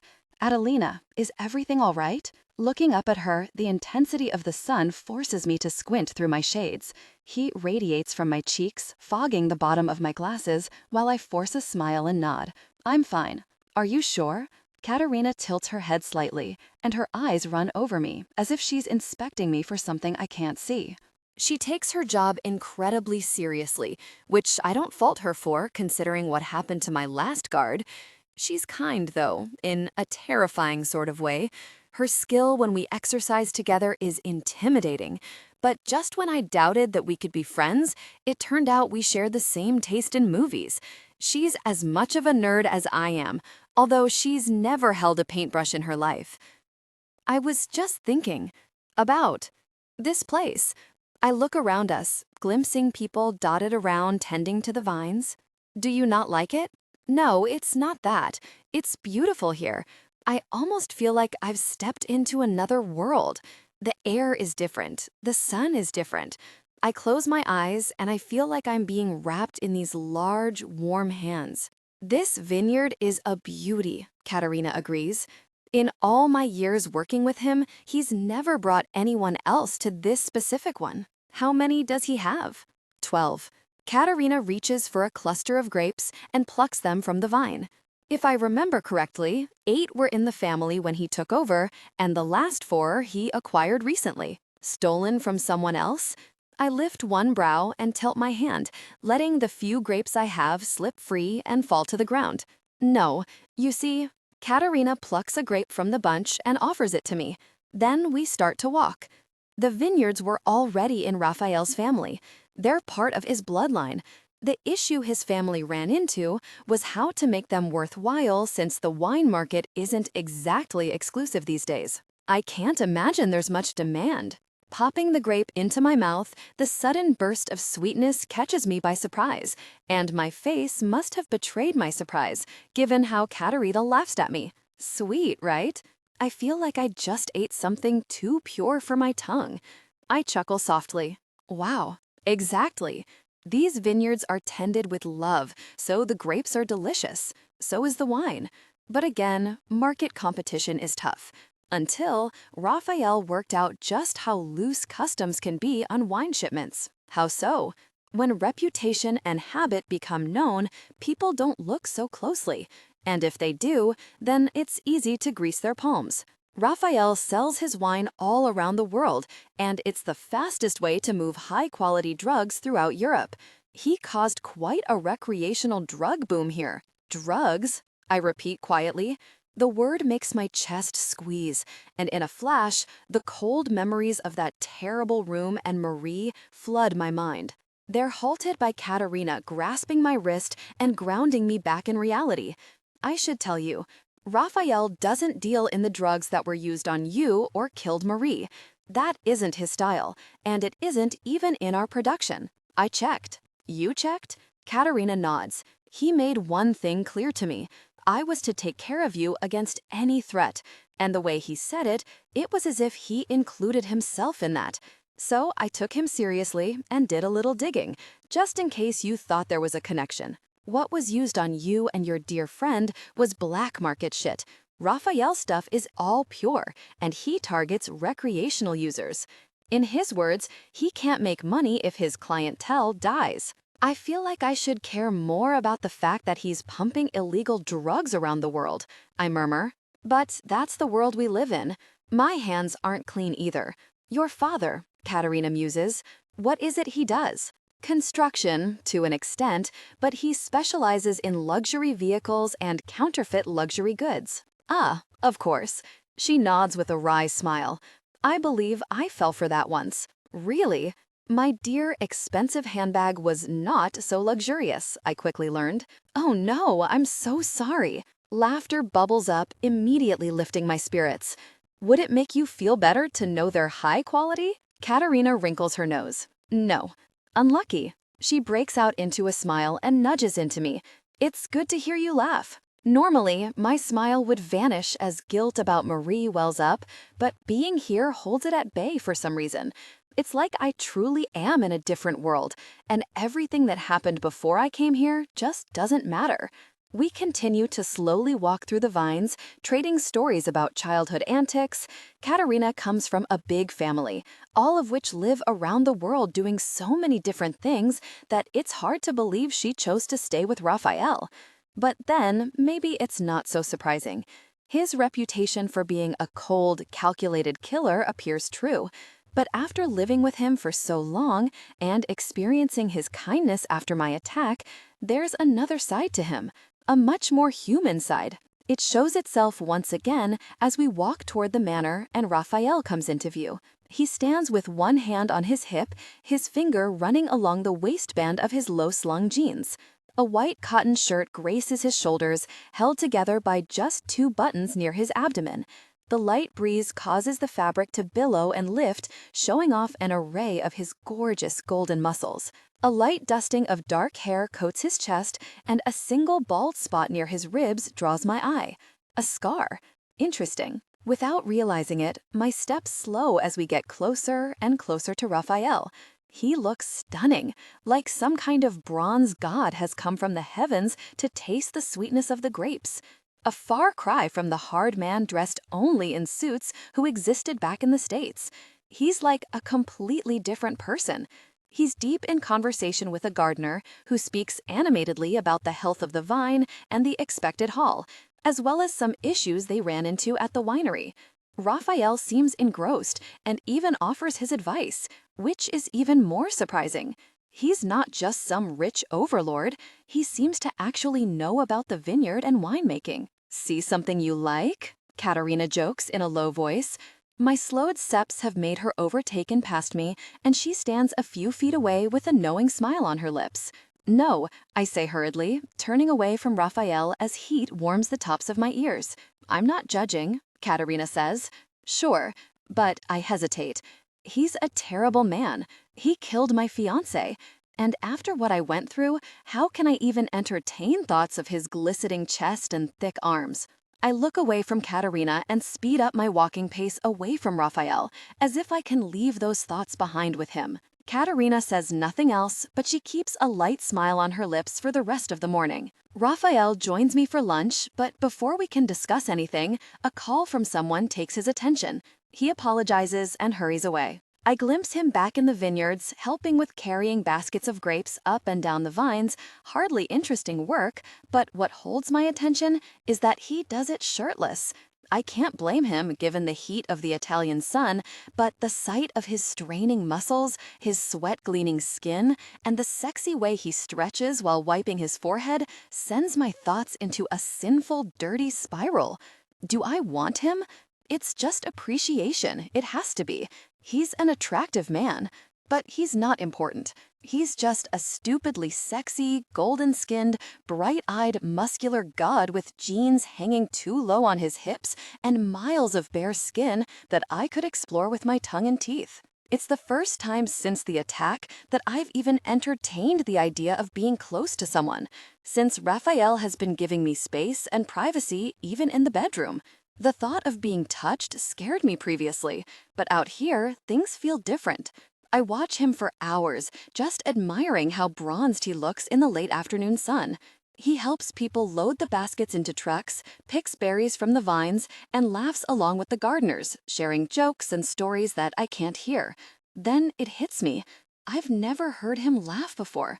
Not like that. It's a beautiful, honest sound that sends tingles through my entire body and alerts me to just how long I've been lounging in the sun, gawking at his beauty. I spend the next few hours cooling off in the swimming pool, swimming until exhaustion tinges my muscles. I then erase all the sexy thoughts of Raphael from my mind. I blame the heat of the sun and the change of scenery, which made everything feel sexier and more golden than normal. Until dinner time. Raphael arrives wearing a black cotton shirt that sits open across his shoulders. The ends brush against his skin as he moves, and when he stretches across the table to pick up a bottle of wine, the light pants he wears hug his ass like a second skin. My mouth runs dry. With thousands of stars twinkling above, light music playing from a nearby stereo, and the subtle ambiance of Italian nightlife, it's difficult to look anywhere but at him. "Did you have a good day?" Raphael asks as he pours me a glass of wine. "I'm sorry I couldn't stay for lunch. It was nice. Katerina and I walked the vineyards, and I went for a swim. After ogling you for a few hours, I heard," Raphael says softly. "What did you think?" My cheeks instantly heat up when our eyes meet. "Of? The vineyard? Oh, right. It's pretty," I say, my heart racing slightly. I've never been surrounded by so much nature. Beautiful, isn't it? The way he holds my gaze, he could be talking about me. Raphael moves to the other end of the table, lighting the candles as he goes, and then he pours himself a glass of wine. "Taste it. This is homegrown. The best wine you will ever drink." Picking up my glass, I watch him over the rim as I take a sip. Sweet, tart red wine spills over my tongue and saliva floods my mouth, chasing the taste. Wow. Right? He takes his seat and lifts his own glass, bringing it to his nose. I don't claim to be a snob with these things, but the work they do here makes me wish I could spend the rest of my days here. "Why don't you?" Raphael chuckles. "Too much to do. Always too much to do." He sips his wine. My eyes fall to his sharp jaw and the bob of his throat as he swallows. A small bead of sweat trails down his neck and briefly kisses his collarbone before soaking into his shirt. My mouth runs dry. My own sundress sticks to me as a flush of aching want throbs through my body. Then I'm on my feet. Something takes over me that I can't control. I don't want to control it. I reach Raphael in 4 steps and lift one leg over his knee. Then I slide into his lap and place one hand on his broad chest. His skin is burning to the touch, and his heart beats powerfully under my palm. "Adelina?" He arches one brow. Our eyes meet. Fuck me. The nightly sounds of nature are swallowed by the crash of Raphael, sending all the bottles and plates smashing to the floor as he sweeps the table clear with one arm and uses the other to toss me down on it. 19. Raphael.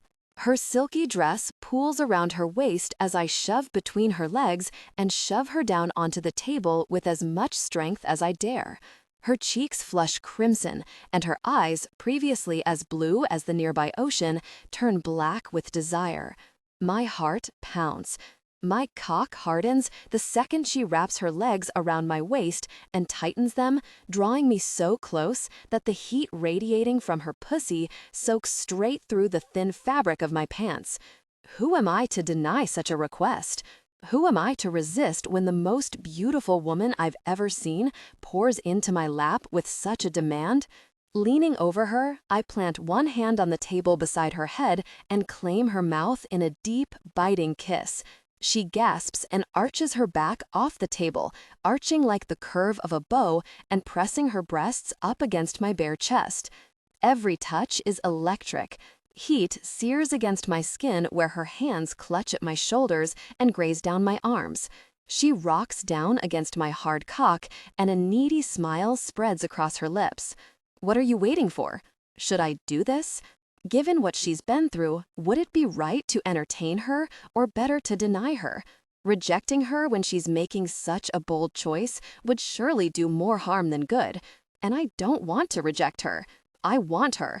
I want to feel her against me. I want to hear all the sounds I can draw from her. I want to watch the exact moment I nudge her over the edge into orgasm and watch as she falls apart because of me. So I kiss her again.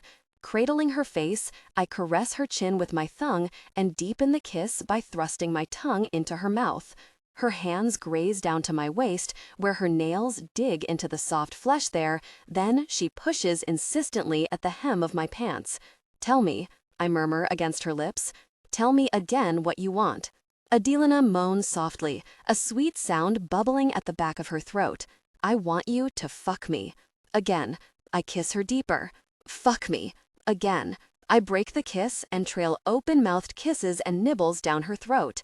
She tilts her head back against the table, and when she moans, it vibrates faintly against my lips. "Fuck me," she gasps. "Please." Her begging brings my cock to full hardness, and nothing would satisfy me better than sinking into her tight, wet heat this instant. But not yet. My path of kisses takes me over the swell of her breasts, where I tug her sundress to the side, exposing her stiff nipples to the warm night air. Each one suffers under my tongue. I lick, suck, and nibble just hard enough to make her jolt and rock beneath me. Then I kiss down the length of her gorgeous body and disappear under her dress. The warmth between her silky soft thighs is divine, but not as divine as the first taste of her sweetness as her juices burst over my tongue. Burying against her pussy, my mind quiets and I focus on finding out exactly what she responds to the most. Thrusting my tongue inside her doesn't elicit much as a pleasure response, but pressing my tongue flat over her clit does. Several strokes, and it's clear she's more sensitive to the left of her clit, so I focus most of my pressure there with each lick through her wet folds. Her thighs close rhythmically around my head, and her hands scrabble for grip in my hair. She finds it with a groan and pulls hard enough to send a spark of thrills down my spine. So I press harder against her pussy, smothering myself in her juices, as my tongue switches between flat and pointed with no real pattern. Each switch makes her whimper. Each swipe of my tongue makes her moan. And when I focus solely on soft, repeated flicks directly on her clit, she whimpers like all the air is being stolen from her. Adelina comes with a loud, strained cry that ends up muffled as she locks her legs around my head and rides out her pleasure.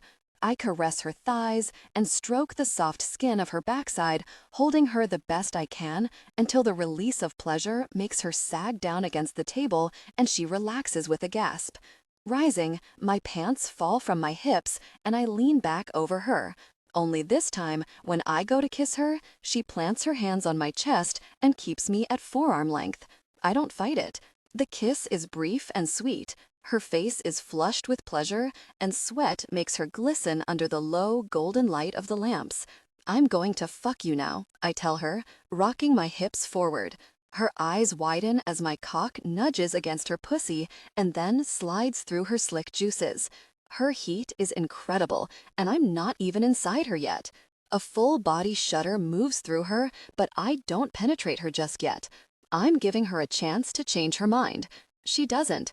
I enter her in one thrust, parting her delicious body with a single powerful shove of my cock. Relaxed from her orgasm, she opens easily for me, but her pussy still grips me like a silken glove, and pleasure punches through my core. "Please," Adelina gasps, clutching at the edge of the table with one hand, while the other curls around my wrist. I don't make her ask again. Shifting forward, I lift one leg and brace my knee on the table, which forces her leg up against my chest and over my shoulder. I cuddle her thigh to me and use this new angle as I start fucking her as hard as I can. Yes! Adelina's eyes widen and she yells out her pleasure, arching her gorgeous body off the table once more. The moonlight kisses her curves, and I'm jealous. I want to be the glow caressing her curves and kissing every single inch of her golden skin. But her message was clear when she kept me at a distance. She doesn't want to be crowded. So I focus on fucking her, pounding as deep as I can reach at this angle. Each thrust shunts her up the table, but her grip on my arm brings her back down. Her breasts bounce and sway, her eyes widen when each of my thrusts hits just right. Her hair spreads out like a red halo, and my heart pounds to a different beat as her sparkling gemstone eyes lock on mine. She's one of a kind, and she's mine. I kiss her calf. Our moans mingle together under the stars, weaving our own tune to the creak of the table and the breathless grunts that escape each time I need to breathe. Faster and faster, I fuck her while making sure to keep my caresses as tender as I can. Her nails dig into the soft flesh of my wrist when I place one hand down on her lower belly and apply just a touch of pressure. "Oh my God," Adelina cries, and her head flies back. Her pussy clamps around me tighter than before, and she clings to my forearm. "What?" "Ride it out," I pant, pressing down again and forcing a subtle shift in an angle that allows me to pound right against her G-spot with every thrust. Adelina's moans and cries become whimpers and gasps. Pleasure coils like rings of heat inside me, and the night air against my oversensitive skin irritates me. The only thing I want to feel is her. I want to wrap myself in her, to feel her softness against me, and breathe in her scent for the rest of my days. I want her to look at me with constant desire. I want only my name on her lips like a prayer. I want to know every inch of her body and be the only thought in her mind. I want to fuck her so hard she can't walk until she begs for my cock because we're so fucking perfect for one another. I want to... She comes with a gasp. Her eyes flutter, her lush lips part in a round O shape, her chest rises, and her back bows as her pussy grips me like she never wants to let me go. I never want to be let go, because I think I love her. No, I know I do. Somehow, she's snuck under my armor and nestled beneath my ribs, filling a space I didn't even know was there. The realization is all I need, and after 3 stuttering thrusts deep inside her, I come with a cry and pump her full of my release until I'm certain she's filled to the brim. Only then does Adelina pull me in and allow me to kiss her again. I obey in an instant because in this moment it hits me. Where Adelina is concerned, I am no longer the one in control. Chapter 20. Adelina. Last night was incredible. Sex with someone I hate isn't meant to feel that good, is it? Reclaiming that part of myself after the attack was incredible, and I slept through the night without a single nightmare. Waking the next morning, my thoughts instantly turned to Raffaele and the prospect of more. Will he give me more, or was that a one-time thing? Even entertaining the idea might not be the wisest decision, but all through breakfast and my lengthy morning shower, my thoughts linger on Raffaele. He was kind and attentive, drawing pleasure out of me that I didn't even know existed. Having pleasured myself with my own hand, the last person I slept with was Carlos, but he was a very different kind of lover. He required the lights off, missionary position, and finished very quickly. I thought that was the norm. Raffaele proves differently. Not only did he ensure I orgasmed before we even fucked, but the angle at which he penetrated me sparked alive pleasure sensors I didn't even know existed inside me. It was like magic. Despite the warmth of the shower, my skin throbs and tingles with every lingering kiss and graze of teeth he left on my body. Even my pussy aches slightly as I walk and dress in a light pink sundress and contemplate my plans for the day. Contemplation that's consistently interrupted by thoughts of Raffaele's handsome face and sexy body. His rippling muscles were mouth-watering to touch, his kisses firm but tender, and his cock filled every inch of me and then some. Was it so good because it was a hate fuck, if that even counts? Do I even hate him?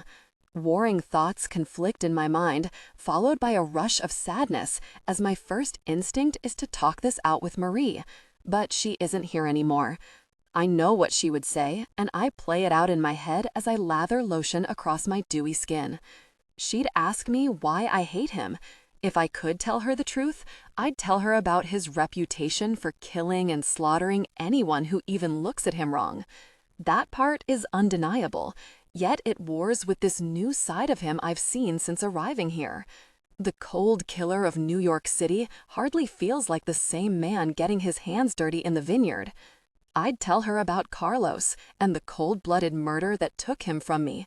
As my thoughts turn to Carlos, one thing becomes abundantly clear. How I felt for Carlos doesn't hold a candle to the feelings swirling inside me about Raffaele. Carlos was kind and sweet. Sometimes he seemed uninterested and put it down to tiredness, but he was a good man, as far as I knew. I liked how he kissed me and looked at me like I was priceless. My father thought we were a perfect match. But it's different with Raffaele.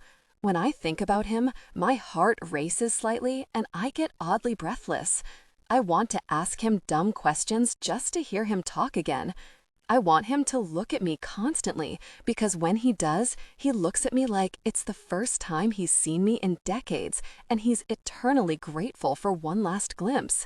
I want his hands on my skin, sending those enticing electrical pulses through my body like it's trying to tune in with him. I want him to smile and hear his laugh. I want him to call me sweetheart and nudge my chin with his knuckles to steal a kiss. I never felt any of this with Carlos. Am I simply lusting over Raffaele? Or did I not have as strong feelings for Carlos as I thought I did? Did I like him because I was so used to following the expectations? Maybe I didn't even know what love really was until now. Now, Raffaele is capturing my heart, and I don't know what I'm supposed to do about it. By the time I finish moisturizing my skin, the Italian heat has dried my hair. Stepping away from the dresser, I walk out onto the balcony that stretches toward the glistening swimming pool. Water splashes and waves surge as the man himself, Raffaele, swings his arms and makes it to the edge of the pool. He turns quickly and kicks off against the tiles, swimming another length as I watch. I hate him. No, I don't. He saved my life. He's caring for me in ways I didn't even know you could care for another person. Even last night when he fucked me and I made him keep his distance, he didn't complain once. I know if I told him that having someone over me like that was triggering, he would understand. But oddly enough, I don't feel like I have to tell him. It's like he already knows. Raffaele swims to the edge of the pool once more, then plants his hands on the edge and hauls himself out of the water. Droplets cascade down over his golden muscles as he stands to his full height and drags one hand through his hair. The tight blue fabric of his swim shorts clings to every mouth-watering angle, and I admire all of it. Then Raffaele turns and looks right at me on the balcony. Heat pulses through my body as I'm caught staring at him, and the urge to hurry away rises briefly. But I don't. I stare back. He shakes his head free of excess water and places one hand on his chiseled hip. His chest heaves with deep breaths, and then he presses his lips together. A surge of boldness takes over me. I lift one hand to my shoulder and nudge the spaghetti strap away from my neck. The strap drifts down my arm, and the fabric of my dress catches on the swell of my bare breast. Who can wear underwear in this heat? I do the same with the other strap, and the dress falls from my shoulders in the next breath. After lingering for a second, the fabric falls off my body and pools at my ankles. I stand on the balcony, completely naked, as Raffaele gazes up from below. He licks his lips, and his eyes glaze over with lust. Excitement floods through me as I run down the stairs, and Raffaele is there to greet me when I sprint outside toward the pool. I don't think of anything beyond the immediate desire to be in his arms. I leap toward him, and he catches me as if I'm weightless. Our mouths clash together in a passionate kiss while he cuddles me tightly against him and spins me around. His body is cooler than mine, thanks to the water, but it heats up quickly underneath my wandering hands. My entire body throbs with need. An ache forms low in my core as Raffaele lavishes attention on my neck and bare shoulder. Then he places me down on the sun lounger. Instead of crawling over me, he settles on the lounger beside me and pulls my body against his, my back to his chest. Tilting my head back against his shoulder, we kiss deeply. His cock rises to a tension amusingly fast, pressing against the back of my thigh while he cuddles me in his arms and skims his hands over my bare abdomen. "You smell amazing," he murmurs against my lips, lightly catching the swell of my lower lip between his teeth. "Just showered," I murmur, but I have no idea what was in that body wash. Whatever it was, it's divine. He kisses me again, hungrier, and I give myself over to him. There's strength and control in his touch as he shifts against me, freeing his cock from the confines of his swimming shorts and sliding it between my thighs with a gasp. But there's tenderness too. While firm, everything he does is followed by a kiss and a caress, like he's showing my body that there's nothing to be afraid of, showing me that I'm safe with him. I last only a few thrusts of his throbbing cock sliding between my thighs before I'm breathlessly begging for him to do something about how turned on I am.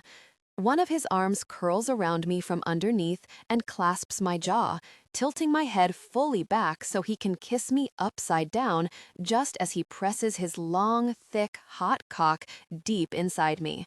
His other hand rubs along my thigh as he presses deeper and deeper, and just as I break the kiss for some air, his hand slides right between my thighs and brushes against my clit. Moaning becomes more important than air. Tangled together like nets, he rocks into me with powerful, deep thrusts. Each thrust is met with continuous attention to my clit that sends sparks and waves of pleasure all through my body. I can't focus on any one thing. My clit throbs with need, while my core aches as his cock presses so deep inside me that it's like he's a part of me. He kisses me deeply.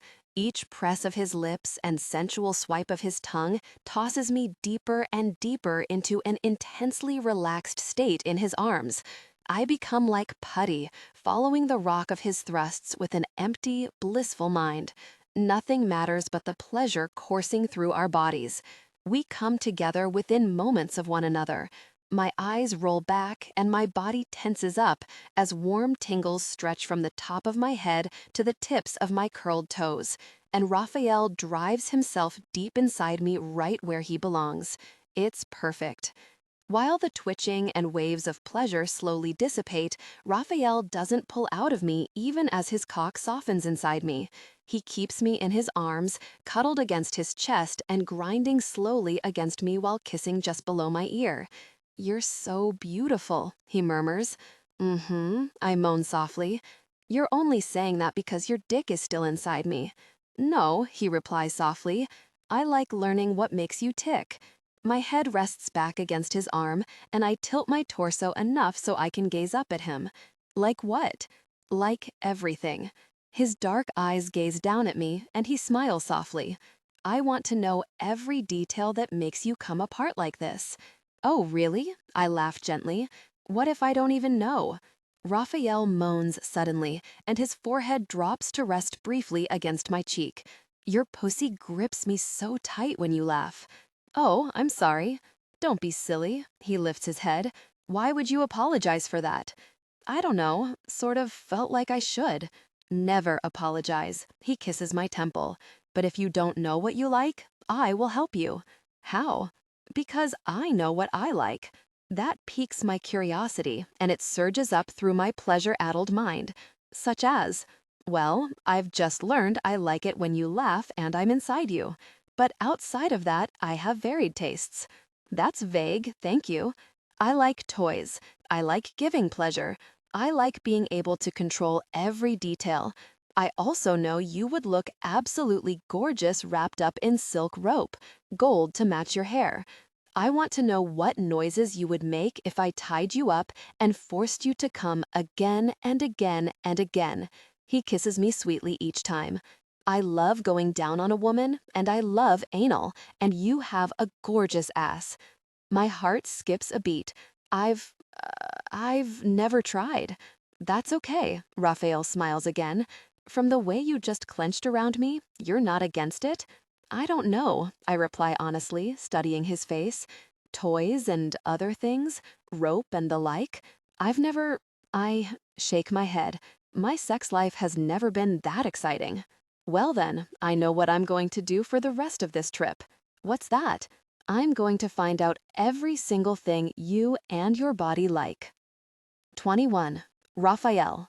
Adelina is a drug. We've been fucking constantly for 2 days, and it's not enough. It's never enough. Each time I draw an orgasm out of her, I want to do it again. I want to live in a world where the sweetest, sexiest noises slip from her just when I touch her.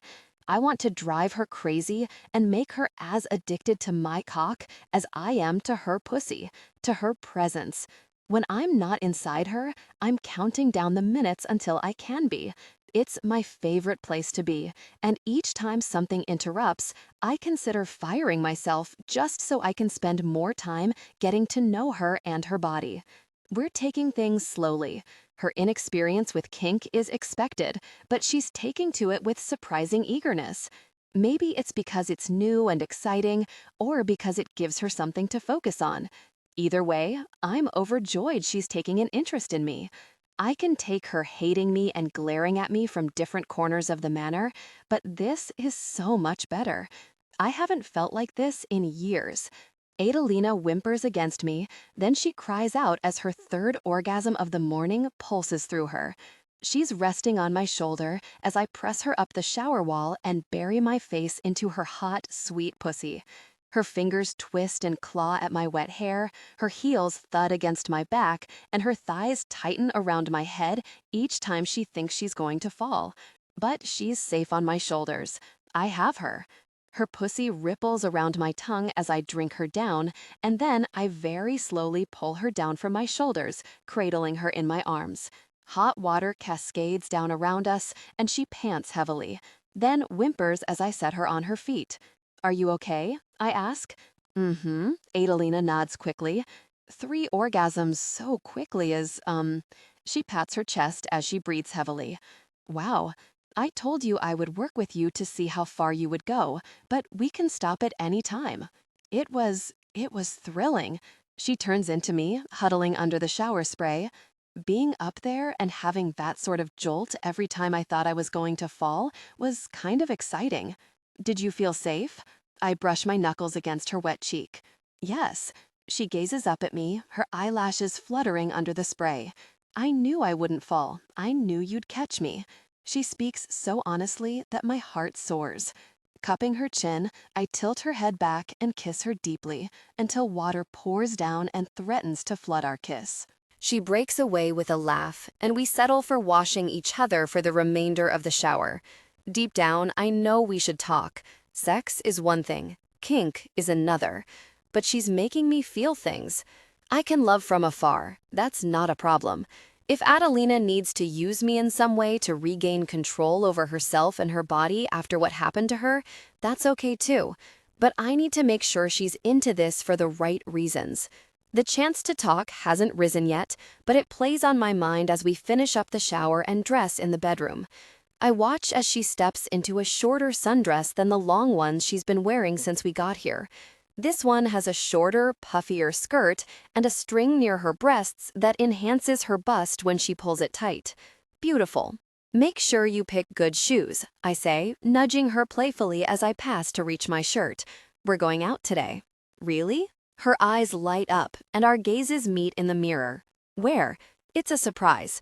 In fact, Raffaele? Knuckles rap against the door, and Katerina's apologetic face peeks in. Sorry to disturb you. Vito is on call for you. All right, thank you. I kiss Adelina's cheek. Good shoes, remember. Katerina and I switch places. One thing we've nailed is that Adelina is never alone. Katerina and I have been seamlessly switching places to make sure she's always protected and always has someone near her if she needs them. Downstairs in the kitchen, Vito's face fills the tablet screen as I approach. Hey, boss. Vito, is everything all right? Unsure. How are things going there? Good. The supply issues we were experiencing through Europe weren't as difficult as I anticipated. Some border changes in a few countries just mean we have to grease a few more palms. Those who were greedy were dealt with. It probably could have been solved over the phone, but I brace one hand on the counter and sigh. This trip has been amazing for Adelina so far. It's doing her the world of good. Glad to hear it, Vito replies, evidently traveling somewhere by the subtle rock and sway on the screen. Not to burst your bubble, but I have some concerning news. All softness from Adelina's gentle touches fades. Tell me. I've been tailing Pascal as you asked, but there's been nothing suspicious so far.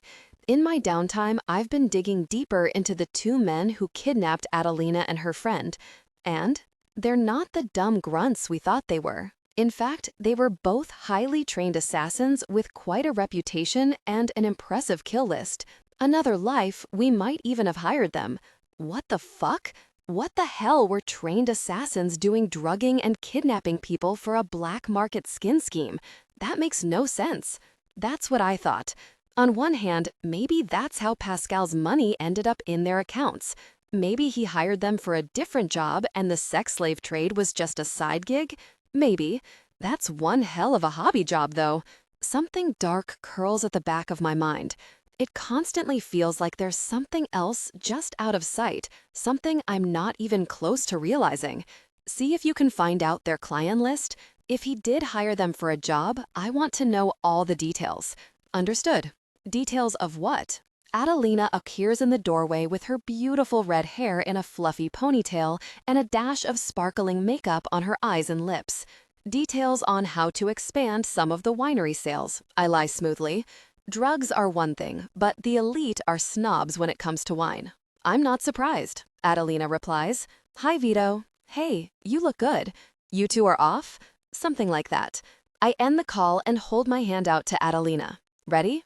She beams at me. Sure.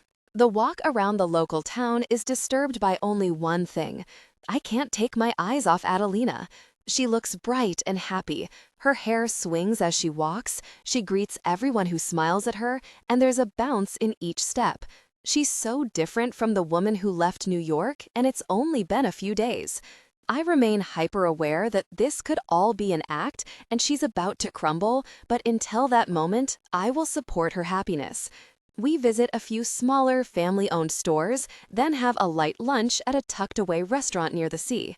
Adelina talks vibrantly with the staff and even tells me a few stories about her holidays as a child. We resume our walking through the town, visiting boutiques where I treat her to clothing and jewelry that will all be delivered to the vineyard. Then I end the trip by taking her to the original destination I had in mind. A sex shop? Adelina hisses, clutching at my arm as we step inside. This town looked far too tranquil to have one of these. Believe it or not, I murmur back in a low voice, people aren't prudes here. She rolls her eyes with a smile, then a dusting of pink flushes over her cheeks as she takes in the store. The lights are down low, and the clerk pays us no mind as we walk past displays of sexy costumes and BDSM gear. I guide her toward the toy section, keeping her hand in mine. You remember I said I wanted to learn everything about you? Mm-hmm. Adelina doesn't even look at me. Her attention is on the wall displays and glass cases housing the more interesting toys. I want you to choose anything here. She stops in her tracks. What if I don't know what it does? My eyes meet hers. I'll explain anything you don't understand, and you can decide whether you want to try it. Or we can leave. I watch the decision debate behind her eyes as she glances around. Then she looks back at me and nods. Okay, we start simple with bondage. Adelina immediately turns away from the rope and the ribbon, but expresses interest in handcuffs, especially when I demonstrate how easy it is to break out of them. They're mostly for a show of obedience rather than actual restraint. We explore the range of dildos, and her eyes light up at a few of the ones designed to look like monster tongues and cocks, expressing awe at what they must even feel like.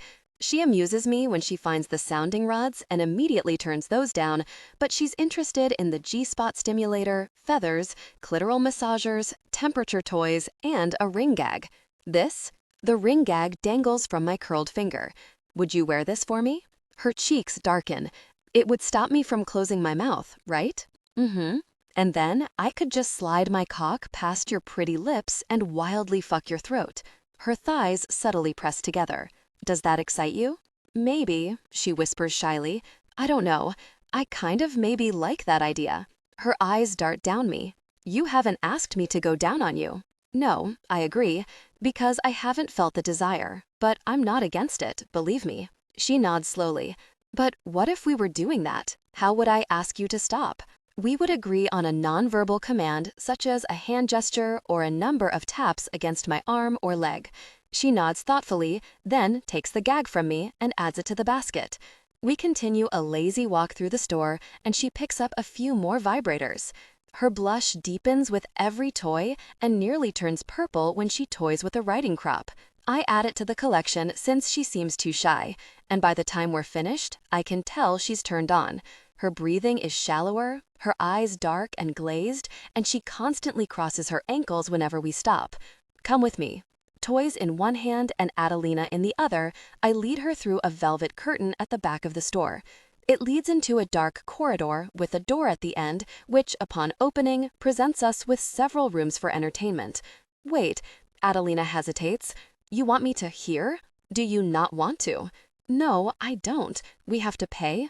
I smirk down at her and catch her chin between my thumb and forefinger.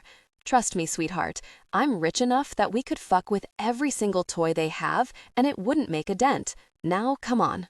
22. Adelina. How do they feel? Raffaele stands over me with his hand gripping the small chain that links my handcuffs together. Not too tight? No. I shake my head, even as my heart begins to race.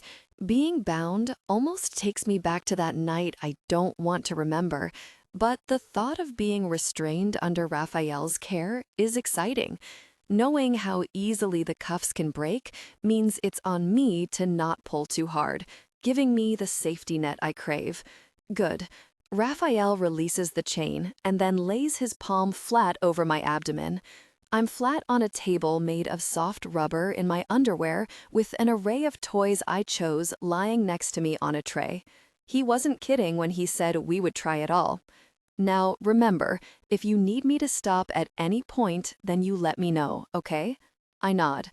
Tell me with your words. If I need you to stop at any point, I will, I repeat back to him. And if you're unable to speak, then I tap you 3 times anywhere on your body. Good girl. All the muscles of my core pull tight and I press my thighs together as warmth flushes my face. I didn't expect such a physical reaction to that kind of praise, but I'm here for it. Raphael removes his shirt, letting me gaze up at his handsome, muscular chest, and my mouth runs dry. Then I follow his hand to the array of toys I selected. Do you have a preference for where I start? He asks softly. No, I say, gazing back up at him. I trust you. Raphael's eyes meet mine, and there's a soft warmth in them that I've never noticed before. He leans down and kisses me, and then the games begin. Most of them I chose out of curiosity as to what they would feel like, but Raphael clearly knows a thing or two about pleasure. He starts with a silly, soft feather that sends goosebumps up and down my arms and legs from its first touch. It sweeps all over my body, leaving not an inch untouched, and when it reaches the hem of my bra, Raphael uses the feather and his fingers to remove it. The kiss of the feather over my stiff nipples is a strange sensation, a ticklish pressure that almost feels like it's in my mind, despite what I can see. An urge to be touched more firmly surges through me, making me arch into the touch of the feather. But Raphael keeps it light. He uses the same method between my legs when removing my panties, and the whisper-soft kiss of the feathers over my pussy is more like torture. I'm panting by the time he switches from the feather to a soft, flexible rod that he snaps in his hands. When it touches my skin, a shock of cold spears through me. Oh my God, too much? Raphael asks, holding the end of the small, cold rod to my nipple. No, I shake my head. Just strange. It's nice, I think. The chill after such soft, subtle teasing from the feather is confusing. Part of me wants to roll away from the cold, but the bite of the chill is welcoming after such ticklish teasing. By the time he slides the cold rod over my pussy, nestling it against my clit, I'm panting heavily and moaning with each breath. The rod stays against my clit, stroking back and forth while Raphael lubes up a dildo in the shape of a tentacle and presses it against my entrance. Curiosity is why I picked that. It was an excellent choice. The second he slides it into me, I arch off the table with a cry and a whimper. The cold against my clit almost keeps my orgasm at bay, but the pressure makes me rock my hips up. Raphael focuses on fucking me slowly with the tentacle, and my mind goes completely blank. Every knob and ridge on that dildo strokes deep inside me, caressing over my G-spot with repeated movements so that there's no lull in the pleasure. I don't know where to focus. The cold strokes against my clit, the tantalizing pressure stroking every inch of my walls inside my pussy, Raphael's warm forearm brushing against my thigh. I come with a cry, and Raphael continues to fuck me through it with the toy, but even my orgasm doesn't signal the end. He removes the cold rod and soothes the chill with long, flat licks of his tongue. The tentacle dildo is discarded in favor of a G-spot stimulator that slides inside me with ease. But when he turns it on, a sharp shock of pleasure pours through me and my hips jolt away. Only there's nowhere for me to go. The toy remains firmly inside me, and I'm helpless against the onslaught. And that's not all. Raphael places a clitoral stimulator against my clit and turns it on, sending another rush of pleasure through me. The suckling motions of the warm rubber feel 10 times more intense due to how sensitive my clit is from the cold. Then he kisses up my body and massages my breasts with his hands and tongue. Then he chooses the pinwheel.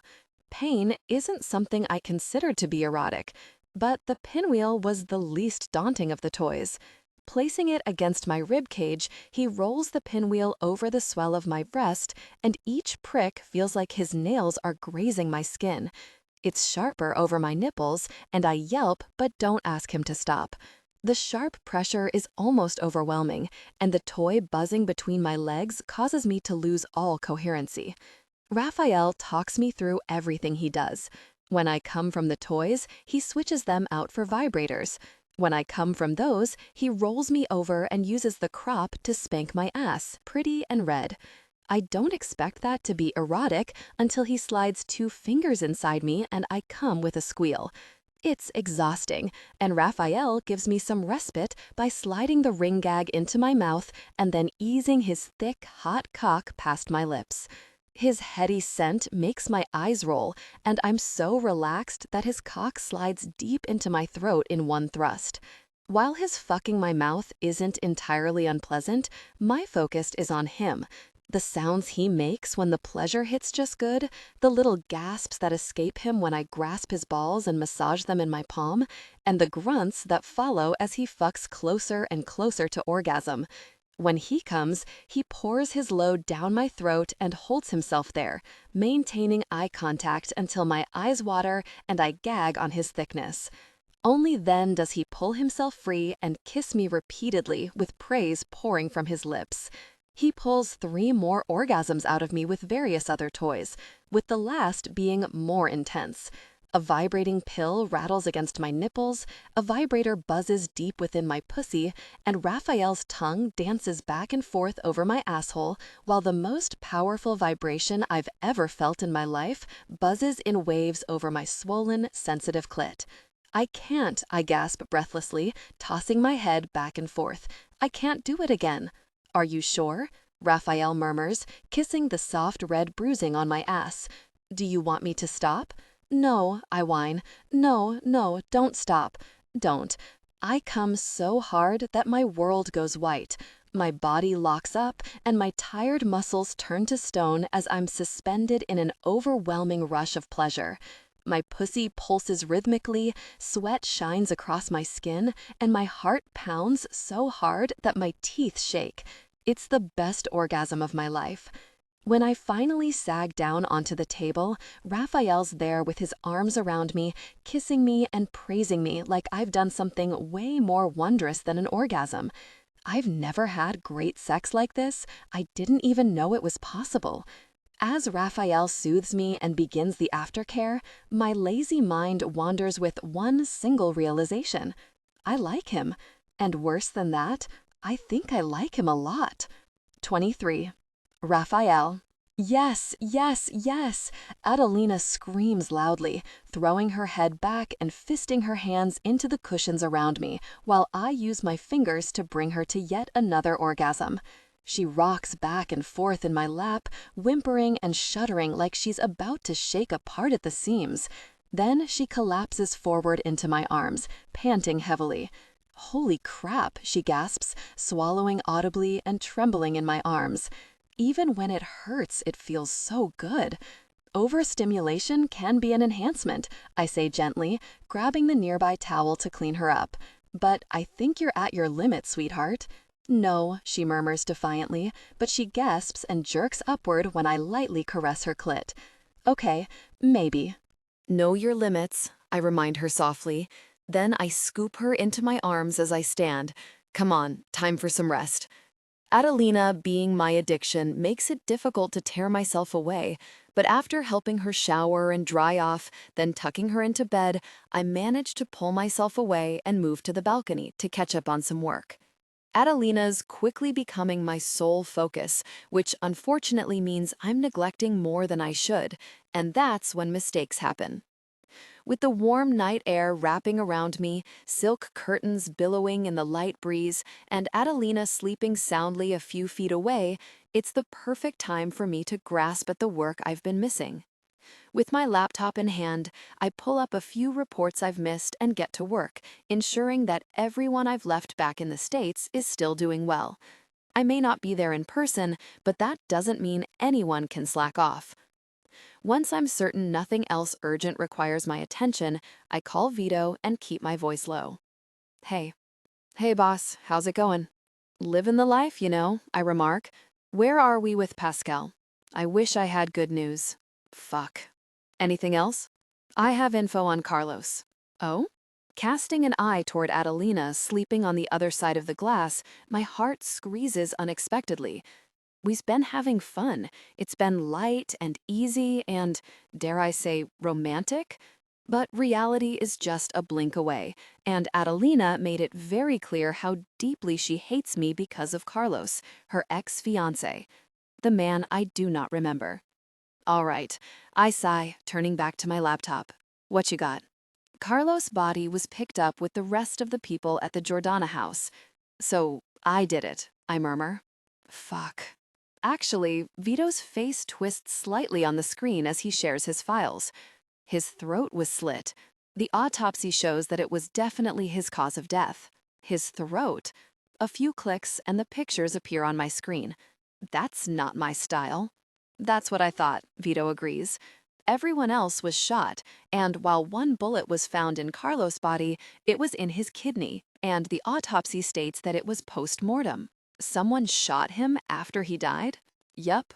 What the fuck? Exactly. I don't recognize him.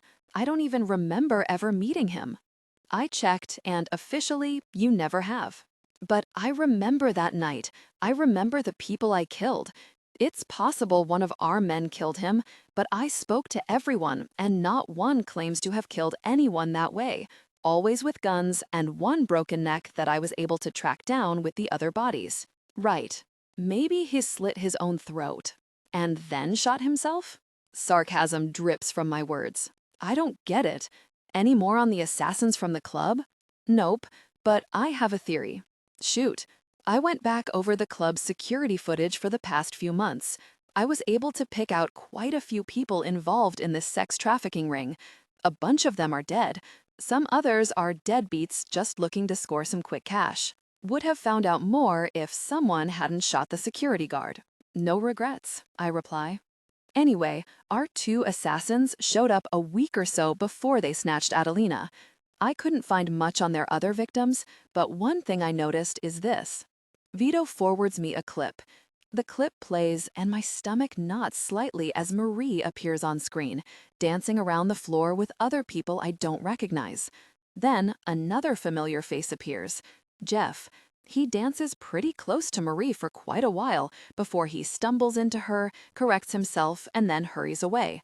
A few minutes later, Marie notices something missing from her purse, and she causes a fuss, then hurries off screen.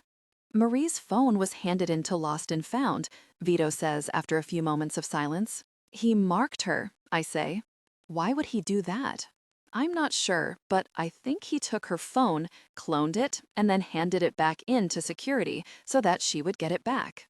And then they waited. For what? I ask, although the answer is already dawning in my mind. Adelina. They wanted her? I can't say for sure, but think about it. Vito shifts closer to the screen. They mark Marie and then show up the one night that Adelina is with her. Pascal's money was in their account, but I haven't been able to track down why. And that same night, where were you? Caught up with the Irish, causing trouble at the brothel. Slowly, the pieces are coming together. You think it was a setup? I do. I don't know why, but someone went to great lengths to get to Adelina and make sure you were on the other side of the city. I don't have any answers, but it would be one incredible coincidence, don't you think? But why? I glance back inside at my sleeping wife. Is this because of Pascal? His debts were alarming. Maybe he owed them money? Professional assassins would know she is my wife, and they would want you out of the way, Vito agrees. Unless Adelina herself is mixed up in something that we are in the dark about. I don't think so, I murmur. What they did to her, that wasn't because of her. If she was their target because it was her fault, they wouldn't have tried to sell her. True. Vito sits back with a groan. I'll be honest, I don't think you killed Carlos either. It's not our MO, and it's weird that he was shot after his death. I think someone wanted to make it look like we killed him. Putting one of our bullets in him makes it look like he was caught in the crossfire or the target, but I don't know the fucking guy. Frustration builds. Vito's research is good, but all these moving pieces just make me feel like some kind of pawn in someone else, and I hate it. Right. I want to know everything about Carlos, right down to how often he pissed in a fucking day. He's got to be the key. If we can find out why he was killed, maybe that will lead us to why they wanted the blame on me. As for the assassins, I drag a hand down my face, massaging as I go. Carlos is linked to Pascal. Pascal has had dealings with those assassins. What are we missing? Fuck knows, Vito groans. But I'll get started. He pauses, and his face softens. Will you tell Adelina? Which part? That you didn't kill her fiancé? What's the point? She won't believe me. She hates me. And I think she actually needs that. She needs someone to hate for that loss. So I will let her. But it wasn't you. No, but I can do this for her. I understand that need, I say, closing my eyes, because that's exactly what I needed after Serena died. 24. Adelina. A week of absolute bliss passes. Good food, good wine, amazing sex. Raffaele wasn't kidding when he said he wanted to explore everything with me. Maybe it's the fresh Italian air, or the warmth of the sun, or the fact that we're on holiday. Something is different, and I like it, a lot. The people who run the manor in Raphael's absence are just as kind as he is. The head of the house teaches me to cook. I do terribly, but she praises my enthusiasm. We also make wine together, and after the initial gross sensation of crushing grapes between my toes, it becomes incredibly fun. But something sticks out to me more than anything else. There are children here, 2 children who are clearly American. When I ask about them, everyone gets quiet, and it isn't until late one night during a cooking lesson that I learn the truth. These children belonged to a family in the States, the Amontes. Their family is dead, and while no one gives me the exact details, it seems Raphael was involved, but not to the degree that I'd expect. Raphael sent the children here at their mother's request to keep them safe. She took her own life not long after, and Raphael made sure the people who drove her to that no longer walk this earth, and now they are being cared for on Raphael's dime. This is yet another tidbit of information that blurs Raphael's monster reputation. The children are young, but clearly happy, and while my heart goes out to their mother, I'm sure she'd be happy to see them safe and alive. Raphael has so many secrets. Listeners see themselves in the journey. I haven't spent much time getting to know him because in the beginning, I didn't care. But the story regarding the children further fuels my interest in something I overheard a week ago. A name. Caught between the glaze of wakefulness and sleep, I heard Raphael out on the balcony talking to someone. His words were low, and the hum of his voice was soothing me back to sleep just as a name slipped through. Serena. Who is she? Is that something I can ask? My curiosity bubbles over one afternoon while we're walking hand in hand along the beach.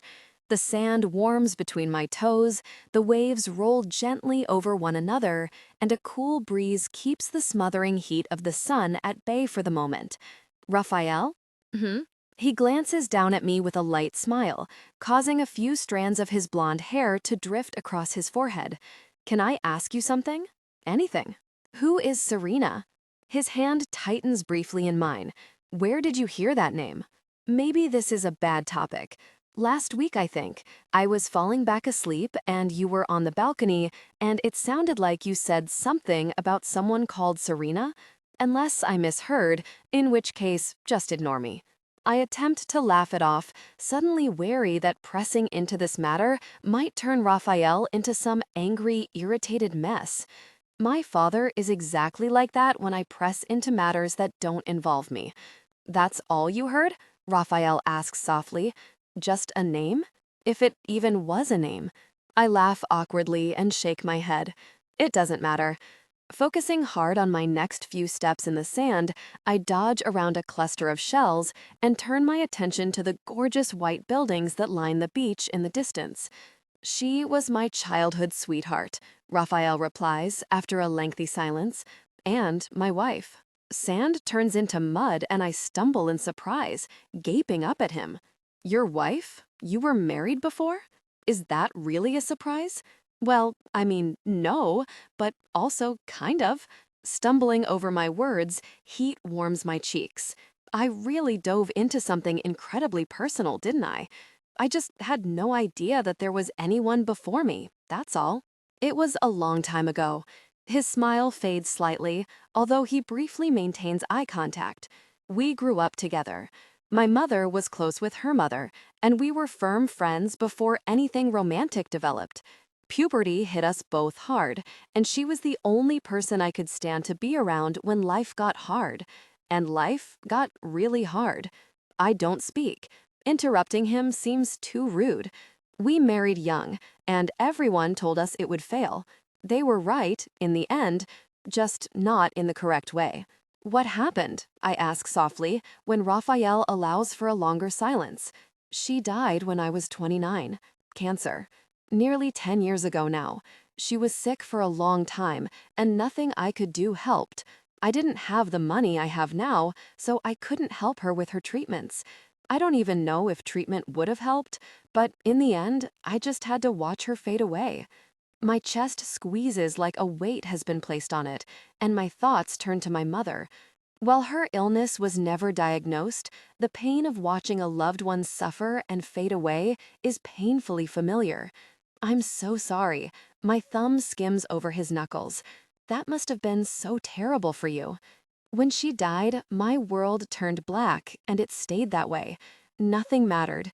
For years, I didn't think there was any color left at all, and I was happy to just let everything fizzle out until my time came. He stops walking, gently pulling me to a stop, and our eyes meet. Until I met you.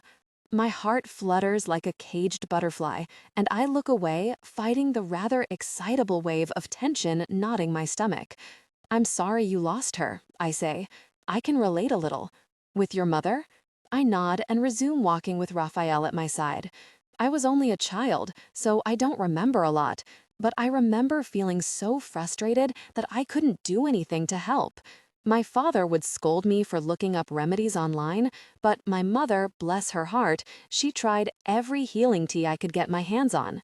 A fond smile steals across my lips, but in the end, there was nothing I could do. I'm sorry for your loss, Raphael says quietly, and he leans closer, brushing his lips against my temple. It seems we're cut from a similar cloth with grief. I nod slowly. There's nothing quite like watching your world waste away and being powerless to intervene. It never gets easier, does it? I look up at him, his hair gleaming like liquid gold in the sun. The pain. No, but it becomes easier to deal with. Sometimes when it hits, it's worse than any blade or bullet. But finding something else to focus on helps. I understand it now, I think, why Raphael looks at me with such intensity. He's lived with watching his previous wife fade away and die, so he's earned an appreciation for moments such as these, no matter how small. And I promise you, he continues softly, you will never have to witness such a thing ever again. I will take care of you and everyone you remotely care about. No one in your life that you care about will suffer if I can help it. A hard promise, I say, coming to a halt at the shoreline. Warm water laps at my bare feet and ankles as Raphael's arm drapes lightly across my shoulders. My thoughts turn briefly to Marie, and while the pain is still as vibrant as the cut of a razor, I believe Raphael would have saved her if there were a way. A promise I intend to keep, he replies, gazing out at the ocean. And maybe one day you will stop hating me. Never, I tease softly. The sex wouldn't be half as good if I didn't hate you. Raphael laughs loudly. Inside, my stomach twists at the noise of his amusement. I don't hate him. Not anymore. Honestly, I'm not even sure I ever did. But one thing is becoming abundantly clear throughout this trip. I have feelings for him, and I'm scared of how deep they go. 25. Adelina. You'll be unrecognizable when you go home, jokes Katerina from where she lounges next to me beside the pool. How do you mean? I crack open one eye and peer at her over the top of my sunglasses. Well, when I met you, you were understandably timid. You'd been through hell, and I'm not faulting for that. But look at you now. It's what, July? And you've turned into this gorgeous bronzed goddess. What can I say? I smirk. I was born for holidaying in the sun. Clearly. You want some? Katerina sits up and offers me her platter of crackers and mixed cheeses. While I'm a fan, something about the scent of the cheese makes my stomach turn, and I shake my head, closing my eyes one more time. I'm good. You sure? Katerina's lounger creaks as she shifts about. You didn't eat dinner last night. Yeah, maybe I've had too much sun, actually. Been feeling a little... I open my eyes and stare up at the glorious blue sky above me. I don't know, a little off balance, I think. Bad seafood, Katerina says confidently. It's always bad seafood. You think? Just don't tell the chef I said that, or she might serve me up for dinner. I'm going to tell her right this second. I grin, letting my eyes slip closed. After some more sunbathing. I'm in a dream. I have to be. We've been here so long that the thought of life back home is distant and almost alien. This is where I want to spend the rest of my days. I wonder if Raphael can get me some art supplies. Painting the scenery around here would be amazing to send back to the hospital. Then it hits me.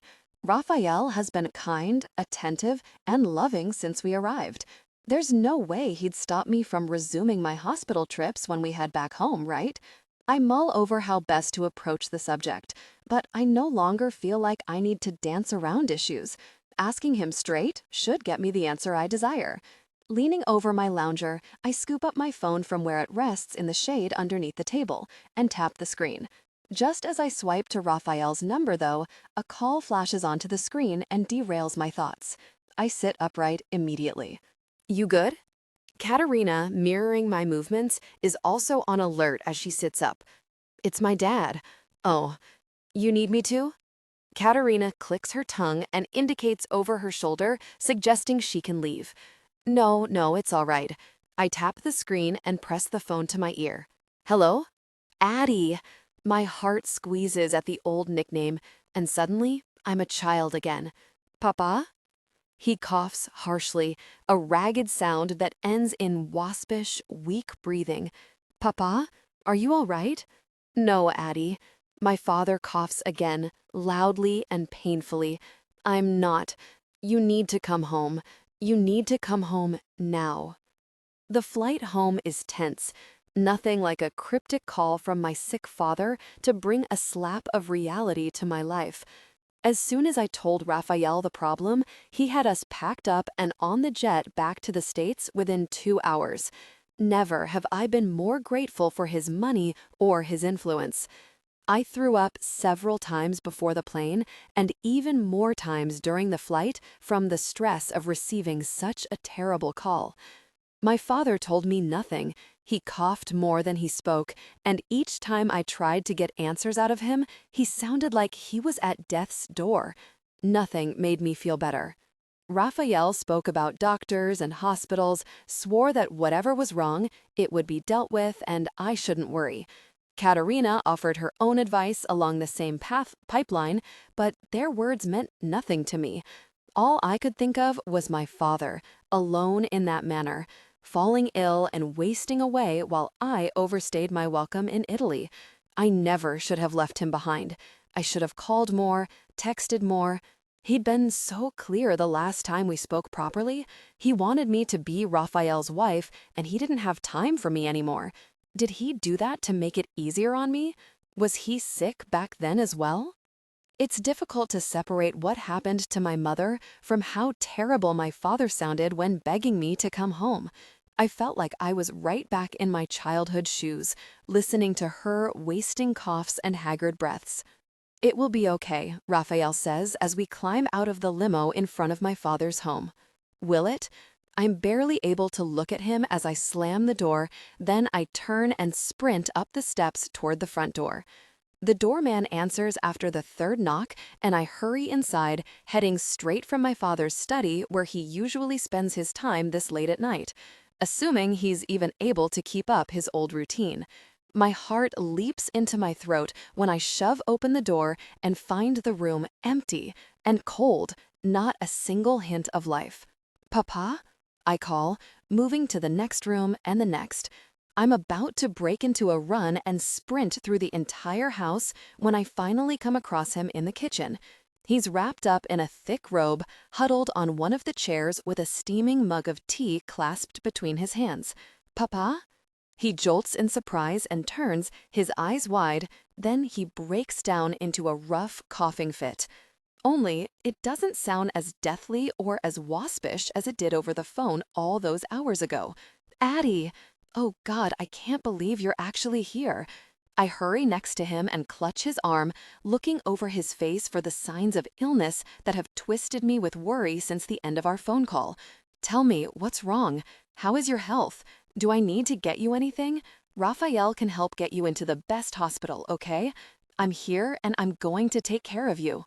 "Oh, that's my Addie," he croaks softly, but his voice isn't as cracked as it had been on the phone. Slowly, I sit down next to him. "Papa, tell me what's wrong."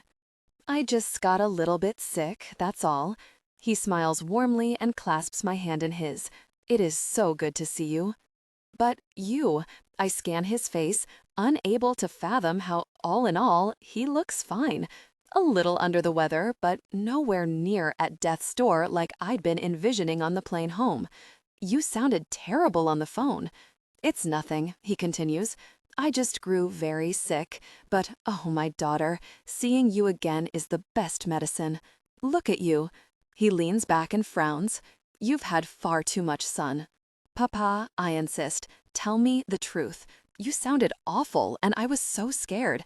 I thought something terrible had happened, so we rushed straight here. Raphael was lucky he could get us flights so quickly." Something flickers across my father's face, something dark that's immediately swallowed by a sudden coughing fit. I tighten my grip on his hand. My brow dips painfully with worry. "A cough, the sniffles, weakness and the like," my father explains quickly. "The doctor says I'm fine."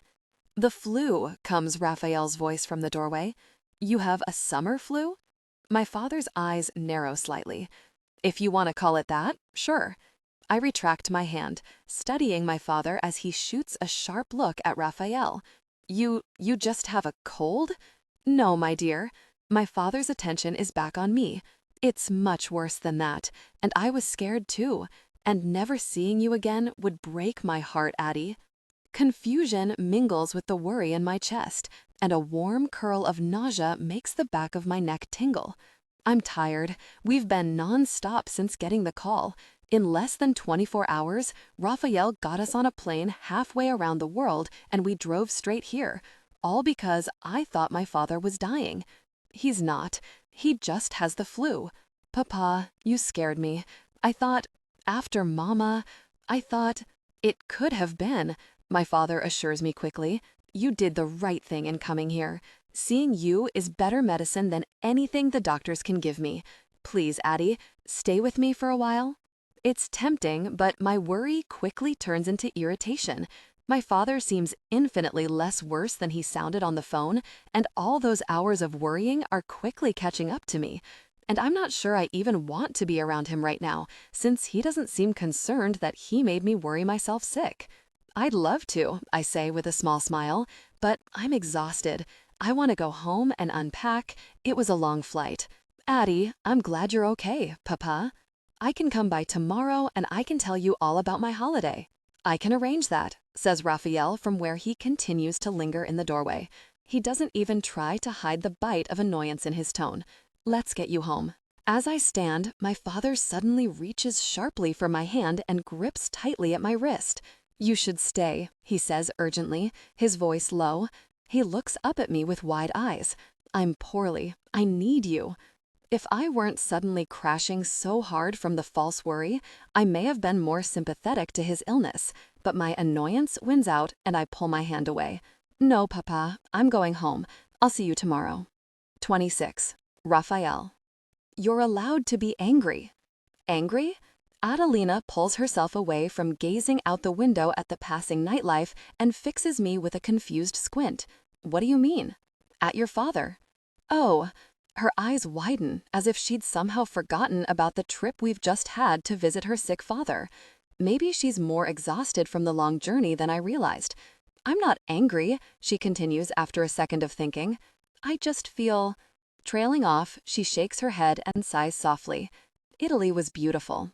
It was. The trip was only supposed to take a few days, but seeing how well Adelina was doing after everything that happened to her, I extended the stay for a few weeks. If I'd had my way, I would have delayed returning until the end of summer so she could have a few decent months of relaxation and bliss. Already, the weight of reality is settling back on her. Her smile doesn't quite reach her eyes, she's toying repeatedly with the hem of her skirt, and despite the sun-kissed glow on her skin, it's like she's beginning to withdraw again. That can't happen. I'll send over a medical team to make sure your father is all right. I don't think there's any need, she replies, flashing me a tired smile. I let the silence linger, giving her the option to continue and tell me more if she wants to. It's just, on the phone, he sounded so sick. Like deathly sick. Listeners see themselves in the journey. Suddenly, I was a kid again and listening to my mom tell me she was fine when I could see she wasn't. So all that driving and flying just to come here and see him sniffling with the cold or the summer flu, it's just... Her hands ball into a fist, and her lips repeatedly press together as she searches for the right words. It's just not fair. We share a similar wavelength of thought, but while Adelina is concerned for her father's health, I'm more concerned about why he played up his sickness to get us back into America. Plus, she continues, glaring out the window, he was so insistent that I stay with him, as if the whole reason I'm not with him isn't any of his fault. If he wanted me to care for him, then he shouldn't have... Adelina catches herself and looks over at me with the corners of her mouth downturned. I'm sorry. I don't mean to sound ungrateful. I take no offense. She's right. If her father hadn't sold her to me, she would have been by his side, caring for him like he suddenly wanted. Given everything she told me about her mother, I would have let her stay if she had asked, but she chose to come with me. That lifts my heart more than I care to admit. It also heightens my suspicion. It won't be Italy, I say as I pull out my phone, but I can make the transition back into regular life a little smoother. What are you doing? Adelina strains against her seatbelt as she tries to glimpse at my phone, but I tilt it away with a small smile. I'm making our holiday last a little longer. The Scarlet Pearl Hotel is one of the few hotels in the city where you need to be a member to even make it in the front door. Luckily, my family has been a member for a few years now. As a child, I'd walk past hotels like these and wonder what kind of obnoxiously rich person would stay at a hotel this exclusive. Now, as an obnoxiously rich mafia king who dragged his family up out of the dirt, I understand it. It's a status symbol in many ways. Walking through those doors puts you on a certain map, where the people who run the hotel also offer various other services. There's anything from weapons and women to drugs and contraband of the highest quality. When I got my membership, I tried to see if I could buy the hotel, but quickly learned that the hotel remains somewhat neutral amid the family turmoil that runs these streets. And they have enough money to back it up. Wow, Adelina gasps as she gazes up at the hotel's signature gigantic ruby red chandelier hanging in the foyer. I've never seen something so beautiful. I have, I remark smoothly, affectionately squeezing her hand. She makes a show of rolling her eyes, but I catch the pleased smile that dances across her lips. I've driven past here so many times and never imagined walking inside. My father used to say a place like this was for the worst of the worst. I am terrible, it's true. It takes no time at all to check in and secure the penthouse. As we take the outside glass elevator upward, Adelina presses against the glass and gazes over the city. Thank you for taking care of me. It's the least I could do. No, you could have just cast me aside, or written off what happened to me as my own fault. But you didn't. I'm not that terrible. She narrows her eyes slightly. You know what I mean. Something about the dip in her tone catches my attention, so I step closer to her. What's on your mind? Spending time in Italy was amazing. Meeting the children you helped was also unexpected. I'm not asking for an explanation, but these past few months have been such a whirlwind that I've neglected my own children. My heart skips a beat. Excuse me? At the hospital. I haven't painted in a long time because I felt like some dark hole was opening up inside me. I was married off to a stranger, assaulted, lost a fiancé and a best friend. I feel like I stopped being me for a while. No one can hold that against you, I reply softly. I know, but I sort of feel like I can be me again, if that makes sense. I want to paint again. I want to go back to the hospital and see all the kids I used to spend time with and make sure they're okay. She presses a hand to her chest. I hope they're all still there. And she tilts her head, sending her auburn hair cascading over one shoulder. I want to help them. All of them? She nods. When I was a kid, I had no one. I just sat with my mom and watched her waste away because my father was too busy or he couldn't handle watching the woman he loved fade before his eyes. But the nurses did everything they could to make me feel cared for, and I had been doing that for the kids. But with your money, I think we could make a real difference. So many of those families can't afford the best treatment for their children. And I know we can't help everyone, but that hospital was like my home for a really long time. Our money, I correct. Huh? We're married, remember? It's our money. You can do what you want with it. Adelina looks as if the thought never occurred to her before. You wouldn't mind? I skim my fingers up her bare arm to her elbow and gently draw her into me. If this is the next step that feels right for you to get you back on track, then I'll buy 100 hospitals if I have to. Wow, she breathes in awe, lazily draping her arms around my shoulders. My mom would be so happy I married rich. We laugh, and Adelina melts against me as I draw her into a slow, passionate kiss, just as the elevator gently arrives at the penthouse. Knowing where her heart lies, I'll make it my mission to make it happen for her. She placed so much of herself on hold after the wedding, mostly because of me, and even more after her attack. Watching her stride into the penthouse with wide eyes and utter glee at the luxury surrounding her, I know she will be okay. Her chin is high and determination is back in her heart. I can't believe a place like this exists. Adelina laughs as she kicks off her shoes and runs across the thick, fluffy carpet.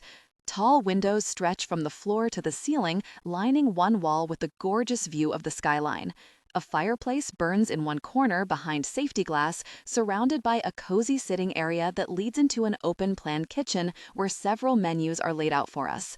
A spiral staircase leads upward to the bedroom and luxury bathroom.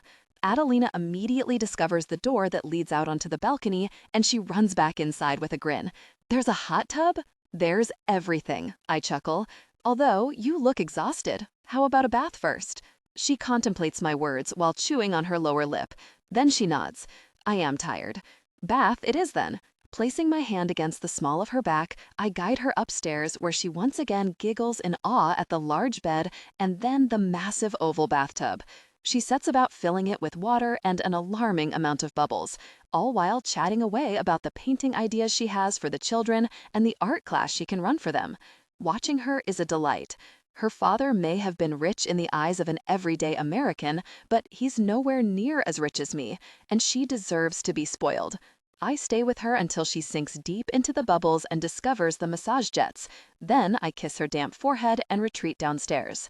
The air is colder here, and suspicion is back in my heart. Vito is my first call. How is being back stateside? Vito snorts over the phone. Makes no difference to me, I say, wandering out onto the balcony. But it's already smothering Adelina's light a little. She wasn't ready to come back. Not really. Anything I can do? The hospital she spent so much time at. Get me the list of patients from the department in which she volunteered. And make sure Katerina is up to date on the building and all routes to and from. She wants to go back there, so I want to make sure she's safe. Will do. Anything else? Put everyone on high alert. And get out of the manor. Vito's voice changes immediately. Understood. Any reason? Would you trust me if I said it was a feeling? Yes, Vito replies. But I'd ask for elaboration, Pascal. Tension pulls across my forehead, and I try to chase it away with my fingers. I can't put my finger on it, but I don't trust him. He sounded so violently ill, but when we got here, he just had a fucking cold. You think he wanted you back here for a reason? Maybe. Either way, I don't trust the prick. So get out of the manor. Tell Katerina we're at the Scarlet Pearl, and she should come here. I sent her to get some rest when we landed, but I want her back. Understood? Anything else? No, that should be all. The call ends and a cold breeze flashes across my face, carrying the subtle sense of the city below. If it were anyone else, I'd have used my fists by now, and the truth would be as laid bare as their blood on the stone. But Pascal is Adelina's father. I have to be careful and confident. Acting too soon could destroy the bond that's finally forming between us, and I can't have that. She's quickly and unexpectedly become the most important person in my life, so if I have to play the long game with her fucking father, I will. Raphael? Hearing her call to me makes adoration swell in my chest. I turn away from the dazzling skyline and walk back inside. Adelina is at the top of the stairs in a silky negligee with her damp hair hanging in curls around her face. Yes, sweetheart? Come to bed with me? I am powerless to resist. Taking the stairs two at a time, I wrap my arms around her and soak up the lingering warmth from the bath. Do you feel better? Much. She yawns widely. I'm so tired, but I'm excited to get back into my art. Worry about that tomorrow, I say, kissing her brow. Tonight, just rest.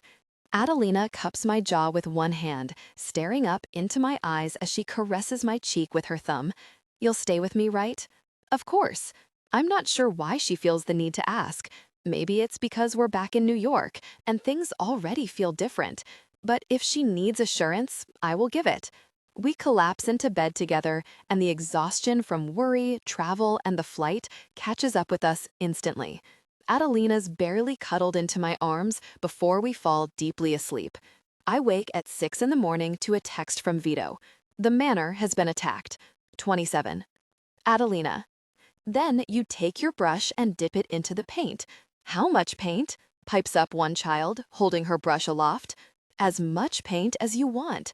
As much paint? She gapes. Then she turns her eyes to the child next to her. Frank, that's too much paint. No, he declares with a wicked cackle.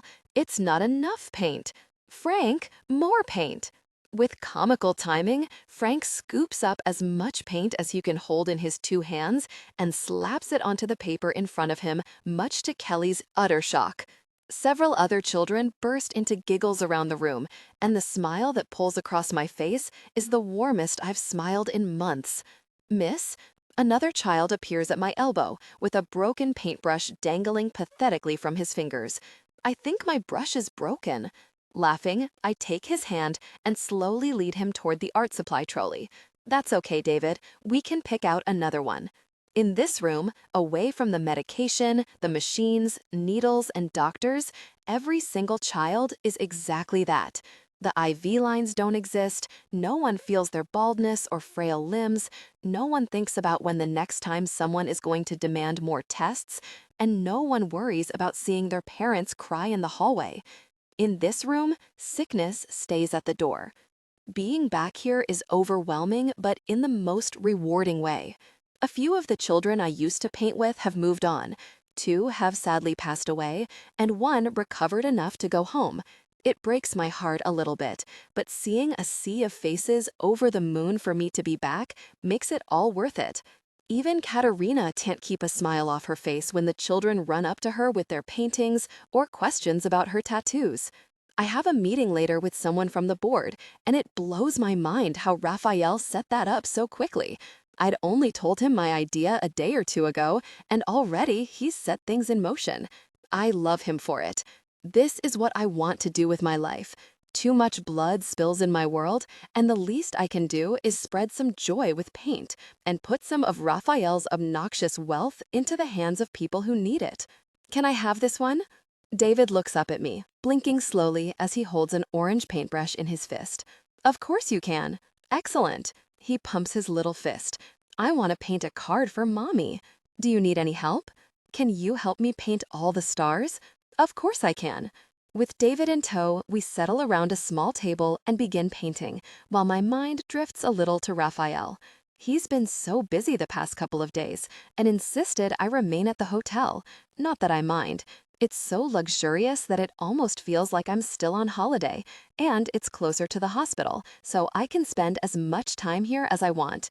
I just hope the board member will listen to my proposal. People like that always want money, right? What if I do it like this? David suddenly flicks his paintbrush up into the air, sending a flurry of paint, splattering all over the table, my clothes, and then my face.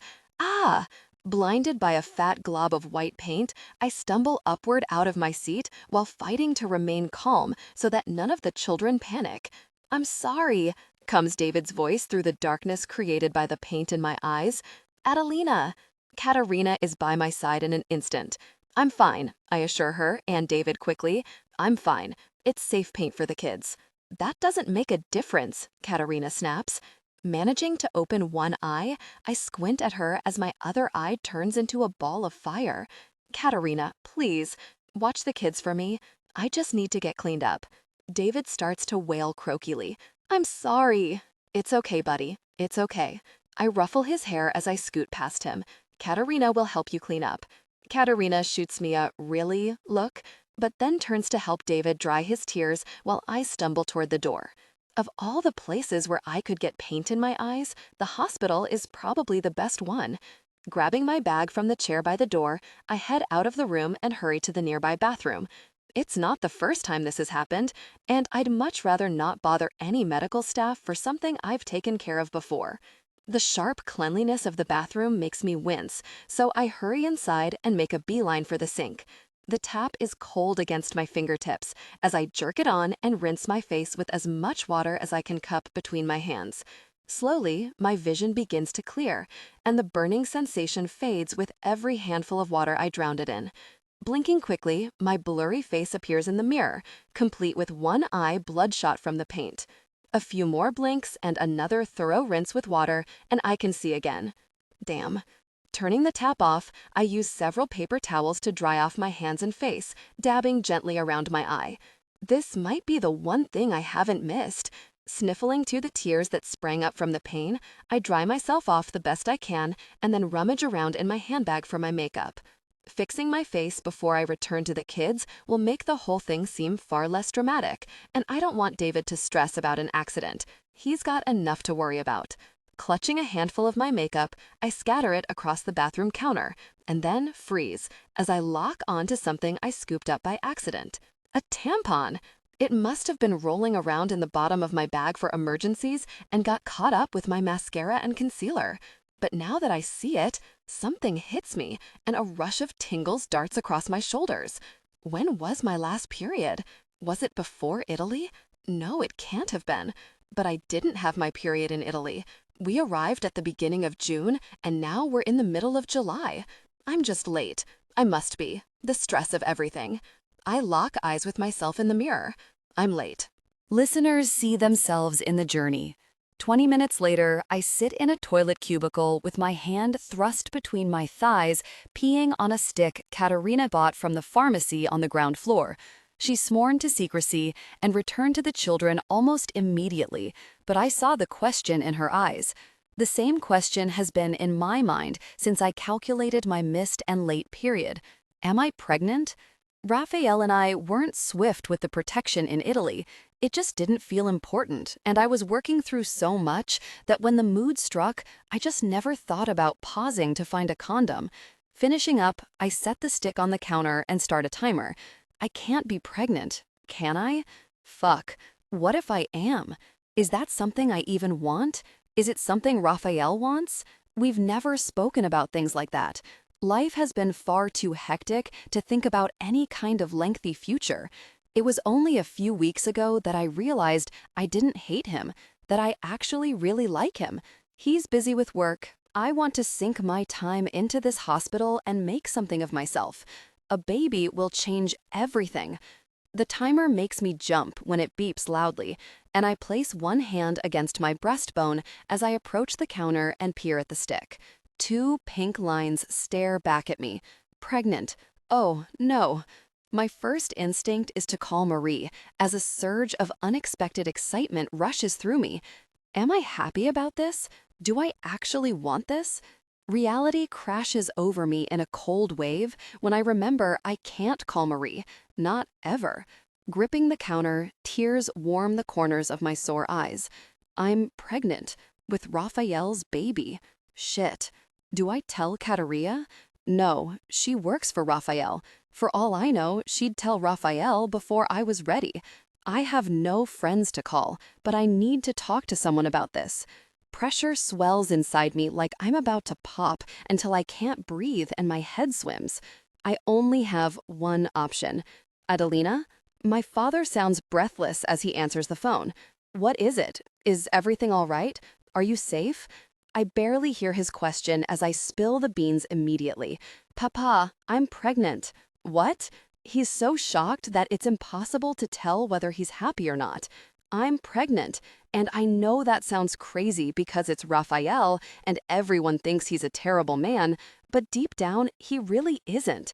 He's treating me better than I've ever been treated, and I know you see him as a rival, and I know I hated him because he killed Carlos, but I don't think I hate him anymore. Honestly, I don't even think I loved Carlos. I just liked him out of obligation. But Papa, things with Raffaele are so different, and I just needed to tell someone because Marie is gone, so please don't be mad at me. It pours out of me in a rush, a daughter desperately seeking the comfort and advice of her father. His silence drags on, and in the absence of his words, my mind fills the gap. Anger and disappointment, maybe even disgust that I could allow the enemy to impregnate me. Adelina, he begins, speaking slowly, that is fantastic news. Wait, my heart stalls in my chest. Really? Yes, that is utterly fantastic. I'm so happy for you. And he sounds it. I definitely didn't expect my father to be over the moon while I'm still processing the shock myself. You really think this is a good thing? Yes, he replied quickly. It's the best thing that could have happened, Adelina. This is amazing. I haven't told Raffaele, I admit. I'm still in the bathroom. I only found out. Don't tell him yet, my father interrupts. What? Why not? You know him better than I, he replies. But do you really think he would take this kind of news well? Especially with everything else going on? It might make him angry to have one more thing to worry about. One thing that might not even come to fruition because it's so early. You think I should wait? I'd advise it, he says gently. Maybe 3 months or so until it's safe and you can deliver the good news with confidence. He makes a good point.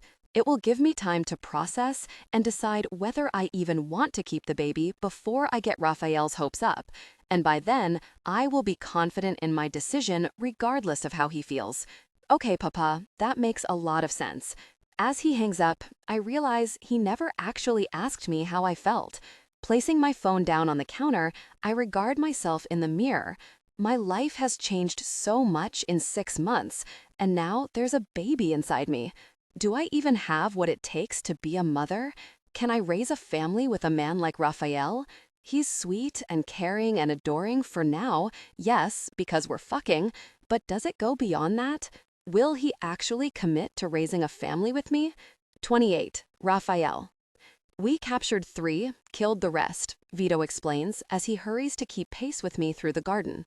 Anyone of importance had been removed from the manor within the hour after you called, so the only people who were here were security. Any casualties on our side? 1. Francis took a shotgun blast to the face. Francis? Tall guy, skinny, with the tight blonde curls? Vito mimics the style with his fingers. Beat that guy to death with a golf club for running his daughter over a few years ago? Oh, hit and run Francis. I remember. His family? Will be taken care of, Vito interrupts quickly. We've covered the funeral costs, and once his wife is ready to speak to us, we'll make sure they're taken care of for life. Good. It pains me that we lost one of our own. It's always expected in this line of work, but I've trained my men to exceptional levels, which makes it hurt a little more when we actually lose one. Part of my manor is shrouded in darkness from where the firefight took place the other night. 1 casualty is not bad for a surprise attack based on a gut feeling. The 3 you captured, I say as we close in on the garage where they're being held. What can you tell me about them? They're Irish, Vito says with a growl of disgust. Irish? Again? The Irish attacked my brothel, but went strangely quiet when I tried to confront anyone involved. I'd entertained the idea that it was just some bad luck on their part, that they'd wandered into the wrong brothel, but twice? That's more than a coincidence. Same clan too, Vito says, passing me a photograph of their tattoos. O'Brien. We've been letting them stew in the dark for a few days. The fuck did I do to piss the Irish off? Vito smirks starkly. Exist? Maybe. I pass the photo back as we reach the door to the garage where one of my guards hauls it open. Inside, 3 men sit bound, gagged, and blindfolded to chairs. They show visible signs of a heavy beating, likely at Vito's hands, and one's head is sagging lower than the others. Vito remains in the doorway while I walk in and unholster my gun. I shoot the first through the skull, making the other 2 jump and flinch at the sound. His body falls limply to the side and then topples the chair to the floor with a loud clatter. I shoot the second in the same place. He slumps backward with his head hanging awkwardly off the chair. The Ferd growls behind his gag and shakes his head back and forth. I press the hot barrel of my gun to his forehead, and he tries to flinch away from the pain, but I don't let him. The blindfold unfurls under my second hand, and I toss it aside, coming face to face with a pair of furious green eyes. You're from the O'Brien clan. Funny how we keep running into one another. First, you attack one of my places of work, and I'm kind enough to send a warning. Now your filthy paws are all over my home. That's a bold fucking move, isn't it? An act of war, says Vito from behind me. An act of war, I repeat. The Irishman doesn't make a sound, merely glaring up at me with hatred in his eyes. Hatred that I'm not sure I even deserve. I lower the gun, and the Irishman's shoulders sag slightly. Hold him down. His eyes widen as Vito and the other guard move around him and grip him tightly in their arms, holding him still on the chair. With a nod, Vito and the guard force the man to double over, which puts painful strain on the bindings attaching his wrists to the chair. I'm not a forgiving man, I say as I holster my weapon and pull a switchblade from my pocket. This is my home. I could have been here. My girl could have been here. Considering you chose that night to attack, the very same night I returned to the States, well, some might say that's one hell of a coincidence, or a well-thought-out plan. The man grunts and struggles briefly against his forced position, but Vio is relentless in pinning him down. The Irishman has a tattoo on his back, a fancy hat bearing a four-leaf clover insignia with a ribbon of striped tartan over two crossed blades, the mark of Clan O'Brien. He screams through his gag as I stab my knife into his back just to the side of his tattoo. One of my men died. Did you know? I don't care if you killed him or one of your Irish cronies killed him. The point is, he's dead. You've taken something from me, so I'm taking something from you. The man screams himself hoarse as I saw the blade through the thick, muscular flesh of his back, following a rough outline of the tattoo.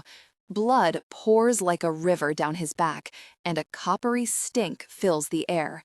Each time he struggles against the agony, my blade slips, and my attempts at a smooth outline are hindered. I swiftly carve along the outline of his tattoo, and when the lines meet, I tilt my knife horizontally and start splitting skin from muscle. The Irishman's screams turn from agony to terror as I skin his back, cutting his precious tattoo from his body.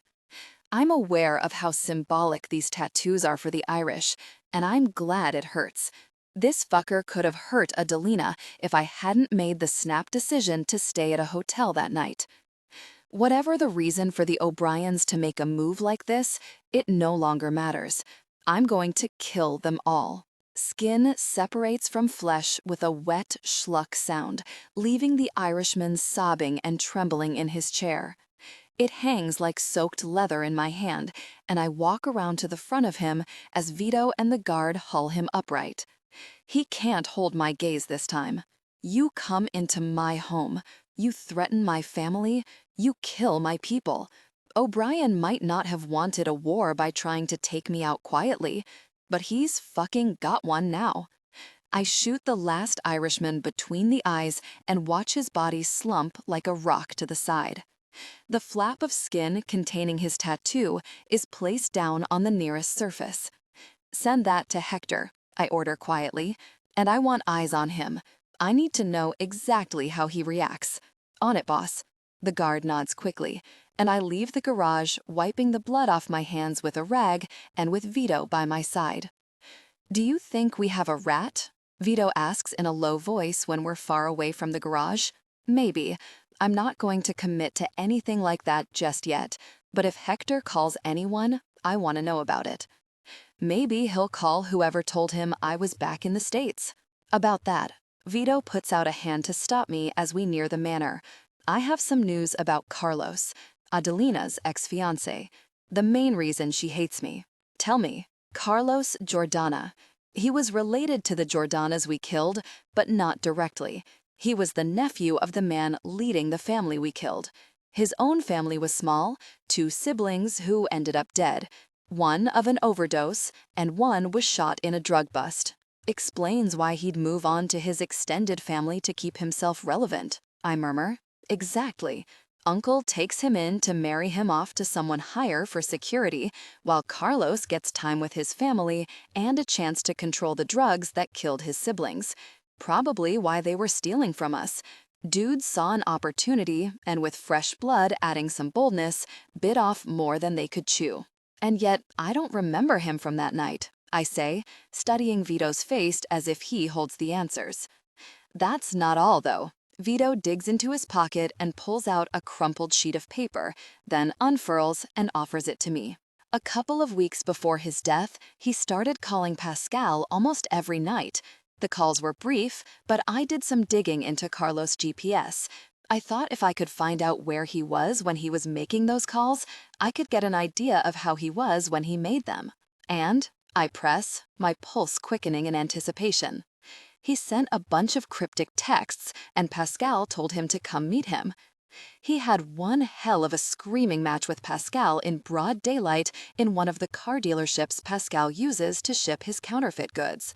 Not what you'd expect from the man about to marry Adelina. Exactly. I could only get the CCTV from across the street, but it was one hell of an explosive fight. And that's not all. Vito steps closer. A week before that fight, Carlos had several long calls with a state official and an email exchange that's been deleted. The fuck? We slowly resume walking toward the house. What the fuck was Carlos doing wrapped up with state officials? And what's that got to do with Pascal? No clue. Vito sighs. I'd have more, but... He gestures to the rapid repairs occurring at the manor and the 3 additional bodies now in the garage. I want to know who it was. Reaching the door, I pause with my hand on the wood. Whatever was going on was enough for Carlos to get into screaming matches with Pascal. Find me that official.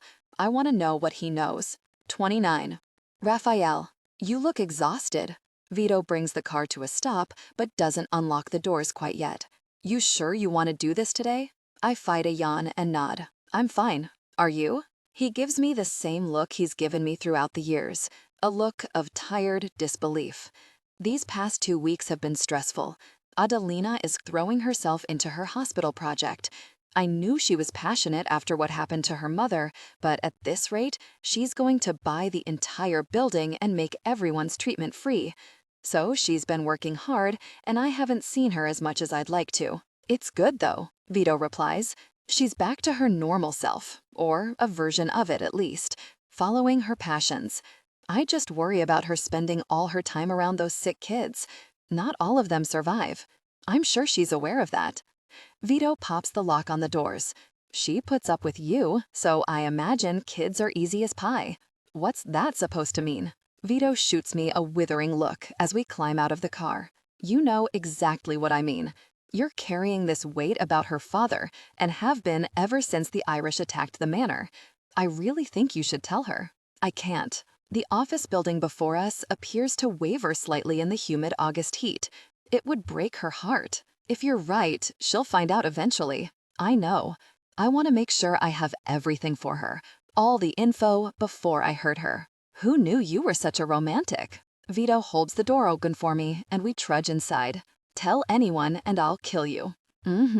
So, how are things going with the Irish? I ask as we walk toward the elevator tucked behind an unmanned desk.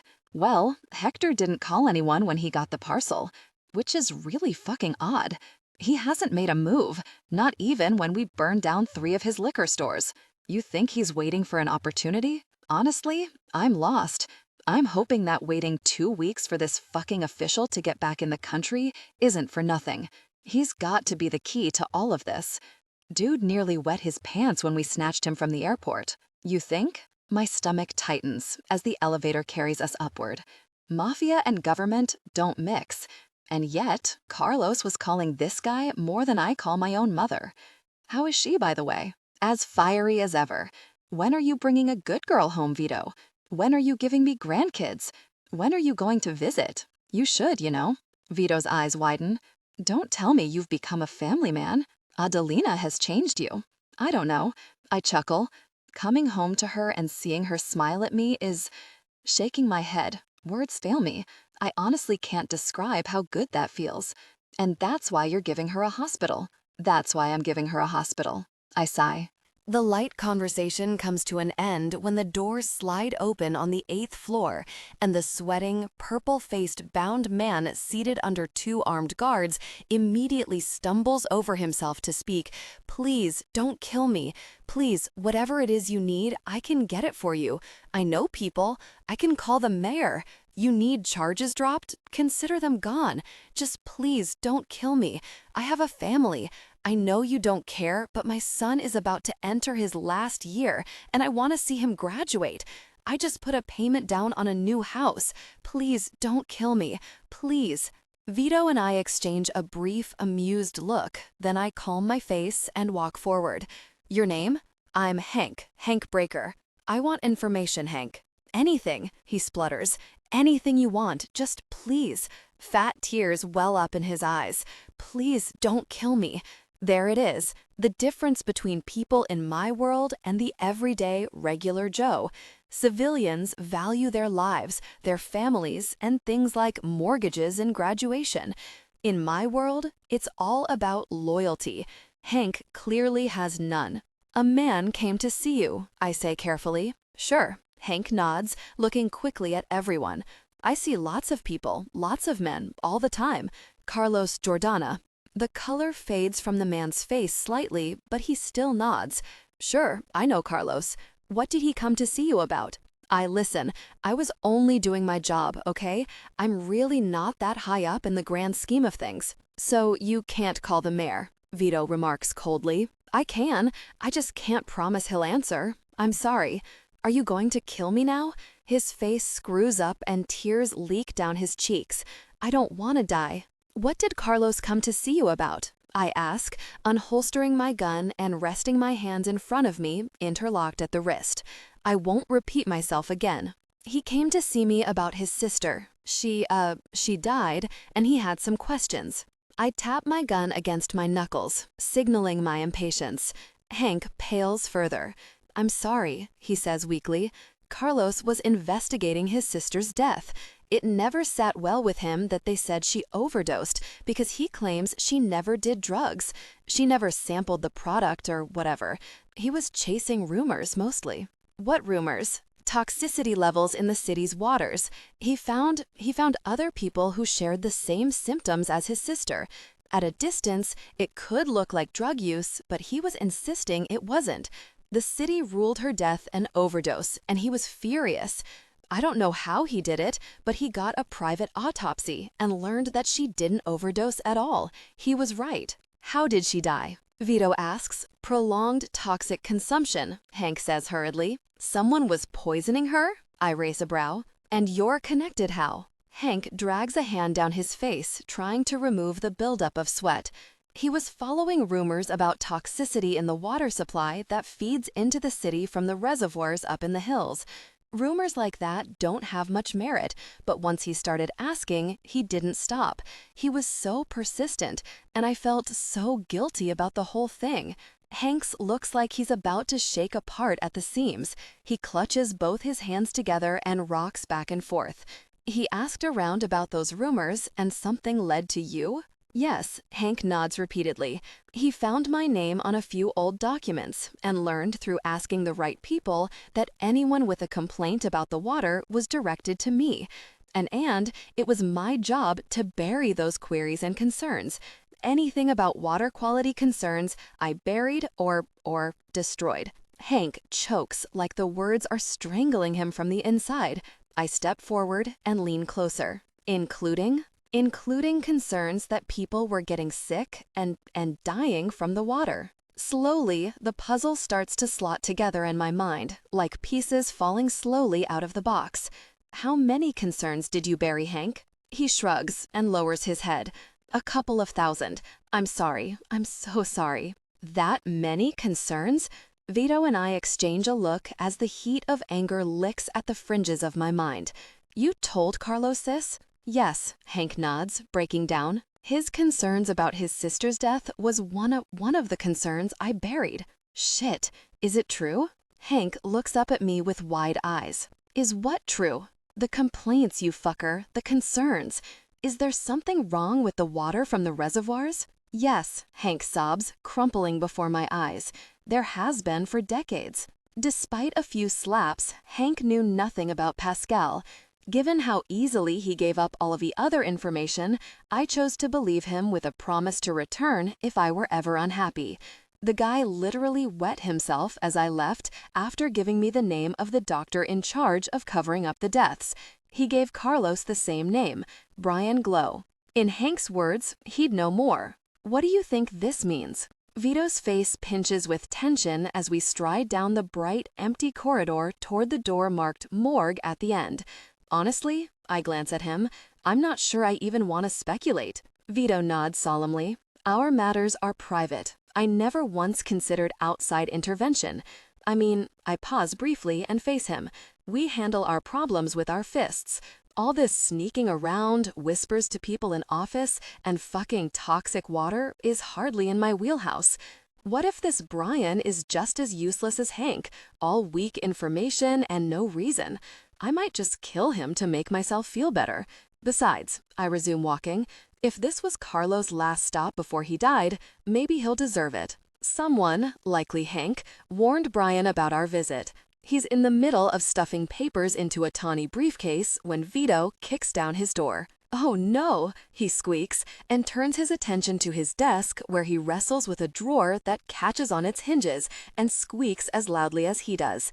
Vito reaches him before he can get the pistol out of the drawer and punches him swiftly across the face, sending him sprawling back into his chair. Wait, he gasps through a bloody nose. I wasn't trying to get rid of evidence, I ask, picking up a few stray sheets of paper on his desk.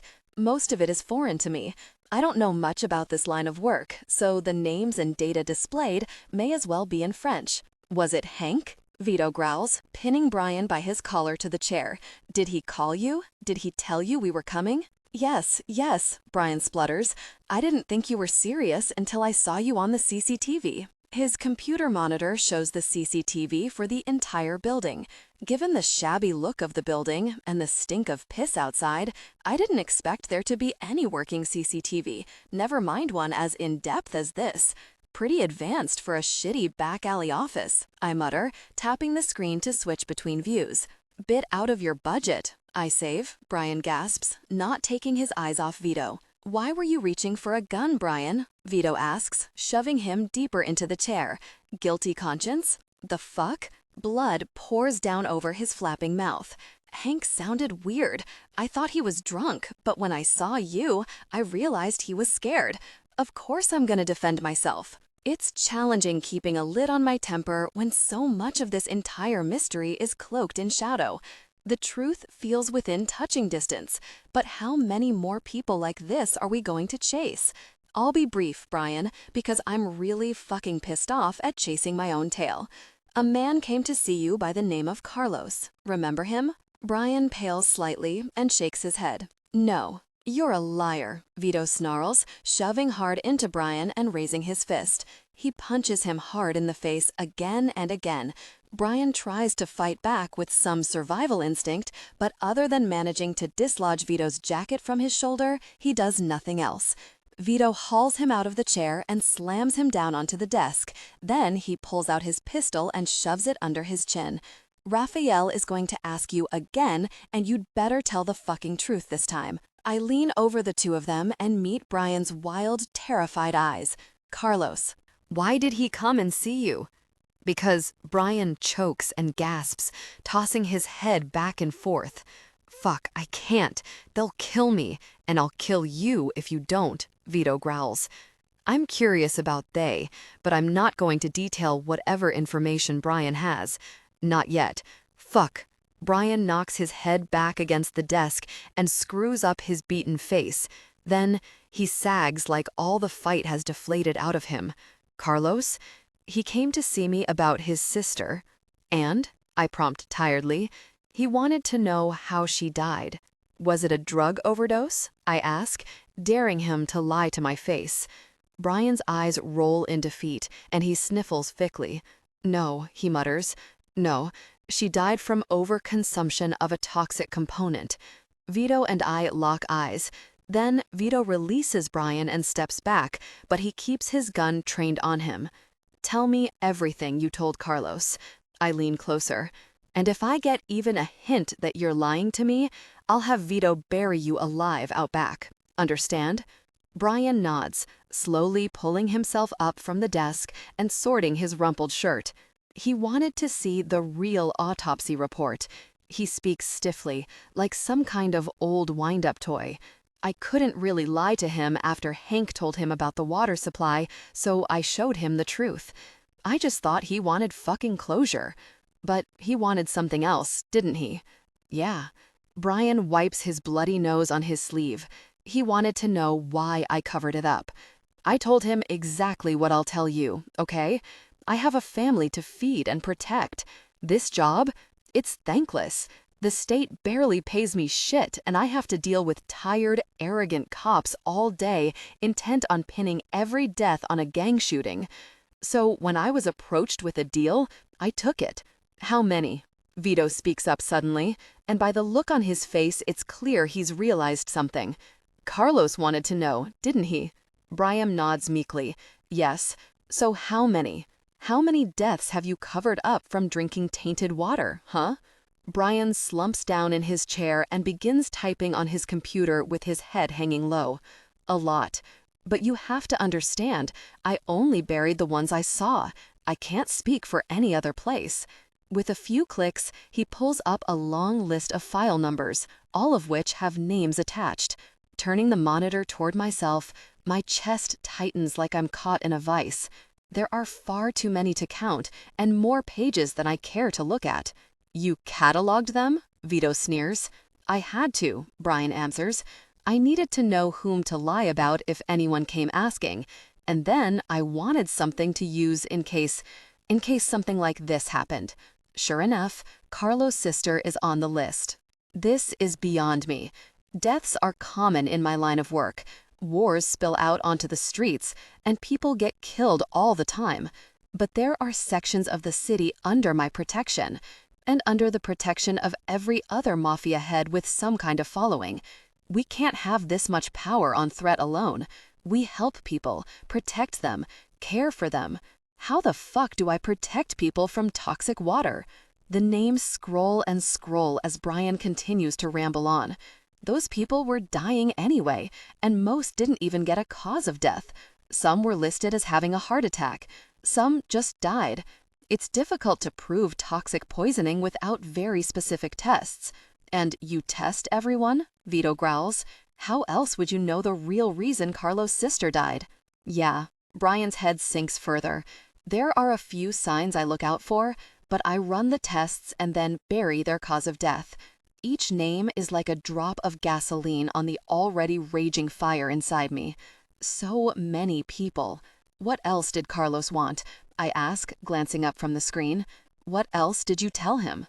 Brian's answer is lost to me, because the moment I look back at the screen, a name stands out like a glaring beacon. Lucia Castiglione. Adelina's mother. No. I click on the name and a picture of her flashes on the screen, complete with all the details of her death.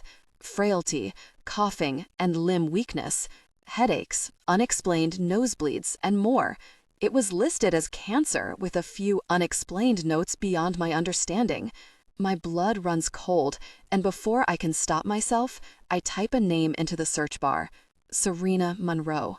One result pops up. My blood turns to ice, and I react without much thinking. Rage consumes me as I fly over the table and tackle Brian right out of his chair. We crash to the floor, and his yell of fright is cut off by my fist smashing into his face again and again. Fire burns in my joints, blood pounds in my ears, and a painful tremor takes over my entire body. Not Serena. Not the woman I loved wasting away from a mysterious illness. I never, ever would have considered poisoning, and even if I did, I would have blamed the Russians or the Irish. And Lucia, Adelina's mother, dead? Who paid you to bury this? I roar, punching him again and again.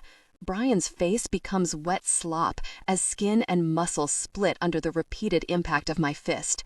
Teeth fly loose, bone fractures and cracks, and his face swells like a beach ball. Who the fuck paid you? Cast, Brian croaks when I finally halt my furious onslaught. He coughs and blood pours out of his mouth. One eye swells shut and the other is glazed and dull. I grab him by the throat and bring him close to my face. Who? I demand with a cold, empty voice. Ani. Who? Pascal. 30 Adelina. My hormones are driving me crazy. Google tells me it's normal to feel all over the place in the first trimester, but that doesn't make it any easier. One minute, I'm so horny for Raffaele that it physically pains me when he pulls himself away to tend to work. He left this morning telling me he had something extremely important to tend to, and I felt like a child being denied a treat while everyone else ate theirs in front of me. The next minute, I'm overwhelmingly sad about Marie and my mother and all the children at the hospital who have no idea that I'm now paying their medical bills and getting them access to treatment they could never have dreamed of. I don't need thanks. The grateful, crying parents are more than enough. But the sadness grows when my mind runs with the fear that not all of these children are in a place to benefit from better treatment. Some suffer from illnesses as mysterious as my own mother. And then there's the anger. Poor Katerina bears the brunt of my hot flushes and rapid fluctuation of temper, and it's not her fault. She's just the only one who is near me enough to actually get anger directed at her. She bore the brunt of it this morning when my horniness and a lack of a husband irritated me to the point that I stripped all of my clothes out of my dressers and then grew infuriated at how nothing felt right when I put them back in a different order. I need to talk to someone, and the only one who knows about my pregnancy is my father. So I leave a message for Raffaele, call my father, and persuade him to have dinner with me. He's a little resistant at first, but in the end, I don't take no for an answer. Evening arrives, and the mouth-watering smells of spiced chicken, boatloads of pasta, and crisp fresh veggies almost overwhelm my senses as I'm seated at the table with my father across from me. He unfurls his napkin and then clears his throat so sharply that Katerina, who was in the process of sitting next to me, freezes. "Katerina, would you mind leaving us?" Her eyes narrow slightly. Adelina is not to leave my sight. While admirable, I would very much like to have dinner alone with my daughter. Papa, it won't be an issue. Her presence makes me feel safe and keeps Raffaele happy. My father's eyes also narrow. Addie, my dear, we have delicate things to discuss. Oh, he's right. I haven't told Katerina about the pregnancy, and I can't discuss it while she's here. Clearing my throat, I smile brightly at her. I'll be fine, Katerina. I just need some time with my father, actually. It's been too long since it was just the two of us. Listeners see themselves in the journey. Katerina looks doubtful for a moment. Then she nods and excuses herself from the dining room. Is she always hovering? He asks with a sigh, immediately loading up his fork with a mountain of pasta. She's just doing her job, I reply. She's my friend as well as my guard, so we get on well. Indeed. So tell me, how is that husband of yours? In the past, such a word from my father had disgusted me, but my rapidly growing feelings for Raphael make me smile uncontrollably. Husband? He's good. He's been pretty busy with some construction at the manor. There was some kind of accident while we were in Italy, so that's taking up a lot of his time. But he's been letting me have pretty free rein of everything. Actually, you know the hospital that I spend so much time at? The one that took such good care of Mother? With the children, teaching art classes and painting for the walls? My father nods. Well, I've become a board member. My father chokes suddenly, and I half rise out of my chair in alarm. Papa! I'm okay. He coughs quickly, with short, sharp barks. I'm okay, just a hiccup. Lowering back down, I sigh in relief. Be careful, Papa. Yes. I'm sorry, you've become a board member? Yes. While I was in Italy, I did some soul-searching, you could say, and I realized I wanted to do more than just paint for those kids. With Raphael's money, there's so much more I can do for them. We can support the exhausted parents and get better treatment for the kids, access to a higher quality of healthcare and medications previously out of their budgets, you know? I met with the board a few weeks ago, and I can be pretty persuasive, although I'm still not sure how I ended up on the board.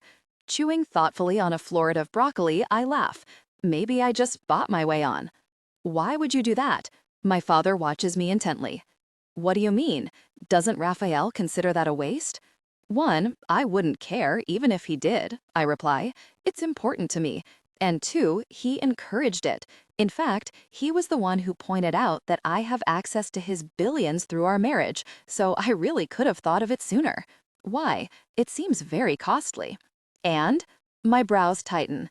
Those children and their families are in the same situation we were in, Papa, having to sit back and watch as nothing works to save the one you care about.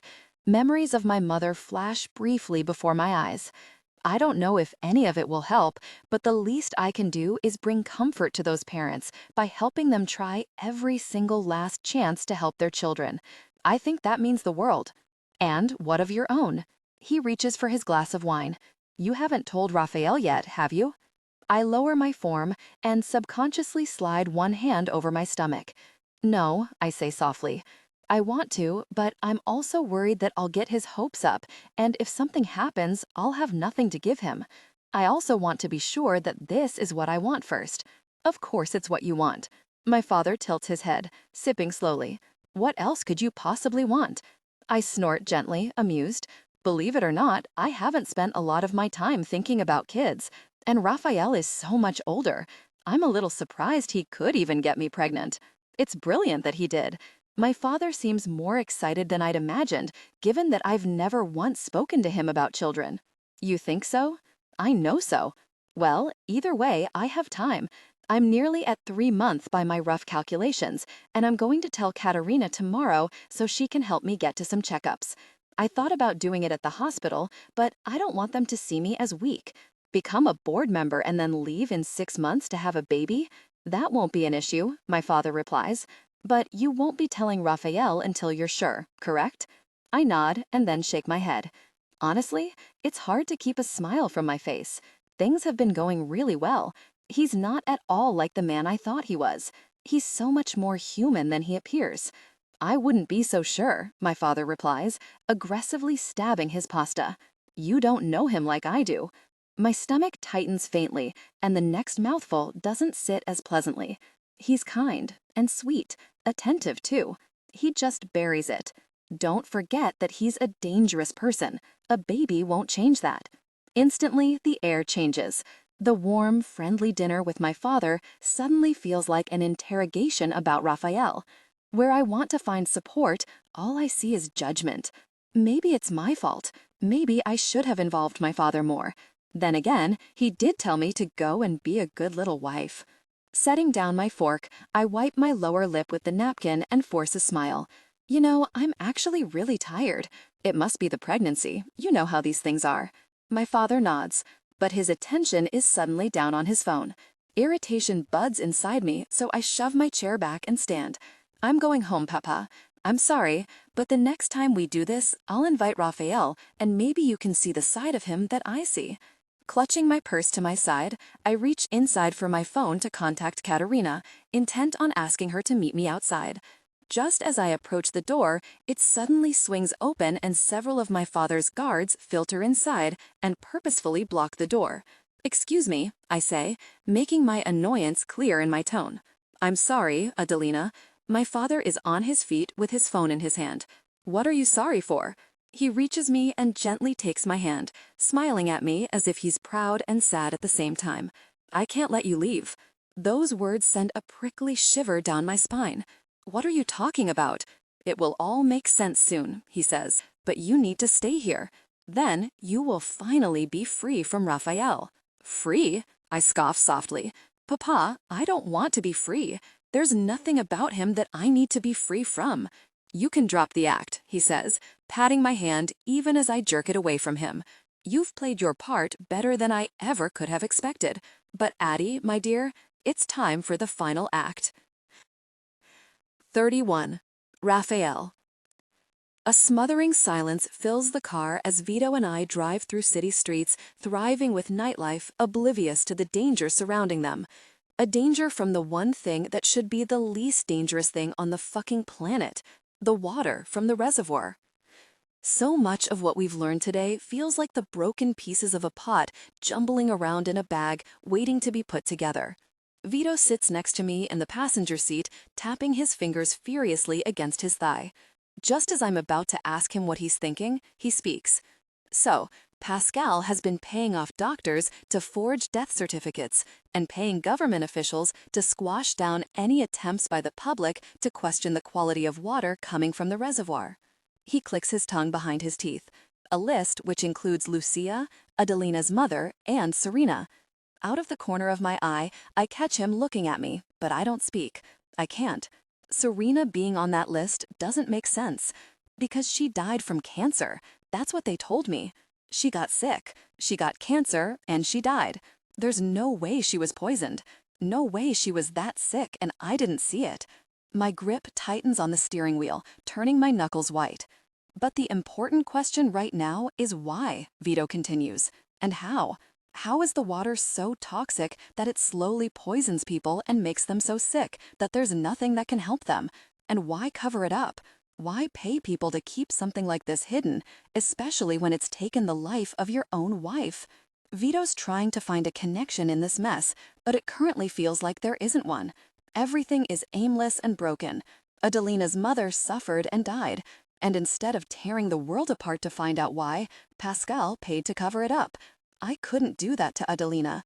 The world would burn if anything like that happened to her, just like it should have with Serena. If I just looked a little deeper and seen something, even something random and disconnected, I slam on the brakes, bringing the car to a screeching stop. We're both flung forward, and several cars around us honk their annoyance at my sudden stop. But it hit me so fast that everything suddenly makes complete sense. The Irish. What? Vito coughs, adjusting the seatbelt against his chest. Holy shit. Ow. Sorry, but don't you see? I turn to face him. It's weird that the Irish caused so much shit in my brothel, but it could be explained away as their being too drunk to realize just whose girls they were messing with. But the same night, Adelina was assaulted, and then the attack on the manor on the same night we returned from Italy. I could maybe excuse that as the Irish not even knowing I was out of the country, and that maybe I was just staying locked up.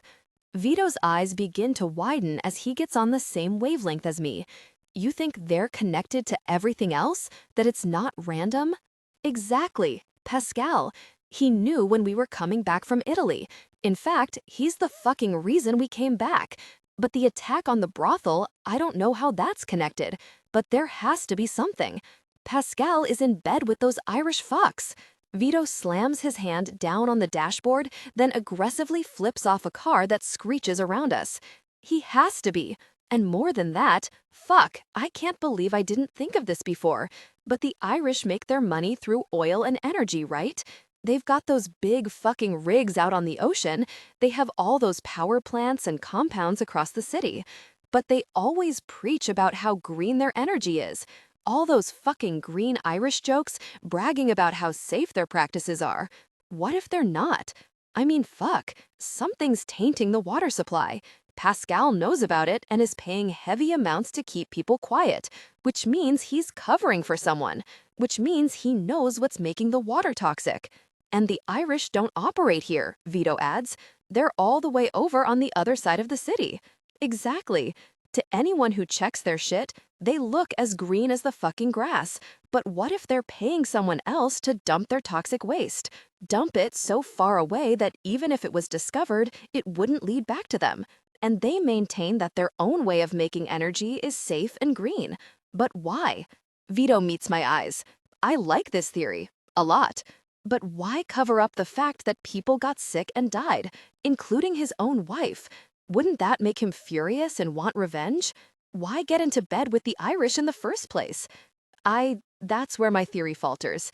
I don't know. He did sell Adelina to me, so maybe he's not as family-oriented, for sure. But I do know one thing. Vito lifts one brow. Carlos learned what we've just learned, and then he was having screaming matches with Pascal until he turned up dead. A death that was covered up by me killing his family for stealing that drug shipment. You think that was fake? I turn back to face the road, gritting my teeth so hard my jaw aches. I think I've been played. I'm a pawn in someone else's fucking game, and as soon as I get my hands on them, I'm going to kill them. Thoughts of revenge ignite a new, fresh fire in my soul that blazes all the way home. I might not know the whole truth, but I know enough to make sure that Pascal will be dust when I'm finished with him. And then the Irish will follow. I hope Adelina will forgive me, but I have a feeling she will understand. That fire exists until I make it back to the manor, where the doorman stumbles over himself to reach me as Vito and I stride inside. What's wrong? I ask the second our eyes meet. He thrusts a note into my hand, panting from his hurried steps. Your wife, sir, Adelina, she went to dinner with her father some hours ago and never came home. 32. Adelina. What do you mean I can't leave? I want to go home. Addie, this is your home. My father once again tries to take my hand, but something about the oppressive wall of guards between me and the door makes my anxiety spike higher and sharper than it has since that night in that shitty motel. Papa, I'm going home, to my actual home. Addie, let me pass. Jerking my hand out of his grip, I step up to one of the guards, but he mirrors my movements and sidesteps with me. Move! Trying to shove past him proves useless within seconds, and my pulse begins to race. Katerina, Katerina, Katerina. Katerina has been taken care of, says my father, his voice soft as he returns to the table. The prickling nerves down my spine flare worse. A chill steals across my shoulders, and an unexpected sickness twists in my gut as I slowly turn to face him. Papa, what have you done? I thought you would be grateful. He sits with a relaxed sigh and returns to his meal. Grateful? Having someone stalk you 24/7 is hardly comfortable, is it? She wasn't stalking me. She was protecting me. She's my friend, Papa. What have you done to her? The cold chill seeps deeper into my body, spreading through my chest like I've just swallowed a chunk of ice. Tell me you didn't hurt her. I had her taken care of. That's all you need to know, he replies. Now sit, eat. I'm not fucking hungry. His eyes snap to me. Don't you bring that foul language into my house. You're acting like this, and the only thing that gets any kind of reaction out of you is my swearing? I can barely contain my shock. The walls feel closer, and an itch develops in my hands. An urge to run, to get out of here before I find myself as trapped as I was in that motel. I raised you better, he replies. Papa, how you raised me accounts to nothing when I'm a grown woman. A grown woman who, if I may say, makes the most stupid decisions I've ever witnessed. Perhaps you're right. Perhaps how I raised you is irrelevant, because it clearly wasn't well enough. I approach the table, trying to find a comfortable space between the guards and my father. What are you talking about? I'm talking about that. He points aggressively at my stomach with his fork. I immediately cover my abdomen with one hand. The baby?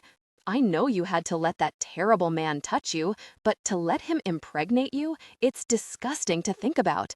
The only good thing that will come out of that is what we can do with it. My heart races so fast that it's a blur of sensation in my chest, with odd, powerful beats slamming occasionally into my ribs. The floor sways, and I grab the back of the nearest chair for support. I don't understand. I thought you were happy for me. You did misunderstand.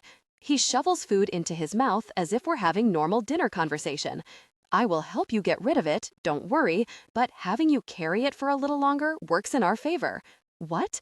Look around you, Adelina.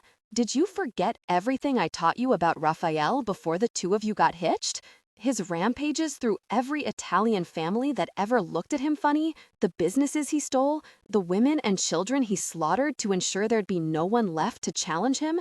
Our city was becoming his bloodied playground, and I was tired of waiting to see if we were next. I think of the children at the vineyard, snuck to safety under Raphael's watch. I think of the people he's quietly helped, and how every person he's killed was a terrible, terrible person. On the outside, it does look like a mindless rampage, but I know better now.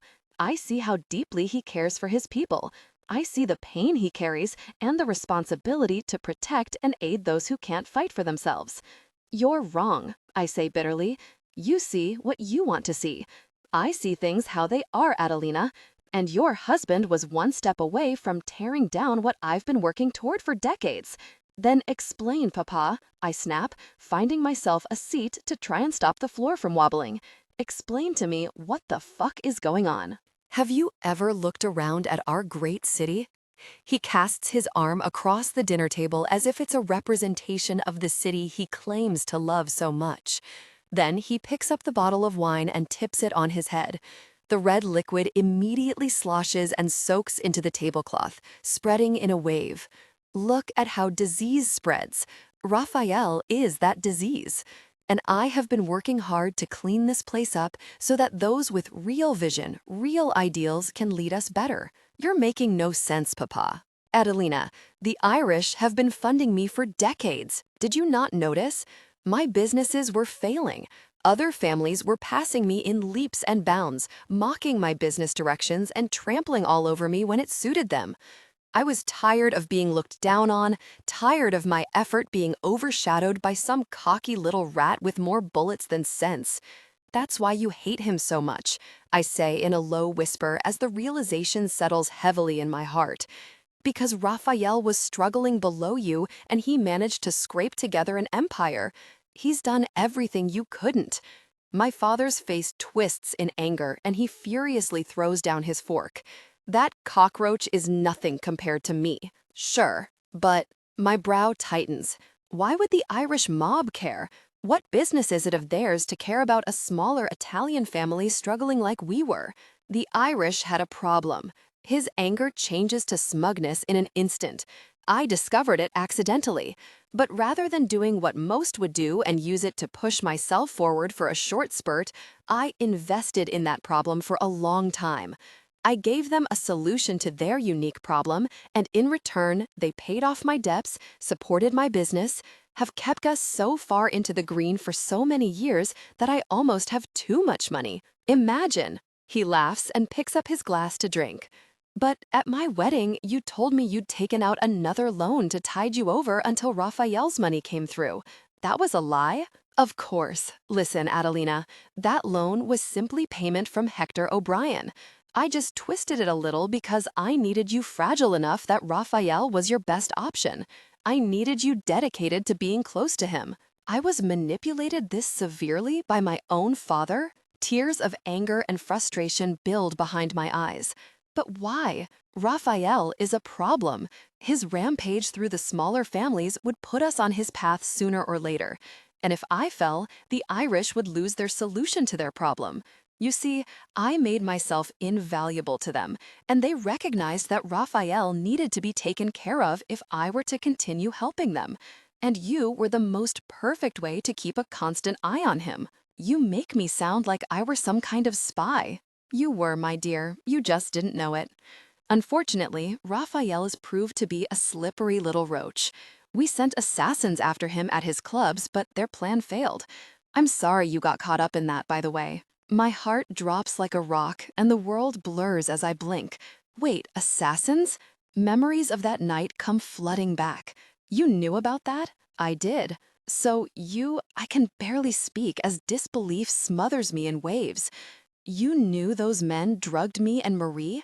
That was all some setup to try and lure Raphael and kill him? My father nods. Shame it failed. Shame it failed? I repeat weakly. Shame it failed? Anger surges through me, and I grab the nearest dish of vegetables and launch it directly at him.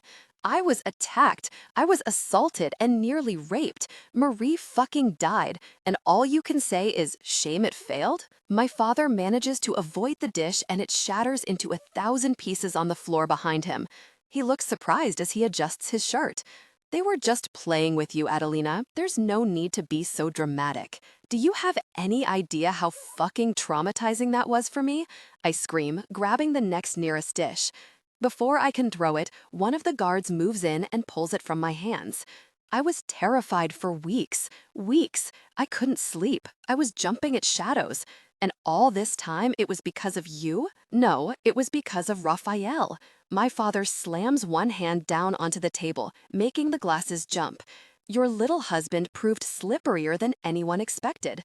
You should know this, Adelina. Sometimes we have to suck it up and move on. It's the world we live in. And I knew if I killed Raphael when the Irish had failed, I would get more money and power than I ever dreamed of, all at the expense of your daughter. Tears linger in my words, falling slowly down my cheeks. Unfortunately, I couldn't get you away from him after that, and then you left the country, so I was at a bit of an impasse. You never were sick, were you? His eyes meet mine. No, I wasn't. I just needed him back in the States. And then the Irish made another move, and lo and behold, Raphael was smarter once again. He took you both to a hotel. What? I wipe my cheek. What are you talking about? The night you came back? I called Hector. The renovation Raphael is doing on the manor? It's repairs because the Irish attacked that night. And then he butchered one of their men as revenge. They were going to openly assassinate him until you told me you were pregnant, and I realized we could kill him much easier, and exactly how we want. Somehow, I feel even sicker. Every beat of my heart feels sluggish. My gut churns and nausea pulses up through my throat, threatening to bring what little dinner I had with it. Everything I knew has been a lie. My loving, protective father is nothing but a snake, and the truth is shattering my world. By some stroke of irony, Raffaele, the man everyone sees as a threat, is the only person who has ever truly protected me. With that foul thing inside you and you here, we can direct Raffaele to go exactly where we want him to. He won't say no. The fool fell for you exactly as I hoped he would, and now that I've got you away from him, the Irish can do whatever they like. We'll kill him, and then we'll get rid of that disgusting spawn inside you. Despair gives way to a sudden surge of anger, but this is different, quieter, colder. With tears clinging to my lashes and a trembling lower lip, I glare at my father. No, no. What do you mean, no? In just a few seconds, my uncertainty about this baby solidifies in a protective urge that is stronger than anything I have ever felt before in my life. I will kill you before you even get close enough to harm my baby. Do you understand? This is my baby, mine, and I won't let you take it from me. 33, Adelina. There's too much to unpack, and I feel like I'm going crazy. My own father had me wrestled into a chair, and it's taking every last ounce of my strength not to panic at the tightness of the handcuffs one of the guards threw around my wrists to keep me down. I'm not going to tell them why it's terrifying to suddenly be bound and trapped in a room full of mostly strange men, because the most important thing is my father. I no longer feel safe around him, so I'm not going to show him a drop more of my trauma. He's twisted your mind, Adelina, he says, placing my phone on the table in front of him. Where is my spirited girl who shared the dream of greatness for this family? She grew up. My words are as sharp as knives. She realized there are more important things. Like your precious hospital. Suddenly, he can't look me in the eye. We'll put an end to that. Like hell you will. Surging forward, metal catches on my wrists and my shoulders jerk backward. You can't tell me what I can't and can't do with my money? Soon to be my money, my father replies, just as soon as we take care of one little thing. Papa, please. Enough, Adelina. I've heard enough. He taps the screen, and the subtle bubble of ringing fills the air. Then a click. Adelina? Raphael's voice comes through crystal clear, and my heart soars. Tears immediately spring back into my eyes just at the sound of his voice. Adelina, are you all right? Sweetheart, are you safe? Raphael?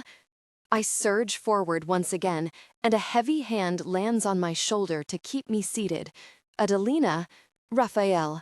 My father cuts in, and the call goes deathly silent. Then Raphael speaks. Pascal. There's such cold venom in his tone. I've never heard him sound like that before, ever. I'm sure by now you've worked out more than you were ever supposed to know. My father, no, Pascal says. Who called you? Raphael bites out. Was it Hank? Indeed, spineless fucker. You should have killed him, Raphael. That's so unlike you. Raphael growls, and even through the phone, his fury is enough to charge the air around us. If you hurt even one hair on her head, I will carve you up like a Sunday roast and keep you alive just long enough to witness the destruction of everything you've built. You're hardly in a position to be making threats, Pascal replies, with a smug cockiness that I've never seen from my father before. The mask is truly gone, and he stands before me as he really is, a cold, calculating man greedy for power. You have no idea what position I'm in. I think I do. It's simple, Raphael. You will hand yourself over for a quick death if you want to keep my darling daughter alive and unharmed. He's bluffing. I jump in quickly. Raphael, don't listen. He won't hurt me, so don't do anything stupid, okay? Adelina. His tone is infinitely softer when saying my name. Please, be careful. Your father is more dangerous than you could know. Are you trying to turn her against me? Pascal mutters. You should know, Raphael, that this isn't a negotiation. I have my daughter back where she belongs, and you will come and hand yourself over to me. That's it. I roll my eyes, fighting a shiver of fear that worms across my shoulders. Pascal's own actions have turned me against him. Nothing more. Really? Do you think she will just slot back into the mold you carved out for her? Raffaele snaps. She's her own woman. But why don't you see how well that little trick will work after you tell her what you did to Carlos? What? A pulse of coldness radiates from my chest, chilling my limbs, followed by a rush of goosebumps down my back. Tell her how you killed him. Tell her how you're responsible for the deaths of Serena and your own fucking wife. Pascal slams his hand down on the phone, ending the call, and leaving Raphael's words to haunt the silence left behind. My heart is pounding so hard, my head hurts, and my vision swims from unshed tears as I look from the phone to my father. What is he talking about? Don't listen to him, Pascal snarls. What does he mean? Carlos and mother? He reaches me swiftly and slaps me hard across the face. Heat and pain bloom across my cheek as my head snaps to the side, and I gasp, finally letting the tears spill down my cheeks. I said, don't listen. Tell me. My head whips back around and I glare hard at him. Tell me the truth. What did you do? Pascal's lips part briefly, then he steps back and rubs at his chin, as if debating what parts of the truth he can tell me. It won't matter now. None of it will matter, he says stiffly. Once I kill that maniac, the rest won't matter. That maniac will be on his way here, I grind out, shaking my head against his slap. Do you really think you can kill him before he tells me the truth? The truth is what I say it is, Pascal yells, pointing at me with a stubby finger. Remember that, Adelina. I am your father, and I know what's best for this family. I have always known what's best. Really? Because it sounds like your best has been useless until the Irish stepped in, I sneer. Then I straighten up slightly and draw back. What is it you do for them? Glancing at his own phone, he frowns deeply at my question. You told me the Irish had a problem that you fixed. What was the problem? Pascal's shoulders rise up like he's inflating. Then he grumpily stuffs his phone back in his pocket and faces me. Fine. You want to know the truth so fucking badly? The Irish have a toxic waste problem, and I took care of it. They needed someone to transport it and dump it, and I was perfect for it. No one looks twice at my trucks traveling across the city because they think they're filled with counterfeit goods, like bags and shoes. But they're not. They're filled with all the toxic runoff from the Irish power plants. My heart pounds harder and harder.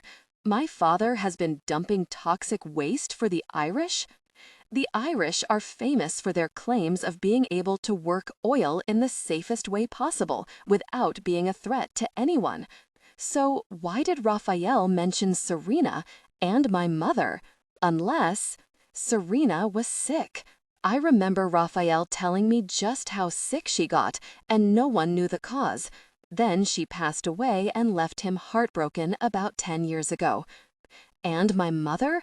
Where? I ask, my voice tight and wispy through the strain of keeping myself under control. Where do you dump the waste? Pascal sighs and leans back against the table. In the reservoir. The one in the hills? Yes. The one that feeds into the entire west side of this city? There's only one reservoir, Adelina. But that's madness. Why would you do something like that? Surely you'd have to know it would poison people. Pascal doesn't reply. Answer me. I raise my voice, rocking forward in my chair. Tell me the goddamn truth for once. Fine. Something in Pascal finally snaps, and he rounds on me with fire blazing in his eyes. I've been dumping their toxic waste for years. Technically, we've been burying it, but it seeped up through the soil and got into the water. Small amounts, so it hardly mattered, but over the years it got worse. And your fucking fiancé worked it out because he wouldn't move on from his sister's death. Carlos? Exactly. That shit stain got cocky. I think because he was marrying into our family, he thought he had enough weight behind him to back up his investigation. But then he connected the dots to me, and he was furious. Threatened to tell you, to tell the world. We couldn't let that happen. No, Carlos was a good man, as decent as one could be in this line of work, if a little boring. You killed him? I did, Pascal admits with glee. I killed that little rat. With the Irish's help, it was easy to steal some of Raffaele's drug shipments and direct his killing spree toward a family who had betrayed him. Fat tears well in my eyes, falling silently down my cheeks. Raffaele wouldn't have known better. All he would have seen was a family threatening his livelihood and the livelihoods of everyone he tried to protect. He would have killed them without mercy, and I don't blame him. We dumped Carlos' body there after the carnage, and that was all taken care of. You held my hand, I whisper hoarsely. At his funeral, you held my hand and comforted me. You were as sad as I was. I was relieved, Pascal corrects. He'd been digging too deep and had to be dealt with, plus his moral take on everything was suffocating. Sure, a few people were getting sick and dying, but it's minuscule compared to the homes and businesses that rely on the energy the Irish pump out of their plants, and they keep the cost of gas down. And I'm almost too sick to ask, Mom, did she find out the truth too? Your mother? He scoffs as if he never shared a single affectionate moment with her. She was collateral. But Adelina, you have to understand that she already had cancer when she got sick. She probably would have died regardless. You bastard! You twisted bastard! You don't know that! I surge up in my seat, dragging the chair with me as I lunge at my father with hatred twisting in my veins. We could have saved her. We could have gotten her help. You even could have taken her somewhere else, away from the fucking water. Why did you let her die? Why? Why did you kill her? Several guards rush forward and drag me back when I'm an inch away from my treacherous leech of a father. Despite my struggles, I'm unable to free myself. My heart pounds so hard that my teeth throb. My skin is hot, and my clothes suddenly feel like they're made of coarse straw with how they scrape against my body. She was an unfortunate death, Pascal replies, adjusting his clothes as he steps back. But, as I said, these are necessary deaths in order to keep cheap energy flowing for thousands. Is that why you don't want me working at that hospital? Were you worried I was going to find out? Something like that? I was wrong, I sob as I fall back into my seat, my wrists inflamed from my struggles against the cuffs. Once I take care of Raffaele, I will show you what I mean. Can you really stake a handful of deaths against the livelihoods of thousands? I was so wrong about you. I weep brokenly. I was wrong about Raffaele, about you, about everything. I hope Raffaele kills you. I hope he kills you slowly. Come on, Adelina. Pascal approaches, and for a moment, he looks as if he truly expects to see a daughter's understanding in my eyes. There's no way you actually have real feelings for that man. You can't possibly love a monster like that.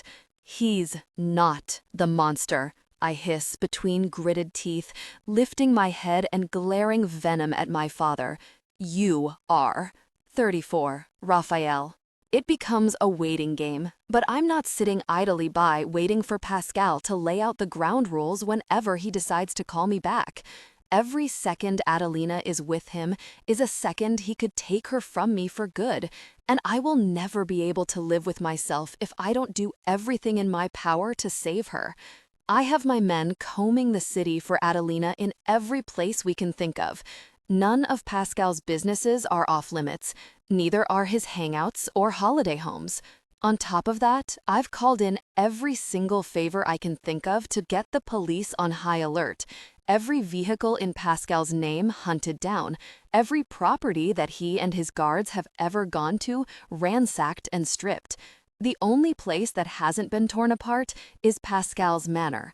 I'd have demolished the place by now if not for CCTV footage showing Adelina being dragged out of there not long after Pascal called me. He's hidden her somewhere, and I will find her. Boss! Vito sprints toward me with his arm outstretched, thrusting his tablet into my hand when he comes to a stop.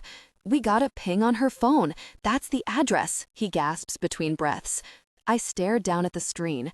It's some house on the outskirts of the city and far out of the search area we've been combing. Makes sense that he would try and hide her somewhere he'd think I wouldn't look. When did this show up? 10 minutes ago. Take me there. Boss, it could be a trap, or he's getting ready to call you and lead you somewhere else. If he calls, I'll answer. I shove the tablet against Vito's chest. Until then, take me there. The drive is tense. Despite the speed at which Vito navigates the city, it's not fast enough for me. My chest is in a constant state of tightness. I have a headache just behind my eyes, and my stomach is twisted in tight, acidic knots. I should have taken better care of Adelina. I never should have left her side. Maybe I even should have told her the truth about her father as soon as I suspected something. In my efforts to protect her, I let her walk innocently back into his arms. This is my fault. When we screech to a stop outside the abandoned house, I rip my gun from my holster and sprint out of the car, only to be stopped by Vito's hand on my arm. We should wait for backup. This could be a trap. It probably is, I say, wrenching my arm free. Or she's in there and waiting outside does nothing but keep her away from me. Vito rolls his eyes and pulls his weapon free. You're an idiot. Whatever. Together, we run up the path to the house and reach the door. I kick it in immediately, not hesitating as I stride into the home. Adelina. Vito keeps one gun raised with his attention split down on his phone, where he's dialing Adelina's number. We pause in the hallway. I scan the dark stairs leading to the second floor, then eye the doors on my left and right. A hallway parallel to the stairs leads to a dingy kitchen at the end, and my chest squeezes briefly as the musical notes of Adelina's phone fill the air. In here, I crash through the door to my right and stumble into the room. My blood runs cold at the sight. A body lies slumped on the floor, hunched up and on its side. The sickly sweet, coppery scent of blood catches in my nose, and splatters of crimson glitter on the floor, reflecting the light trickling in through the dusty net curtains over the window. Adelina, I gasp softly, stumbling over myself to reach her. Adelina! I crash to my knees on the hard floor, holstering my gun and grasping her shoulder. There are no thoughts in my mind as I roll her over, only horror. Then, relief. It's not Adelina. Katerina? Vito gasps over my shoulder, dropping down beside me. Katerina is badly beaten, with a blood-soaked gag in her mouth. Her torso is covered in multiple dark bruises and lacerations, with her clothes barely clinging to her body. Shit. Cradling her head, I work on untying the gag as her eyes flutter and open.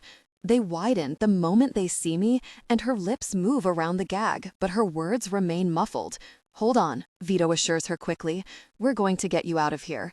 He leans over her body and picks up Adelina's phone, ending the call with a tap of the button. He slides it into his jacket just as I get the knot on the gag free. Trap, Katerina croaks weakly. Get out. He rigged the room to... The explosion takes out the entire wall to my left, sending Vito and me crashing into one another and then into the old couch between us and the window. The heat is intense as a ball of fire skims over the top of us, burning skin and hair before sweeping up toward the ceiling. A sharp ringing fills the air, settling in my ears from the sound of the explosion, and the shockwave knocks all the air out of my lungs. I lie there, unable to even take a breath as scorching heat burns my face. Any sweat that forms dries instantly. Then Vito is over me. His lips move, but I can't hear him over the ringing. I squint up at him as he grabs me by my shirt and hauls me upward. Fucking move. A few words breach the deafening noise in my ears, but it's enough to spur me upward. I clamber to my feet with Vito's help, and we make a beeline for Katerina. Together, we drag her upward between our two bodies and stumble toward the door.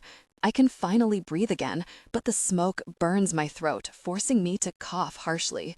The door feels impossibly far away through the smoke and the roar of the flames, but somehow we make it outside, where the first lungful of fresh, clean air feels like a burst of peppermint on a cold winter's morning. Shit! Vito cuffs sharply as we stumble down the path and fall to our knees. I look up and instantly take a knee to the jaw. It sends me flying backward, and I land in a heap on the grass, still struggling to breathe through the constant coughing my body forces me to do. Several gunshots suddenly blast through the air, and then someone is on top of me, punching me repeatedly in the face. Pain explodes through my cheek and my jaw. My chest is being crushed. Pressure swells in my skull from my lack of oxygen. I can't breathe. I can barely see through streaming eyes. He's on top of me, punching my senses right out of me. Shit, Raffaele, get up, get up. I throw my elbow up and catch my attacker on the tip of his chin. His head jerks backward, so I punch him squarely in the throat. He flies off me with a gurgle, and I roll onto my hands and knees, coughing and gasping through the smoke in my lungs and the blood streaming from my lower lip. Then something impacts my thigh, like a punch that quickly throbs into a sharp, horrifying pain. I yell, rolling over to see my attacker hanging on to the hilt of the knife he plunged into my leg. In the background, I'm dully aware of Vito engaged in his own brawl and Katerina somehow holding her own in another fight. The fuck, man? I gasp as the pain becomes a blaring siren throughout my body. It cuts through the fog in my mind and the daze from the explosion, bringing the world into a sharp focus. Fucking die! The man rips the knife free and surges upward like a bear about to come down with the killing blow. I rip my gun out of my holster so quickly that the clip burns my hand and fire multiple shots into the chest of the man, seconds away from ending my life. His face twists in pain, and then he collapses backward in a dead heap. Panting heavily, I roll over and spit a mouthful of blood on the ground as several more gunshots ring in the air. Then the loud hum of arriving vehicles catches my attention. What kind of backup are they if they arrived this late? I push myself up groggily, then yelp as the pain aggravates the knife wound on my leg, and then arms are suddenly around my body, hauling me upward and away from the inferno consuming the house. Vito and I collapse back down to the ground, resting against my car, with Katerina beside us. All three of us pant heavily, watching the house be consumed, as the rest of my men flit about like bats, mobbing up the vermin Pascal left behind. Holy shit, Vito gasps. I tried to tell you, Katerina says weakly. Fucking Pascal, I pant tiredly.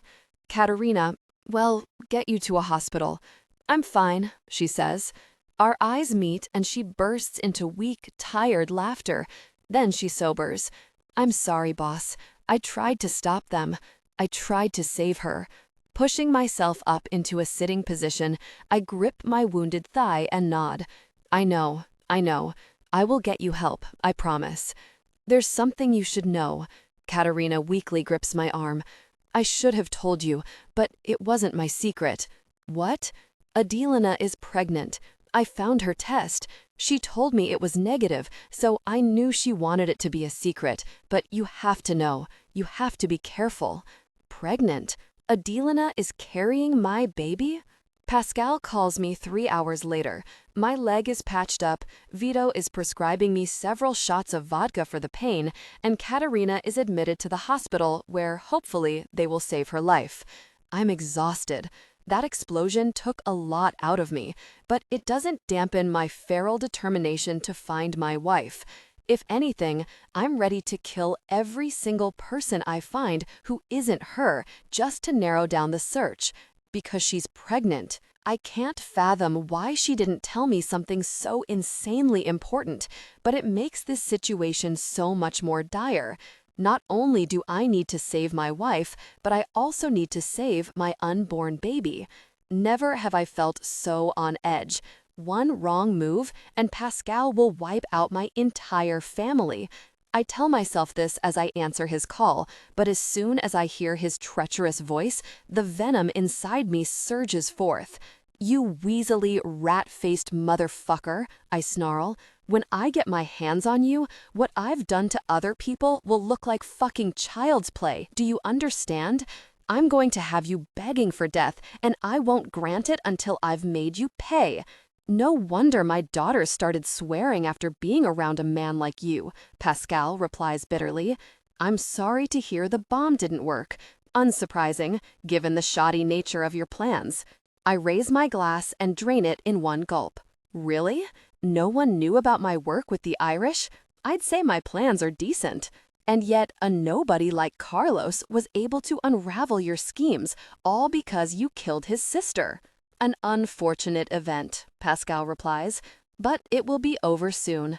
As soon as you are taken care of, the lid goes back on all of this, and you, Raffaele, are going to walk into your very own funeral. And why is that?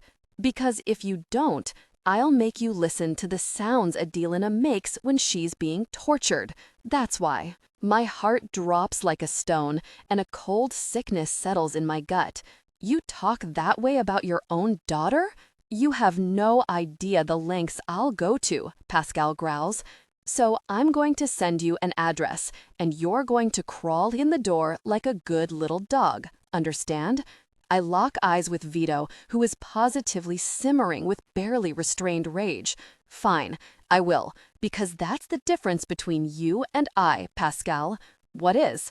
"I actually care for your daughter." As soon as I hang up the phone, Vito explodes. "What the hell are you thinking? You can't just walk in and hand yourself over. There has to be another way. Your going suicidal does nothing to save Adelina.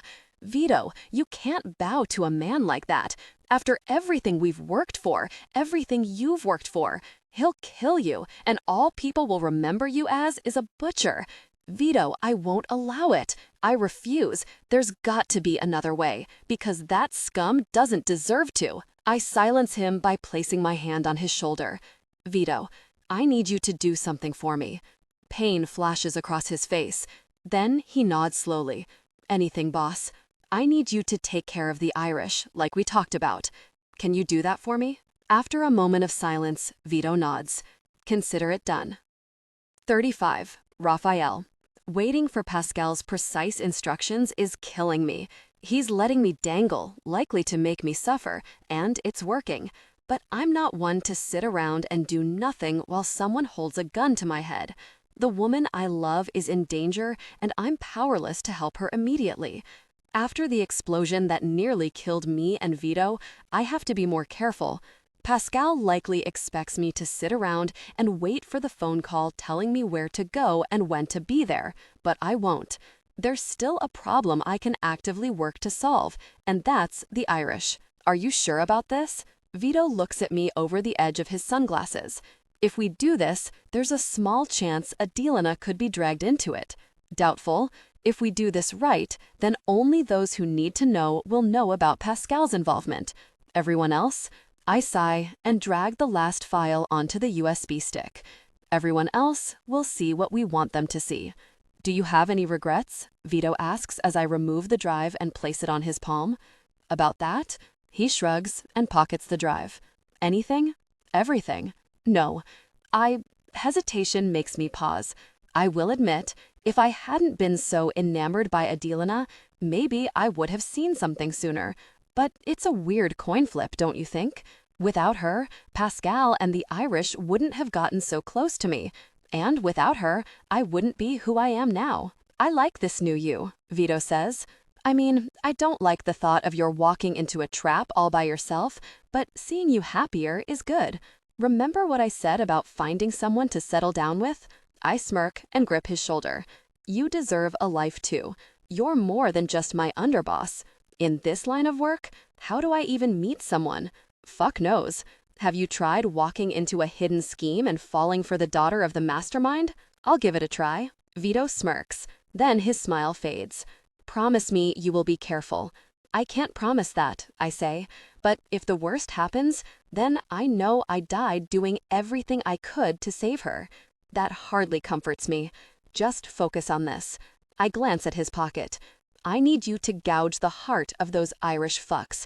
Make them regret even looking in our direction. I will. Vito nods and tightens his jaw.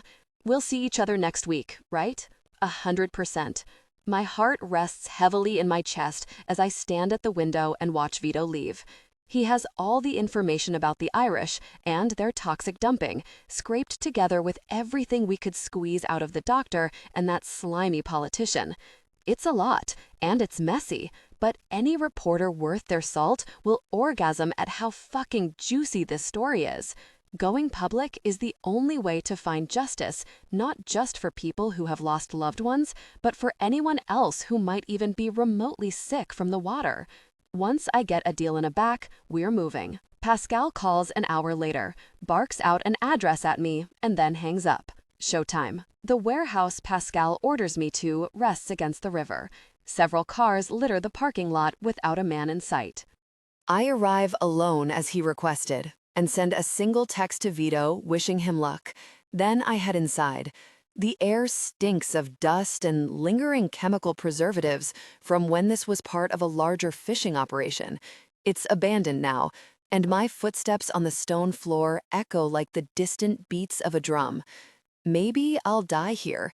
Maybe Pascal will force me to live out the end of my days in some dark, dank cell while he crushes everything he built. Not that it matters. All I need is to get close to him. Once I get my hands around his neck, I'll force Adelina's location out of him, and then I will kill him. I walk deeper into the warehouse, fighting to hide my limp from the wound on my thigh, and just past an overturned stack of shelving, I find Pascal. He stands alone underneath a light that darkens the shadows around him, visibly unarmed. I'm not stupid enough to believe that he is, or that he's here alone, but I'll play his little game for a moment. Pascal. Announcing myself feels moot when my footsteps act like a countdown to my demise, but I'm surprisingly calm. Finally facing him after all this time and everything he's done, I anticipated being overcome with rage, but my heart maintains a steady beat for some reason. For now, Raphael. He smirks coldly at me. You're late. Hardly. I don't even look at my watch. You must be losing the knack for time in your old age. I'll still outlive you. His eyes narrow. Did you come alone? Is it overconfidence or stupidity that makes you ask that? I stop a few feet away from him, scanning as much of the dark surroundings as I can in my peripheral.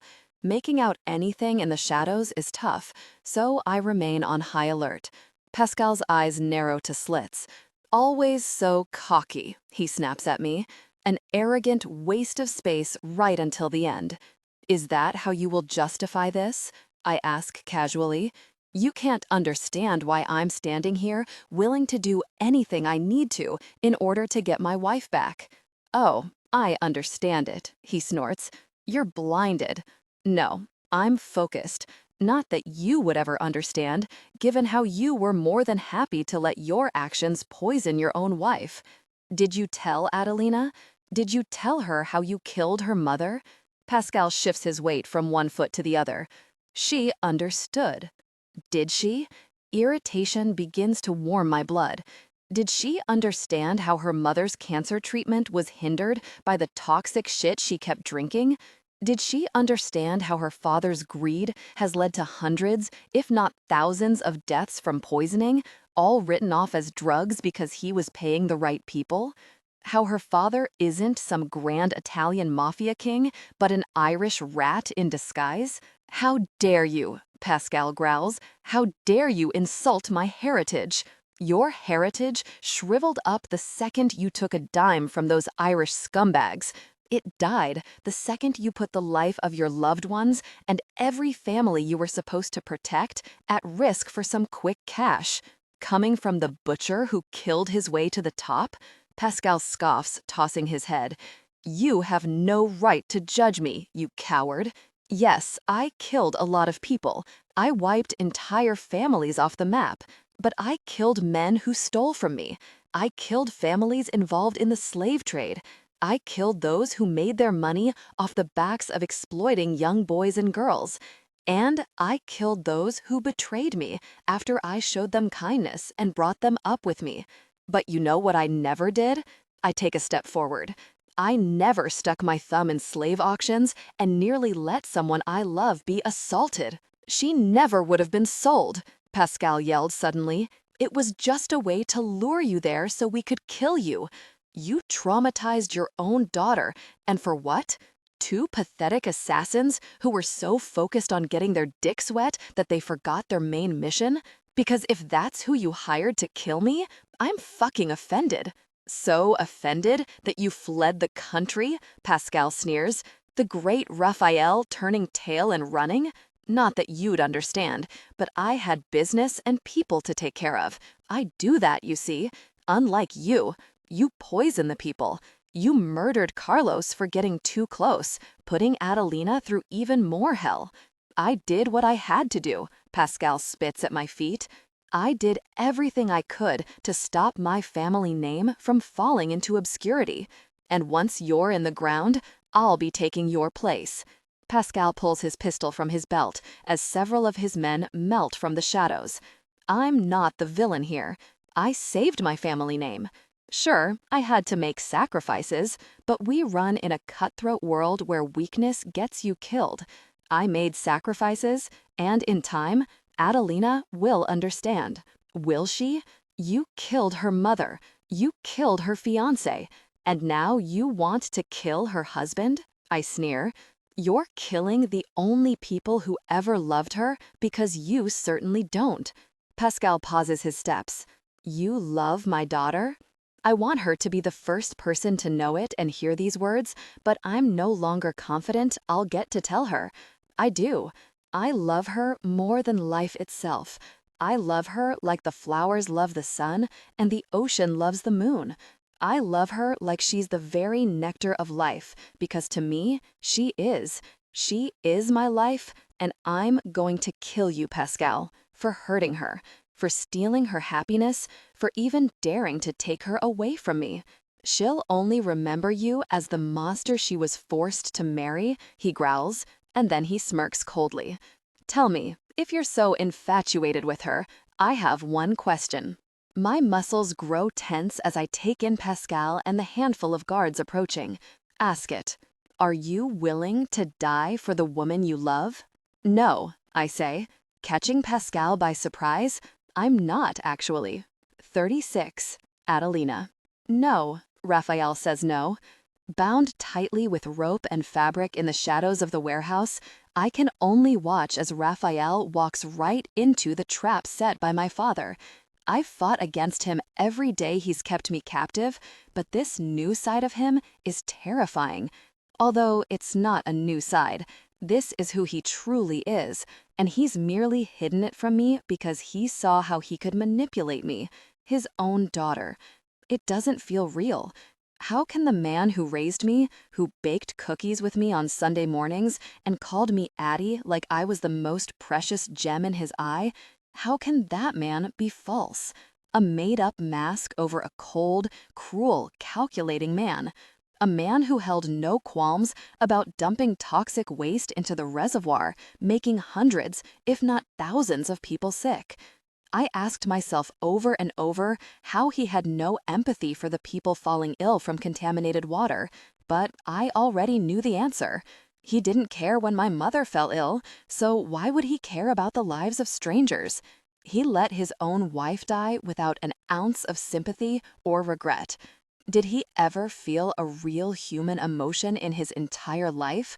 Or has he always been this cold and calculating, obsessed with money and reputation that means nothing? And now things feel at their worst. The man I love strides into this warehouse with some kind of plan in mind, but that plan will fail because my father has always been one step ahead. Whether it's using the Irish to maintain social status or planting me next to Raphael to act like some unknowing spy, he's always been planning. Working and waiting to remove the people who got in his way right when it was most advantageous to him. Like Carlos. Poor Carlos. No? Pascal's short, sharp scoff pulls me out of my anxious, wandering thoughts, and I fixate on the scene before me. Pascal stands with his gun raised right at Raphael's head, wearing a cold smirk that makes my blood run cold. Raphael appears more relaxed, with one hand in his pocket and the cockiest smile I've ever seen on his face. He looks so handsome. Am I about to watch him die? My pulse thunders in my ears, flying to a rhythm of panic and fear. Being restrained makes me fight my own mind to prevent being dragged back to the night I was kidnapped, but the rising hopelessness in my chest is making that a losing battle. I can't do this again. I lost Carlos. I lost Marie. Not Raphael. Please, not Raphael. No, Raphael. Repeats. Of course. Why would he die for me? I'm the daughter of the monster who's poisoning the city, the daughter of the man who's been trying to kill him for months. He must think I'm a terrible person, and I won't ever die for her, because I would never leave her all alone in this world. Raphael lifts his chin defiantly, and his smile spreads. That's the difference between you and I, Pascal. How many years have you sat whittling away your time with plans and schemes, grasping at power while people die around you? How many nights have you crawled into a cold, empty bed without an ounce of warmth to keep you company? A flash of rage passes over my father's face. You're a pathetic, lonely man. But me, I see the value in people. And Adelina, she's the best person I have ever met. She's sweet, kind, strong. She gets handed money and power, and what does she do with it? She buys a fucking hospital. That heart of gold clearly came from her mother. So no, I won't die for her because I will not leave her side. I can't believe what I'm hearing. His answer is like out of my wildest dreams when I would fantasize about someone being so incredibly in love with me that they would do everything and anything to be by my side. Dying for me is romantic in its own right, but Raphael's powerful words make my chest swell with love. He won't die because he wants to be here, right here, with me. But you know what I will do? Raphael's smile fades in an instant. I will kill for her. Anyone who has ever harmed her, anyone who has ever scared her or hurt her, or even brought a tear to those beautiful eyes. I will kill them. I would burn down the entire world, no, my entire empire for her, because I love her, and there is no sacrifice too big to ensure she ends up right back where she belongs, with me. In fact, the smile returns briefly. I've already started. What does he mean? I glance rapidly between the two of them, shifting where I lie, but my subtle movements are halted by a guard's boot in my back. The weight forces a grunt of air through my nose, and I wince, struggling to focus on shallow breaths while unable to take my eyes off Raphael. He came for me. Whatever else happens in this warehouse, whatever the outcome, I'll remember this. I'll remember that he came here for me and would burn the world for me. Pascal's arm wavers slightly, and the aim of the gun dips from Raphael's forehead down to his chest as he rummages in his pocket for his phone. He stares down at the screen, and his mustache twists. Expecting someone? Raphael asks casually. Don't tell me they're late. What is he talking about? And how is he acting so relaxed while facing down certain death? I want to surge up and slap him, then demand he takes this more seriously. Then again, maybe Raphael's made peace with how this is going to play out. What have you done? Pascal lifts his head and his arm tightens, once again lifting the weapon to Raphael's face. I told you. Raphael's eyes narrow to slits. There's nothing I won't do to get back what's mine. I imagine you were expecting the Irish to rush in right about now, so you could hand me over and go on about your merry way. He lifts his other hand and wiggles his fingers, mimicking people running away. They're kind of preoccupied. What? Pascal's mouth falls open. Has it clicked? Raphael taps a finger to his temple. The Irish themselves are a powerhouse, So how could little old me distract them to the point that they wouldn't even come here to deal with me? Let me think. The court of public opinion is intense, especially when the public has been poisoned for the better part of 15 years. You son of a bitch. Technically, I didn't do anything. Raffaele smirks. Your boy Carlos did most of the legwork. I just gathered what he left behind and presented it to the right people. I think the Irish won't be contacting you for a long time, although the FBI might be knocking down your door. They take things like water contamination very seriously. My father's carefully constructed balance of power always rested on one thing: the Irish and their ability to protect him for their own good. In just a few words, that protection has gone up in smoke. Do you have any idea what you've done? Pascal yells. You've fucked me. Oh, you've so fucked me. To think I was going to give you a clean kill. But you know what? You don't fucking deserve that. I don't need the Irish. I don't need anyone. I am Pascal Castiglione, and Pascal flies back into the arms of one of his guards as Raffaele surges forward and delivers a powerful punch to his face. A few of the guards raise their weapons, but uncertainty is clear on all their faces. The Irish were their stability. No one is safe. Not anymore. Where is she? Raffaele yells, surging at Pascal once again. Now is the time where you tell me what the fuck you've done with my wife. The guard pinning me to the ground surges to life and steps off me, only to grab me by the rope binding my arms behind my back and pick me up. I grunt through my gag as the strain pulls painfully at my shoulders. As soon as he hauls me to my feet, I twist away from him and try to take a few steps, but he circles an arm around my waist and lifts me off the ground. Kicking my legs out, I throw my head backward and collide with something hard and sharp, hopefully his chin. My captor stumbles backward but maintains a firm grip around my abdomen. Desperation surges through me. I have to let Raffaele know I'm here. A brawl breaks out before me where Raffaele shows impressive strength in knocking out two of Pascal's guards. I kick my legs again, twist my body left and right, and then bring both my legs down as hard as I can.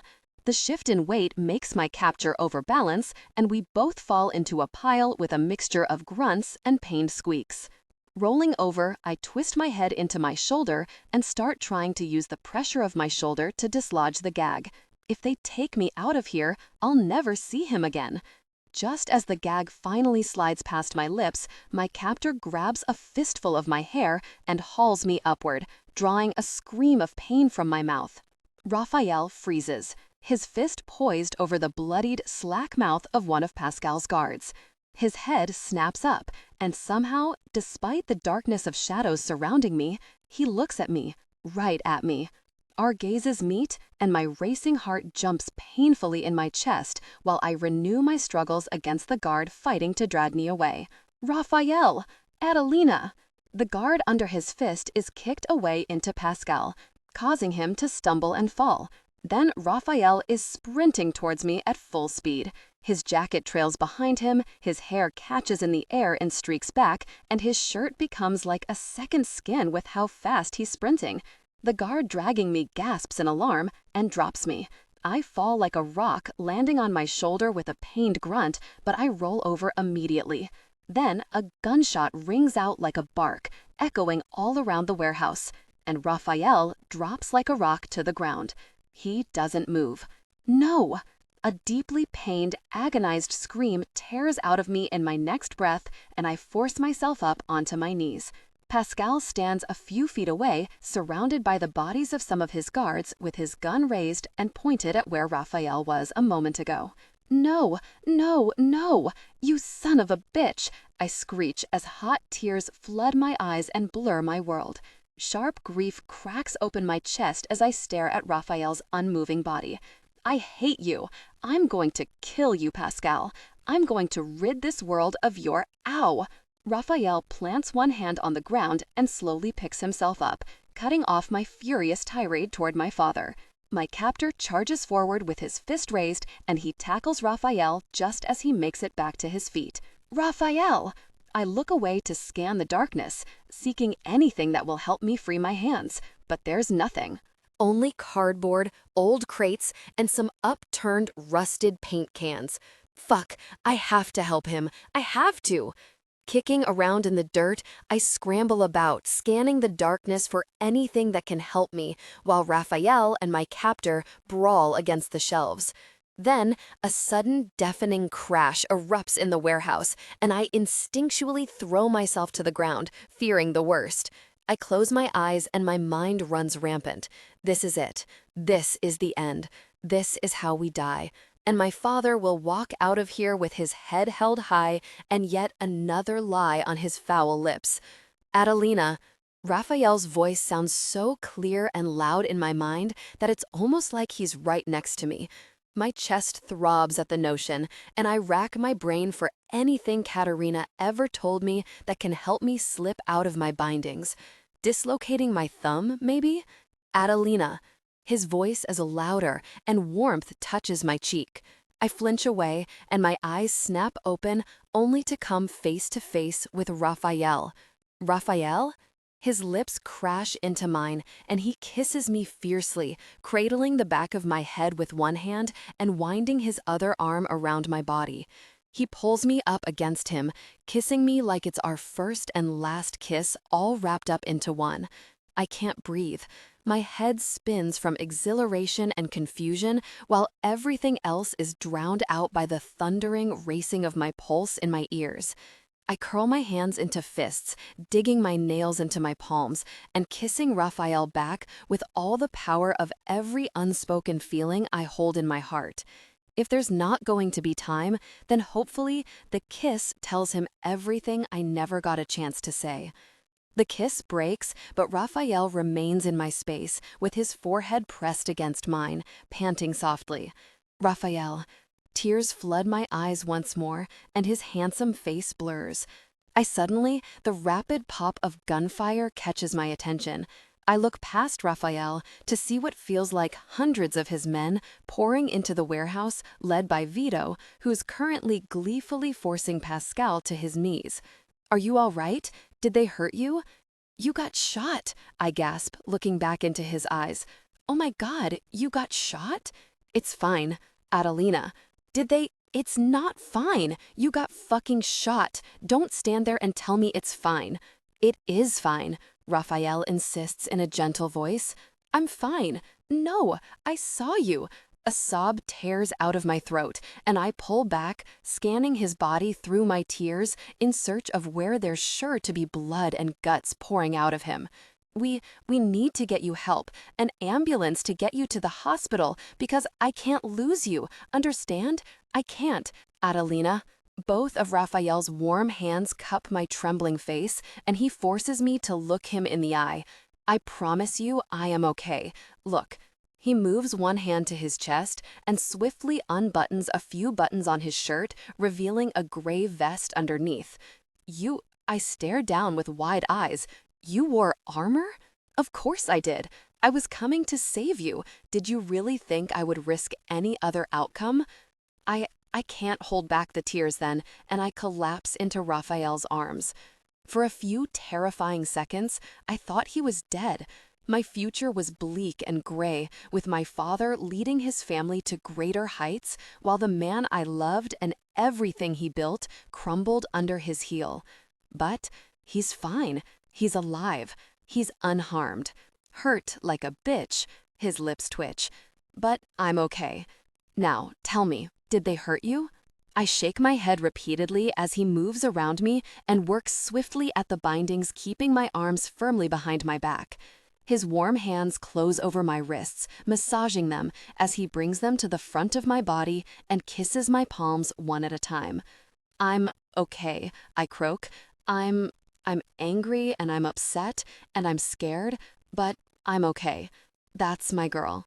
Raphael circles his arms around me and pulls me into a tight hug that's only mildly uncomfortable due to the hard armored vest on his chest, but I soak it up like the comforting warmth of a heated bath. He's here. He came for me. He's okay.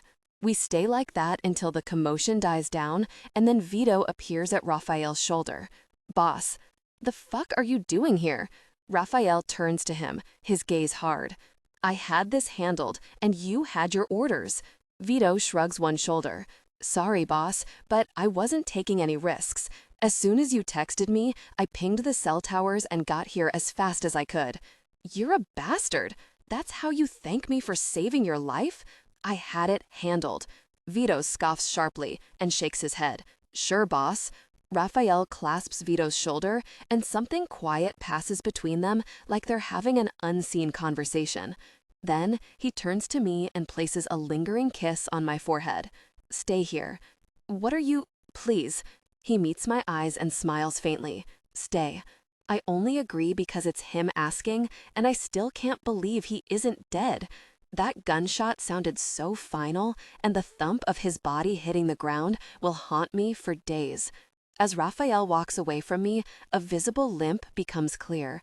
He was stabbed. Vito answers my questioning look in a low voice. Long story. Stabbed? I hissed. What on earth did I miss?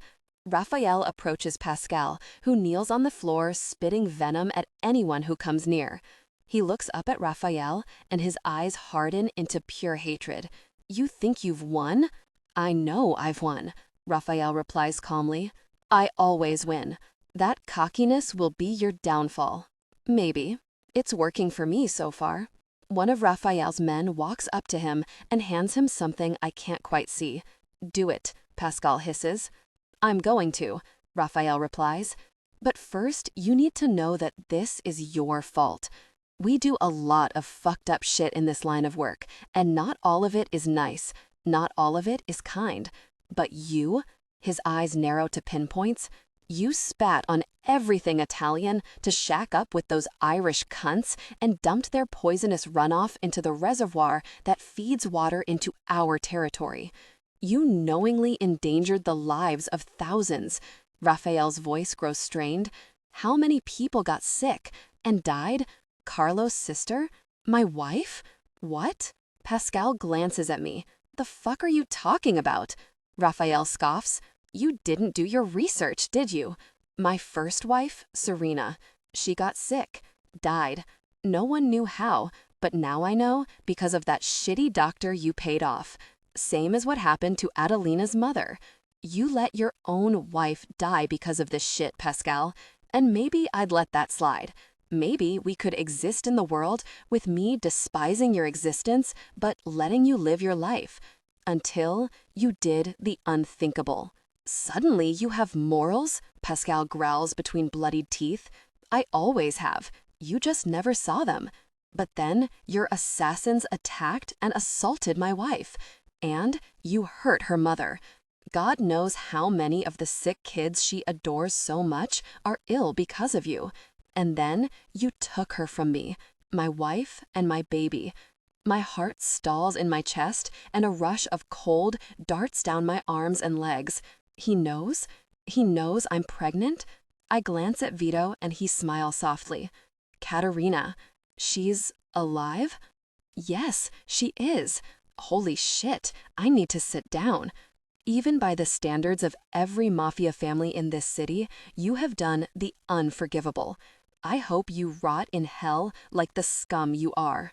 Raffaele lifts his hand, and in the same second that I realize that guard gave Raffaele a gun, he shoots my father several times. Once in each leg, making him scream in pain. Twice in the chest, then one in the head. The silence afterward is deafening. My heart races, and a curl of nausea tightens in my gut as I stare at my father's body bleeding out across the warehouse floor. Raffaele's actions seem to be a signal as the rest of his men shoot the rest of my father's guards. Should I feel sad? Seeing him lying there is an odd, out-of-body feeling. He was my father, so I feel like I should be heartbroken, but there's currently nothing but relief pulsing through my body. Then, Raffaele is back in front of me, but this time he maintains distance. Adelina. His voice is soft. I love you. In fact, love isn't even a strong enough word, because ever since he took you from me, it's like a part of me has been missing, and I understand if you hate me for this. He gestures back to my dead father. or for anything that's happened to you in your time with me. I understand, and I don't blame you. But I love you, and even if you detest me, I will spend the rest of my life building the perfect life for you and our baby. I swear it, because I love you, Adelina. I love you so much that even living with your hatred is better than not living with you at all. His voice quavers at the end of his speech, and he swallows hard, watching me intently. Vito seems to melt away into the shadows until it's just the two of us. Our baby? I ask, my voice barely a whisper. If you want it to be. His eyes dart down to my belly. I was scared to tell you, I admit. And my father, he made good points about not telling you too early. I see now that it was part of his plan, but at the time, you don't need to explain, Raffaele says as I stand there struggling for words. You did what you thought was best, and I won't ever fault you for that. I step closer and reach out for him. Raffaele takes my hand immediately. I don't hate you, I say, studying his face. I just killed your father. It's okay if you do. But I don't. That monster wasn't my father.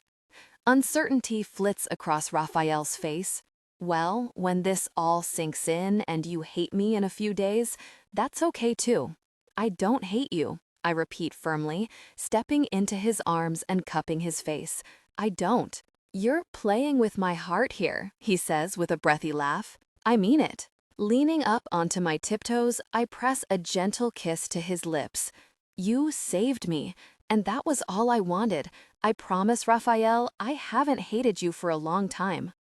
37. Adelina. The late August sun soaks down from a cloudless sky, warming my bare arms and legs as I rest back comfortably against Raffaele's chest. He lazily drapes one arm around my waist, playing with my hair with his other hand. Even with my eyes closed, I can sense almost every detail about him.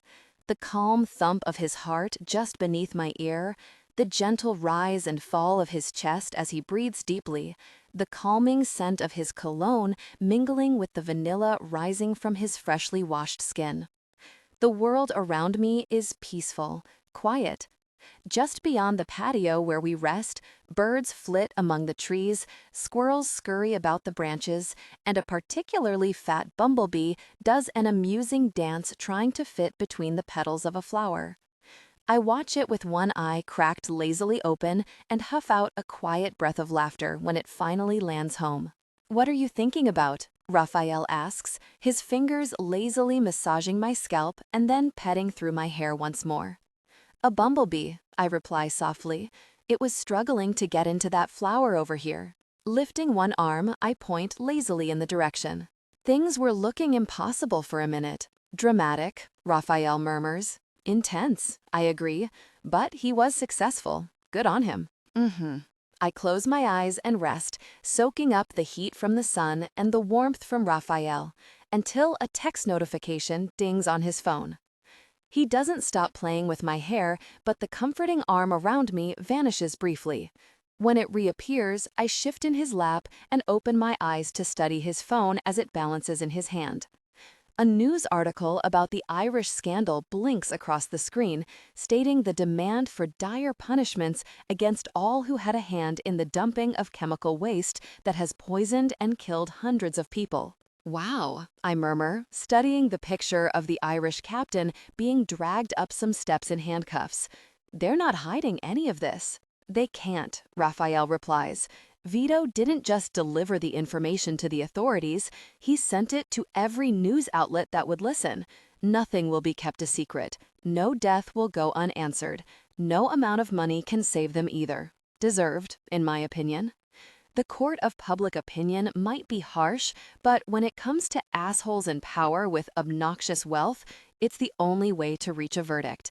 And no one holds love for the Irish and Italian bastards who poisoned the water. Oh, I meant to say, leaning up with one hand braced on Raffaele's chest for balance, I look him in the eye.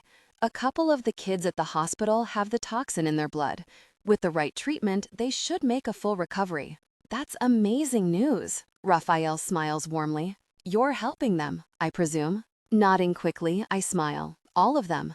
I'm working with the board to set up clinics across the city so that people can get tested. I've already started a hydration drive to bring in water from other parts of the city and other states so that people here will have access to clean drinking water. The reservoir is completely contaminated, so we'll need to find another way to fix that, but until then, no one will go thirsty. How very entrepreneurial of you, Raffaele teases. All that in a week puts me to shame. I had to help. Knowing my father caused this is... My nose scrunches slightly. He isn't here to take responsibility, so I will. I will fix what he broke. It can't bring anyone back, but it can help people move on, I think. Which reminds me, I want to set up a fund for lawyers too. Anyone who wants to sue should be able to. Not that I'm against your taking on the entire weight of the city's water and healthcare, Raffaele chuckles, setting his phone aside and caressing my waist. But you need to take care of yourself too. I will. As long as the police and the FBI do their part, I'll do mine. Besides, it's easy to work on that while visiting Katerina. How is she doing? Frustrated that she's in the hospital, but she was glad to hear Pascal is dead. Saying his name leaves a sour taste on my tongue. He's no father of mine, that's for sure, and detaching myself from him leaves me room to focus on other, better feelings. But she's recovering well. You saved her life. Raffaele rolls his eyes. Hardly. She told me what you did at that house. I'm proud of you. For getting blown up? No. Chuckling, I lean down and kiss him lightly. You killed the last guard I had, who was around when I was harmed. I'm glad you didn't kill her, because I like her. Oh, Raffaele rolls his eyes slightly. She was there for you, a lot. And your ending up with Pascal was my fault too. If I'd told you the truth sooner, I could have saved you a lot of pain. Maybe. I run my thumb over Raffaele's lower lip. But hearing the truth from his own mouth was eye-opening. Made it easier to digest, I think, rather than hearing it from someone else. If you'd told me a couple of weeks ago, I don't even know if I would have believed you. That's fair. Raffaele kisses the pad of my wandering thumb. I'm sorry, Adelina. You've been through so much this month, and most of it is because of me. No, most of it was because I was blind to the insanity of my father for so many years. Tension worms its way through my chest. I don't understand how he could care more about his family name and reputation than his actual family. What he did was disgusting, but to continue even after Mother got sick? How could he not do everything in his power to save her, like Raffaele did for me? He walked into a trap without backup, determined to do everything he could to get me back. Did Pascal not love my mother the same way? The moment he sold you, I suspected he wasn't the family man he claimed to be, but I was blind also. Half by your beauty and half by my own ego. You think I'm beautiful? I smirk softly, and Raffaele chuckles. I just wonder if he ever loved my mother. Your mother had you, Raffaele says softly. I'm sure she had all the love she needed. Pascal was just a twisted man with twisted thoughts and values. He didn't deserve to call you his daughter. Not that it matters now. I sigh and settle back against his chest. He's dead, and that's the least he deserves. Indeed. Though, to be clear, Raffaele sits up, and I follow, allowing his body to move me. I am thankful he was such a man, because if he hadn't sold you to me, I never would have met you, or gained an amazing wife. 2 fingers rest under my chin as he tilts my head up for a kiss. And now we're going to have a baby together. I kiss him back slowly and study his eyes when we move apart. You're really happy about that? I never anticipated it, he admits softly. But the moment those words came out of Katerina's mouth, it was like everything suddenly snapped into place, and the only thing I wanted in the world was to get you back safe. I'd have given up everything just for that. I'm sorry I kept it secret. In the beginning, I thought it was because Pascal cared about us, and he didn't want to get your hopes up. I kind of thought it was a guy thing.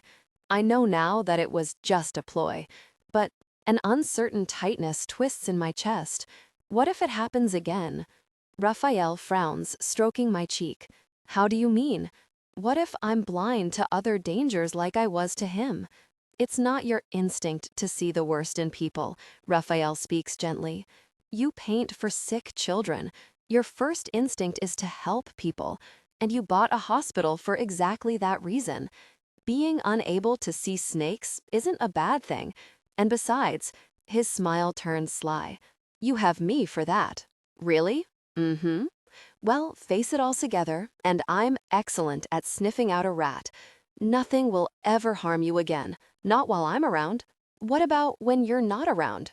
I slide my fingers up his chest, toying with the buttons on his shirt. Raphael draws me in again, pressing a lingering kiss to my lips and gently nudging our noses together. I'll always be around, Adelina. No matter what you think of me, from now until the day we die, I will always be here. He speaks with such honest determination that I believe him wholeheartedly. Our eyes meet, and a surge of love swells in my chest like a balloon. I never said those words back to him at the warehouse because I was scared. Scared of what would change once I admitted that I'd come to love the man I once hated. But it's the most honest feeling inside me, and I can't sit on it any longer. I love you too, I say, pressing another kiss to his lips. What? Open surprise washes over Raphael's face. You don't have to say it back to me, you know. I know, but it's true. You make me feel safe and protected, loved. You stood by me through Marie, even when I was being an ass to you. You came for me and put your life on the line for me. You've never once belittled my art or tried to persuade me to give up on the hospital. Except for when you forbade me to leave, but even then, you didn't make me feel bad for my passions. You make me feel supported. And the day I found out I was pregnant, I was excited. Scared, sure, but a part of me was excited because it means a future with you. A real future. By the time I pause, tears shine in Raphael's eyes. So I mean it, I say, my voice betraying the wobbling emotions inside me. I love you, Raphael. I love you too. Our mouths clash together in a fierce kiss that differs from the usual passionate, biting kisses. This one is deep, as we pour every ounce of our love and truth into the kiss, as if we can imprint on one another, so neither of us will forget just how loved we are by the other. Thank you, Raphael says, pulling me close in his arms. Thank you for bringing color back into my world. Epilogue. It's February 23rd. The sun is shining, peeking out from behind white fluffy clouds. The air is filled with laughter and music, and my heart is overflowing with love. Raphael carries me in his arms like I weigh no more than the baby nestled in my own arms. Our baby. Our darling little Lucille was born happy and healthy, with eyes as blue as my own and a mop of blonde hair matching her father's. I'd read countless books in the later stages of my pregnancy to try and prepare myself for what it would be like when she was really here in my arms. But the books turned out to be useless. Nothing could prepare me for the sheer joy of holding my baby in my arms for the first time, nor the overwhelming surge of warmth that flooded up from the depths of my soul. It was also the first time I ever saw Raphael properly cry. Comfortable? Raphael sets me down on one of the loungers next to the pool and quickly drags one of the heaters closer. Very. I smile up at him. Although the heater might be too much. We are in Italy. It's still cold for a baby, Raphael insists. We're taking no chances. Of course not. Come here. I motion him closer with a finger, and once he's within reach, I grasp his tie and jerk him down for a kiss. I love you. I love you too. We moved to Italy not long after Katerina was released from the hospital. I didn't want to be pregnant or raise my baby anywhere near the toxicity my father had left behind, and not just what he did to the water. There was so much bad energy around the property that coming to Italy to live out my pregnancy and the early months of Lucille's life was the best choice. And it's been beautiful. The air has always been crisp and fresh. Winter was cold, but the snow was incredible, and ringing in the new year at the vineyard was just perfect. Now Lucille is here, and our little family is complete. Sit with me. I pat the space next to me. Please? Always, Raffaele sits beside me and leans down, lightly kissing Lucille's sleeping face. She looks exactly like you when you sleep. What? All wrinkly and old? No, Raffaele laughs softly. Sweet, cute. I think you just don't want to admit that our darling baby looks like an old man. He does a bit. He grins. She'll grow out of it. Here, he offers his fingers and pops a grape into my mouth. She'll be as stunning as you. I know, I say, chewing around the sweetness. We made something perfect. So much has changed in the last year that it's hard to believe I'm even here. The loss of a fiancé, a wedding to a man I hated, a whirlwind romance, the loss of my best friend, and the start of my hospital empire, followed by the insane revelation that my father was poisoning the water supply for his Irish overlords because all he cared about were money and power. Now, the Irish powerhouse lies in dust at our feet, with their dreams of a hold on the government in absolute tatters. Katerina is surviving and healing, not just her physical wounds from the attack, but also her mental scars. Although, as I glance across at her leaning over the wall and flirting openly with the groundskeeper on the other side, I get the distinct impression that she'll be healing faster rather soon. Vito was here earlier, Raffaele says. He'll be back for dinner. What did he want? He just had some financial reports to drop off, things to do with the businesses we absorbed from Pascal. Ah, my father's businesses. I had no desire to keep them, so after we absorbed them, I immediately distributed them to many of the smaller families feeling lost after Pascal's betrayal to the Irish. Money and words can buy loyalty, sure, but providing a business and independent stability spoke louder to those families. And in one deal, I secured their loyalty to both Raffaele and me. It was a spur-of-the-moment decision that worked in our favor, much like my purchase of the hospitals. Raffaele is happy to foot the bill because he's still surprised that we gained 6 smaller families in one afternoon without a drop of bloodshed. Is everything okay? Raffaele nods and feeds me another grape. He just compiled the last quarter's profits for you to review. He thinks one family might need some assistance in how they run things, but it's more of a need to educate than anything else. Understood. I'll take a look after Lucille wakes for her feeding. As if hearing her name, Lucille shifts and sniffles in my arms, but she doesn't wake. How can I have so much love for something so small? Raffaele says quietly. It's almost overwhelming. I know. I lean over and gently kiss his cheek. But we're learning together, and well, be overwhelmed together. Did I die in that warehouse? He tilts his head back and gazes up at the sky. There's no way this is my reality. I must have died and gone to heaven. Really? Would I have broken your finger in childbirth if this were heaven? Raphael glances down at his healing, but still bruised knuckles and laughs.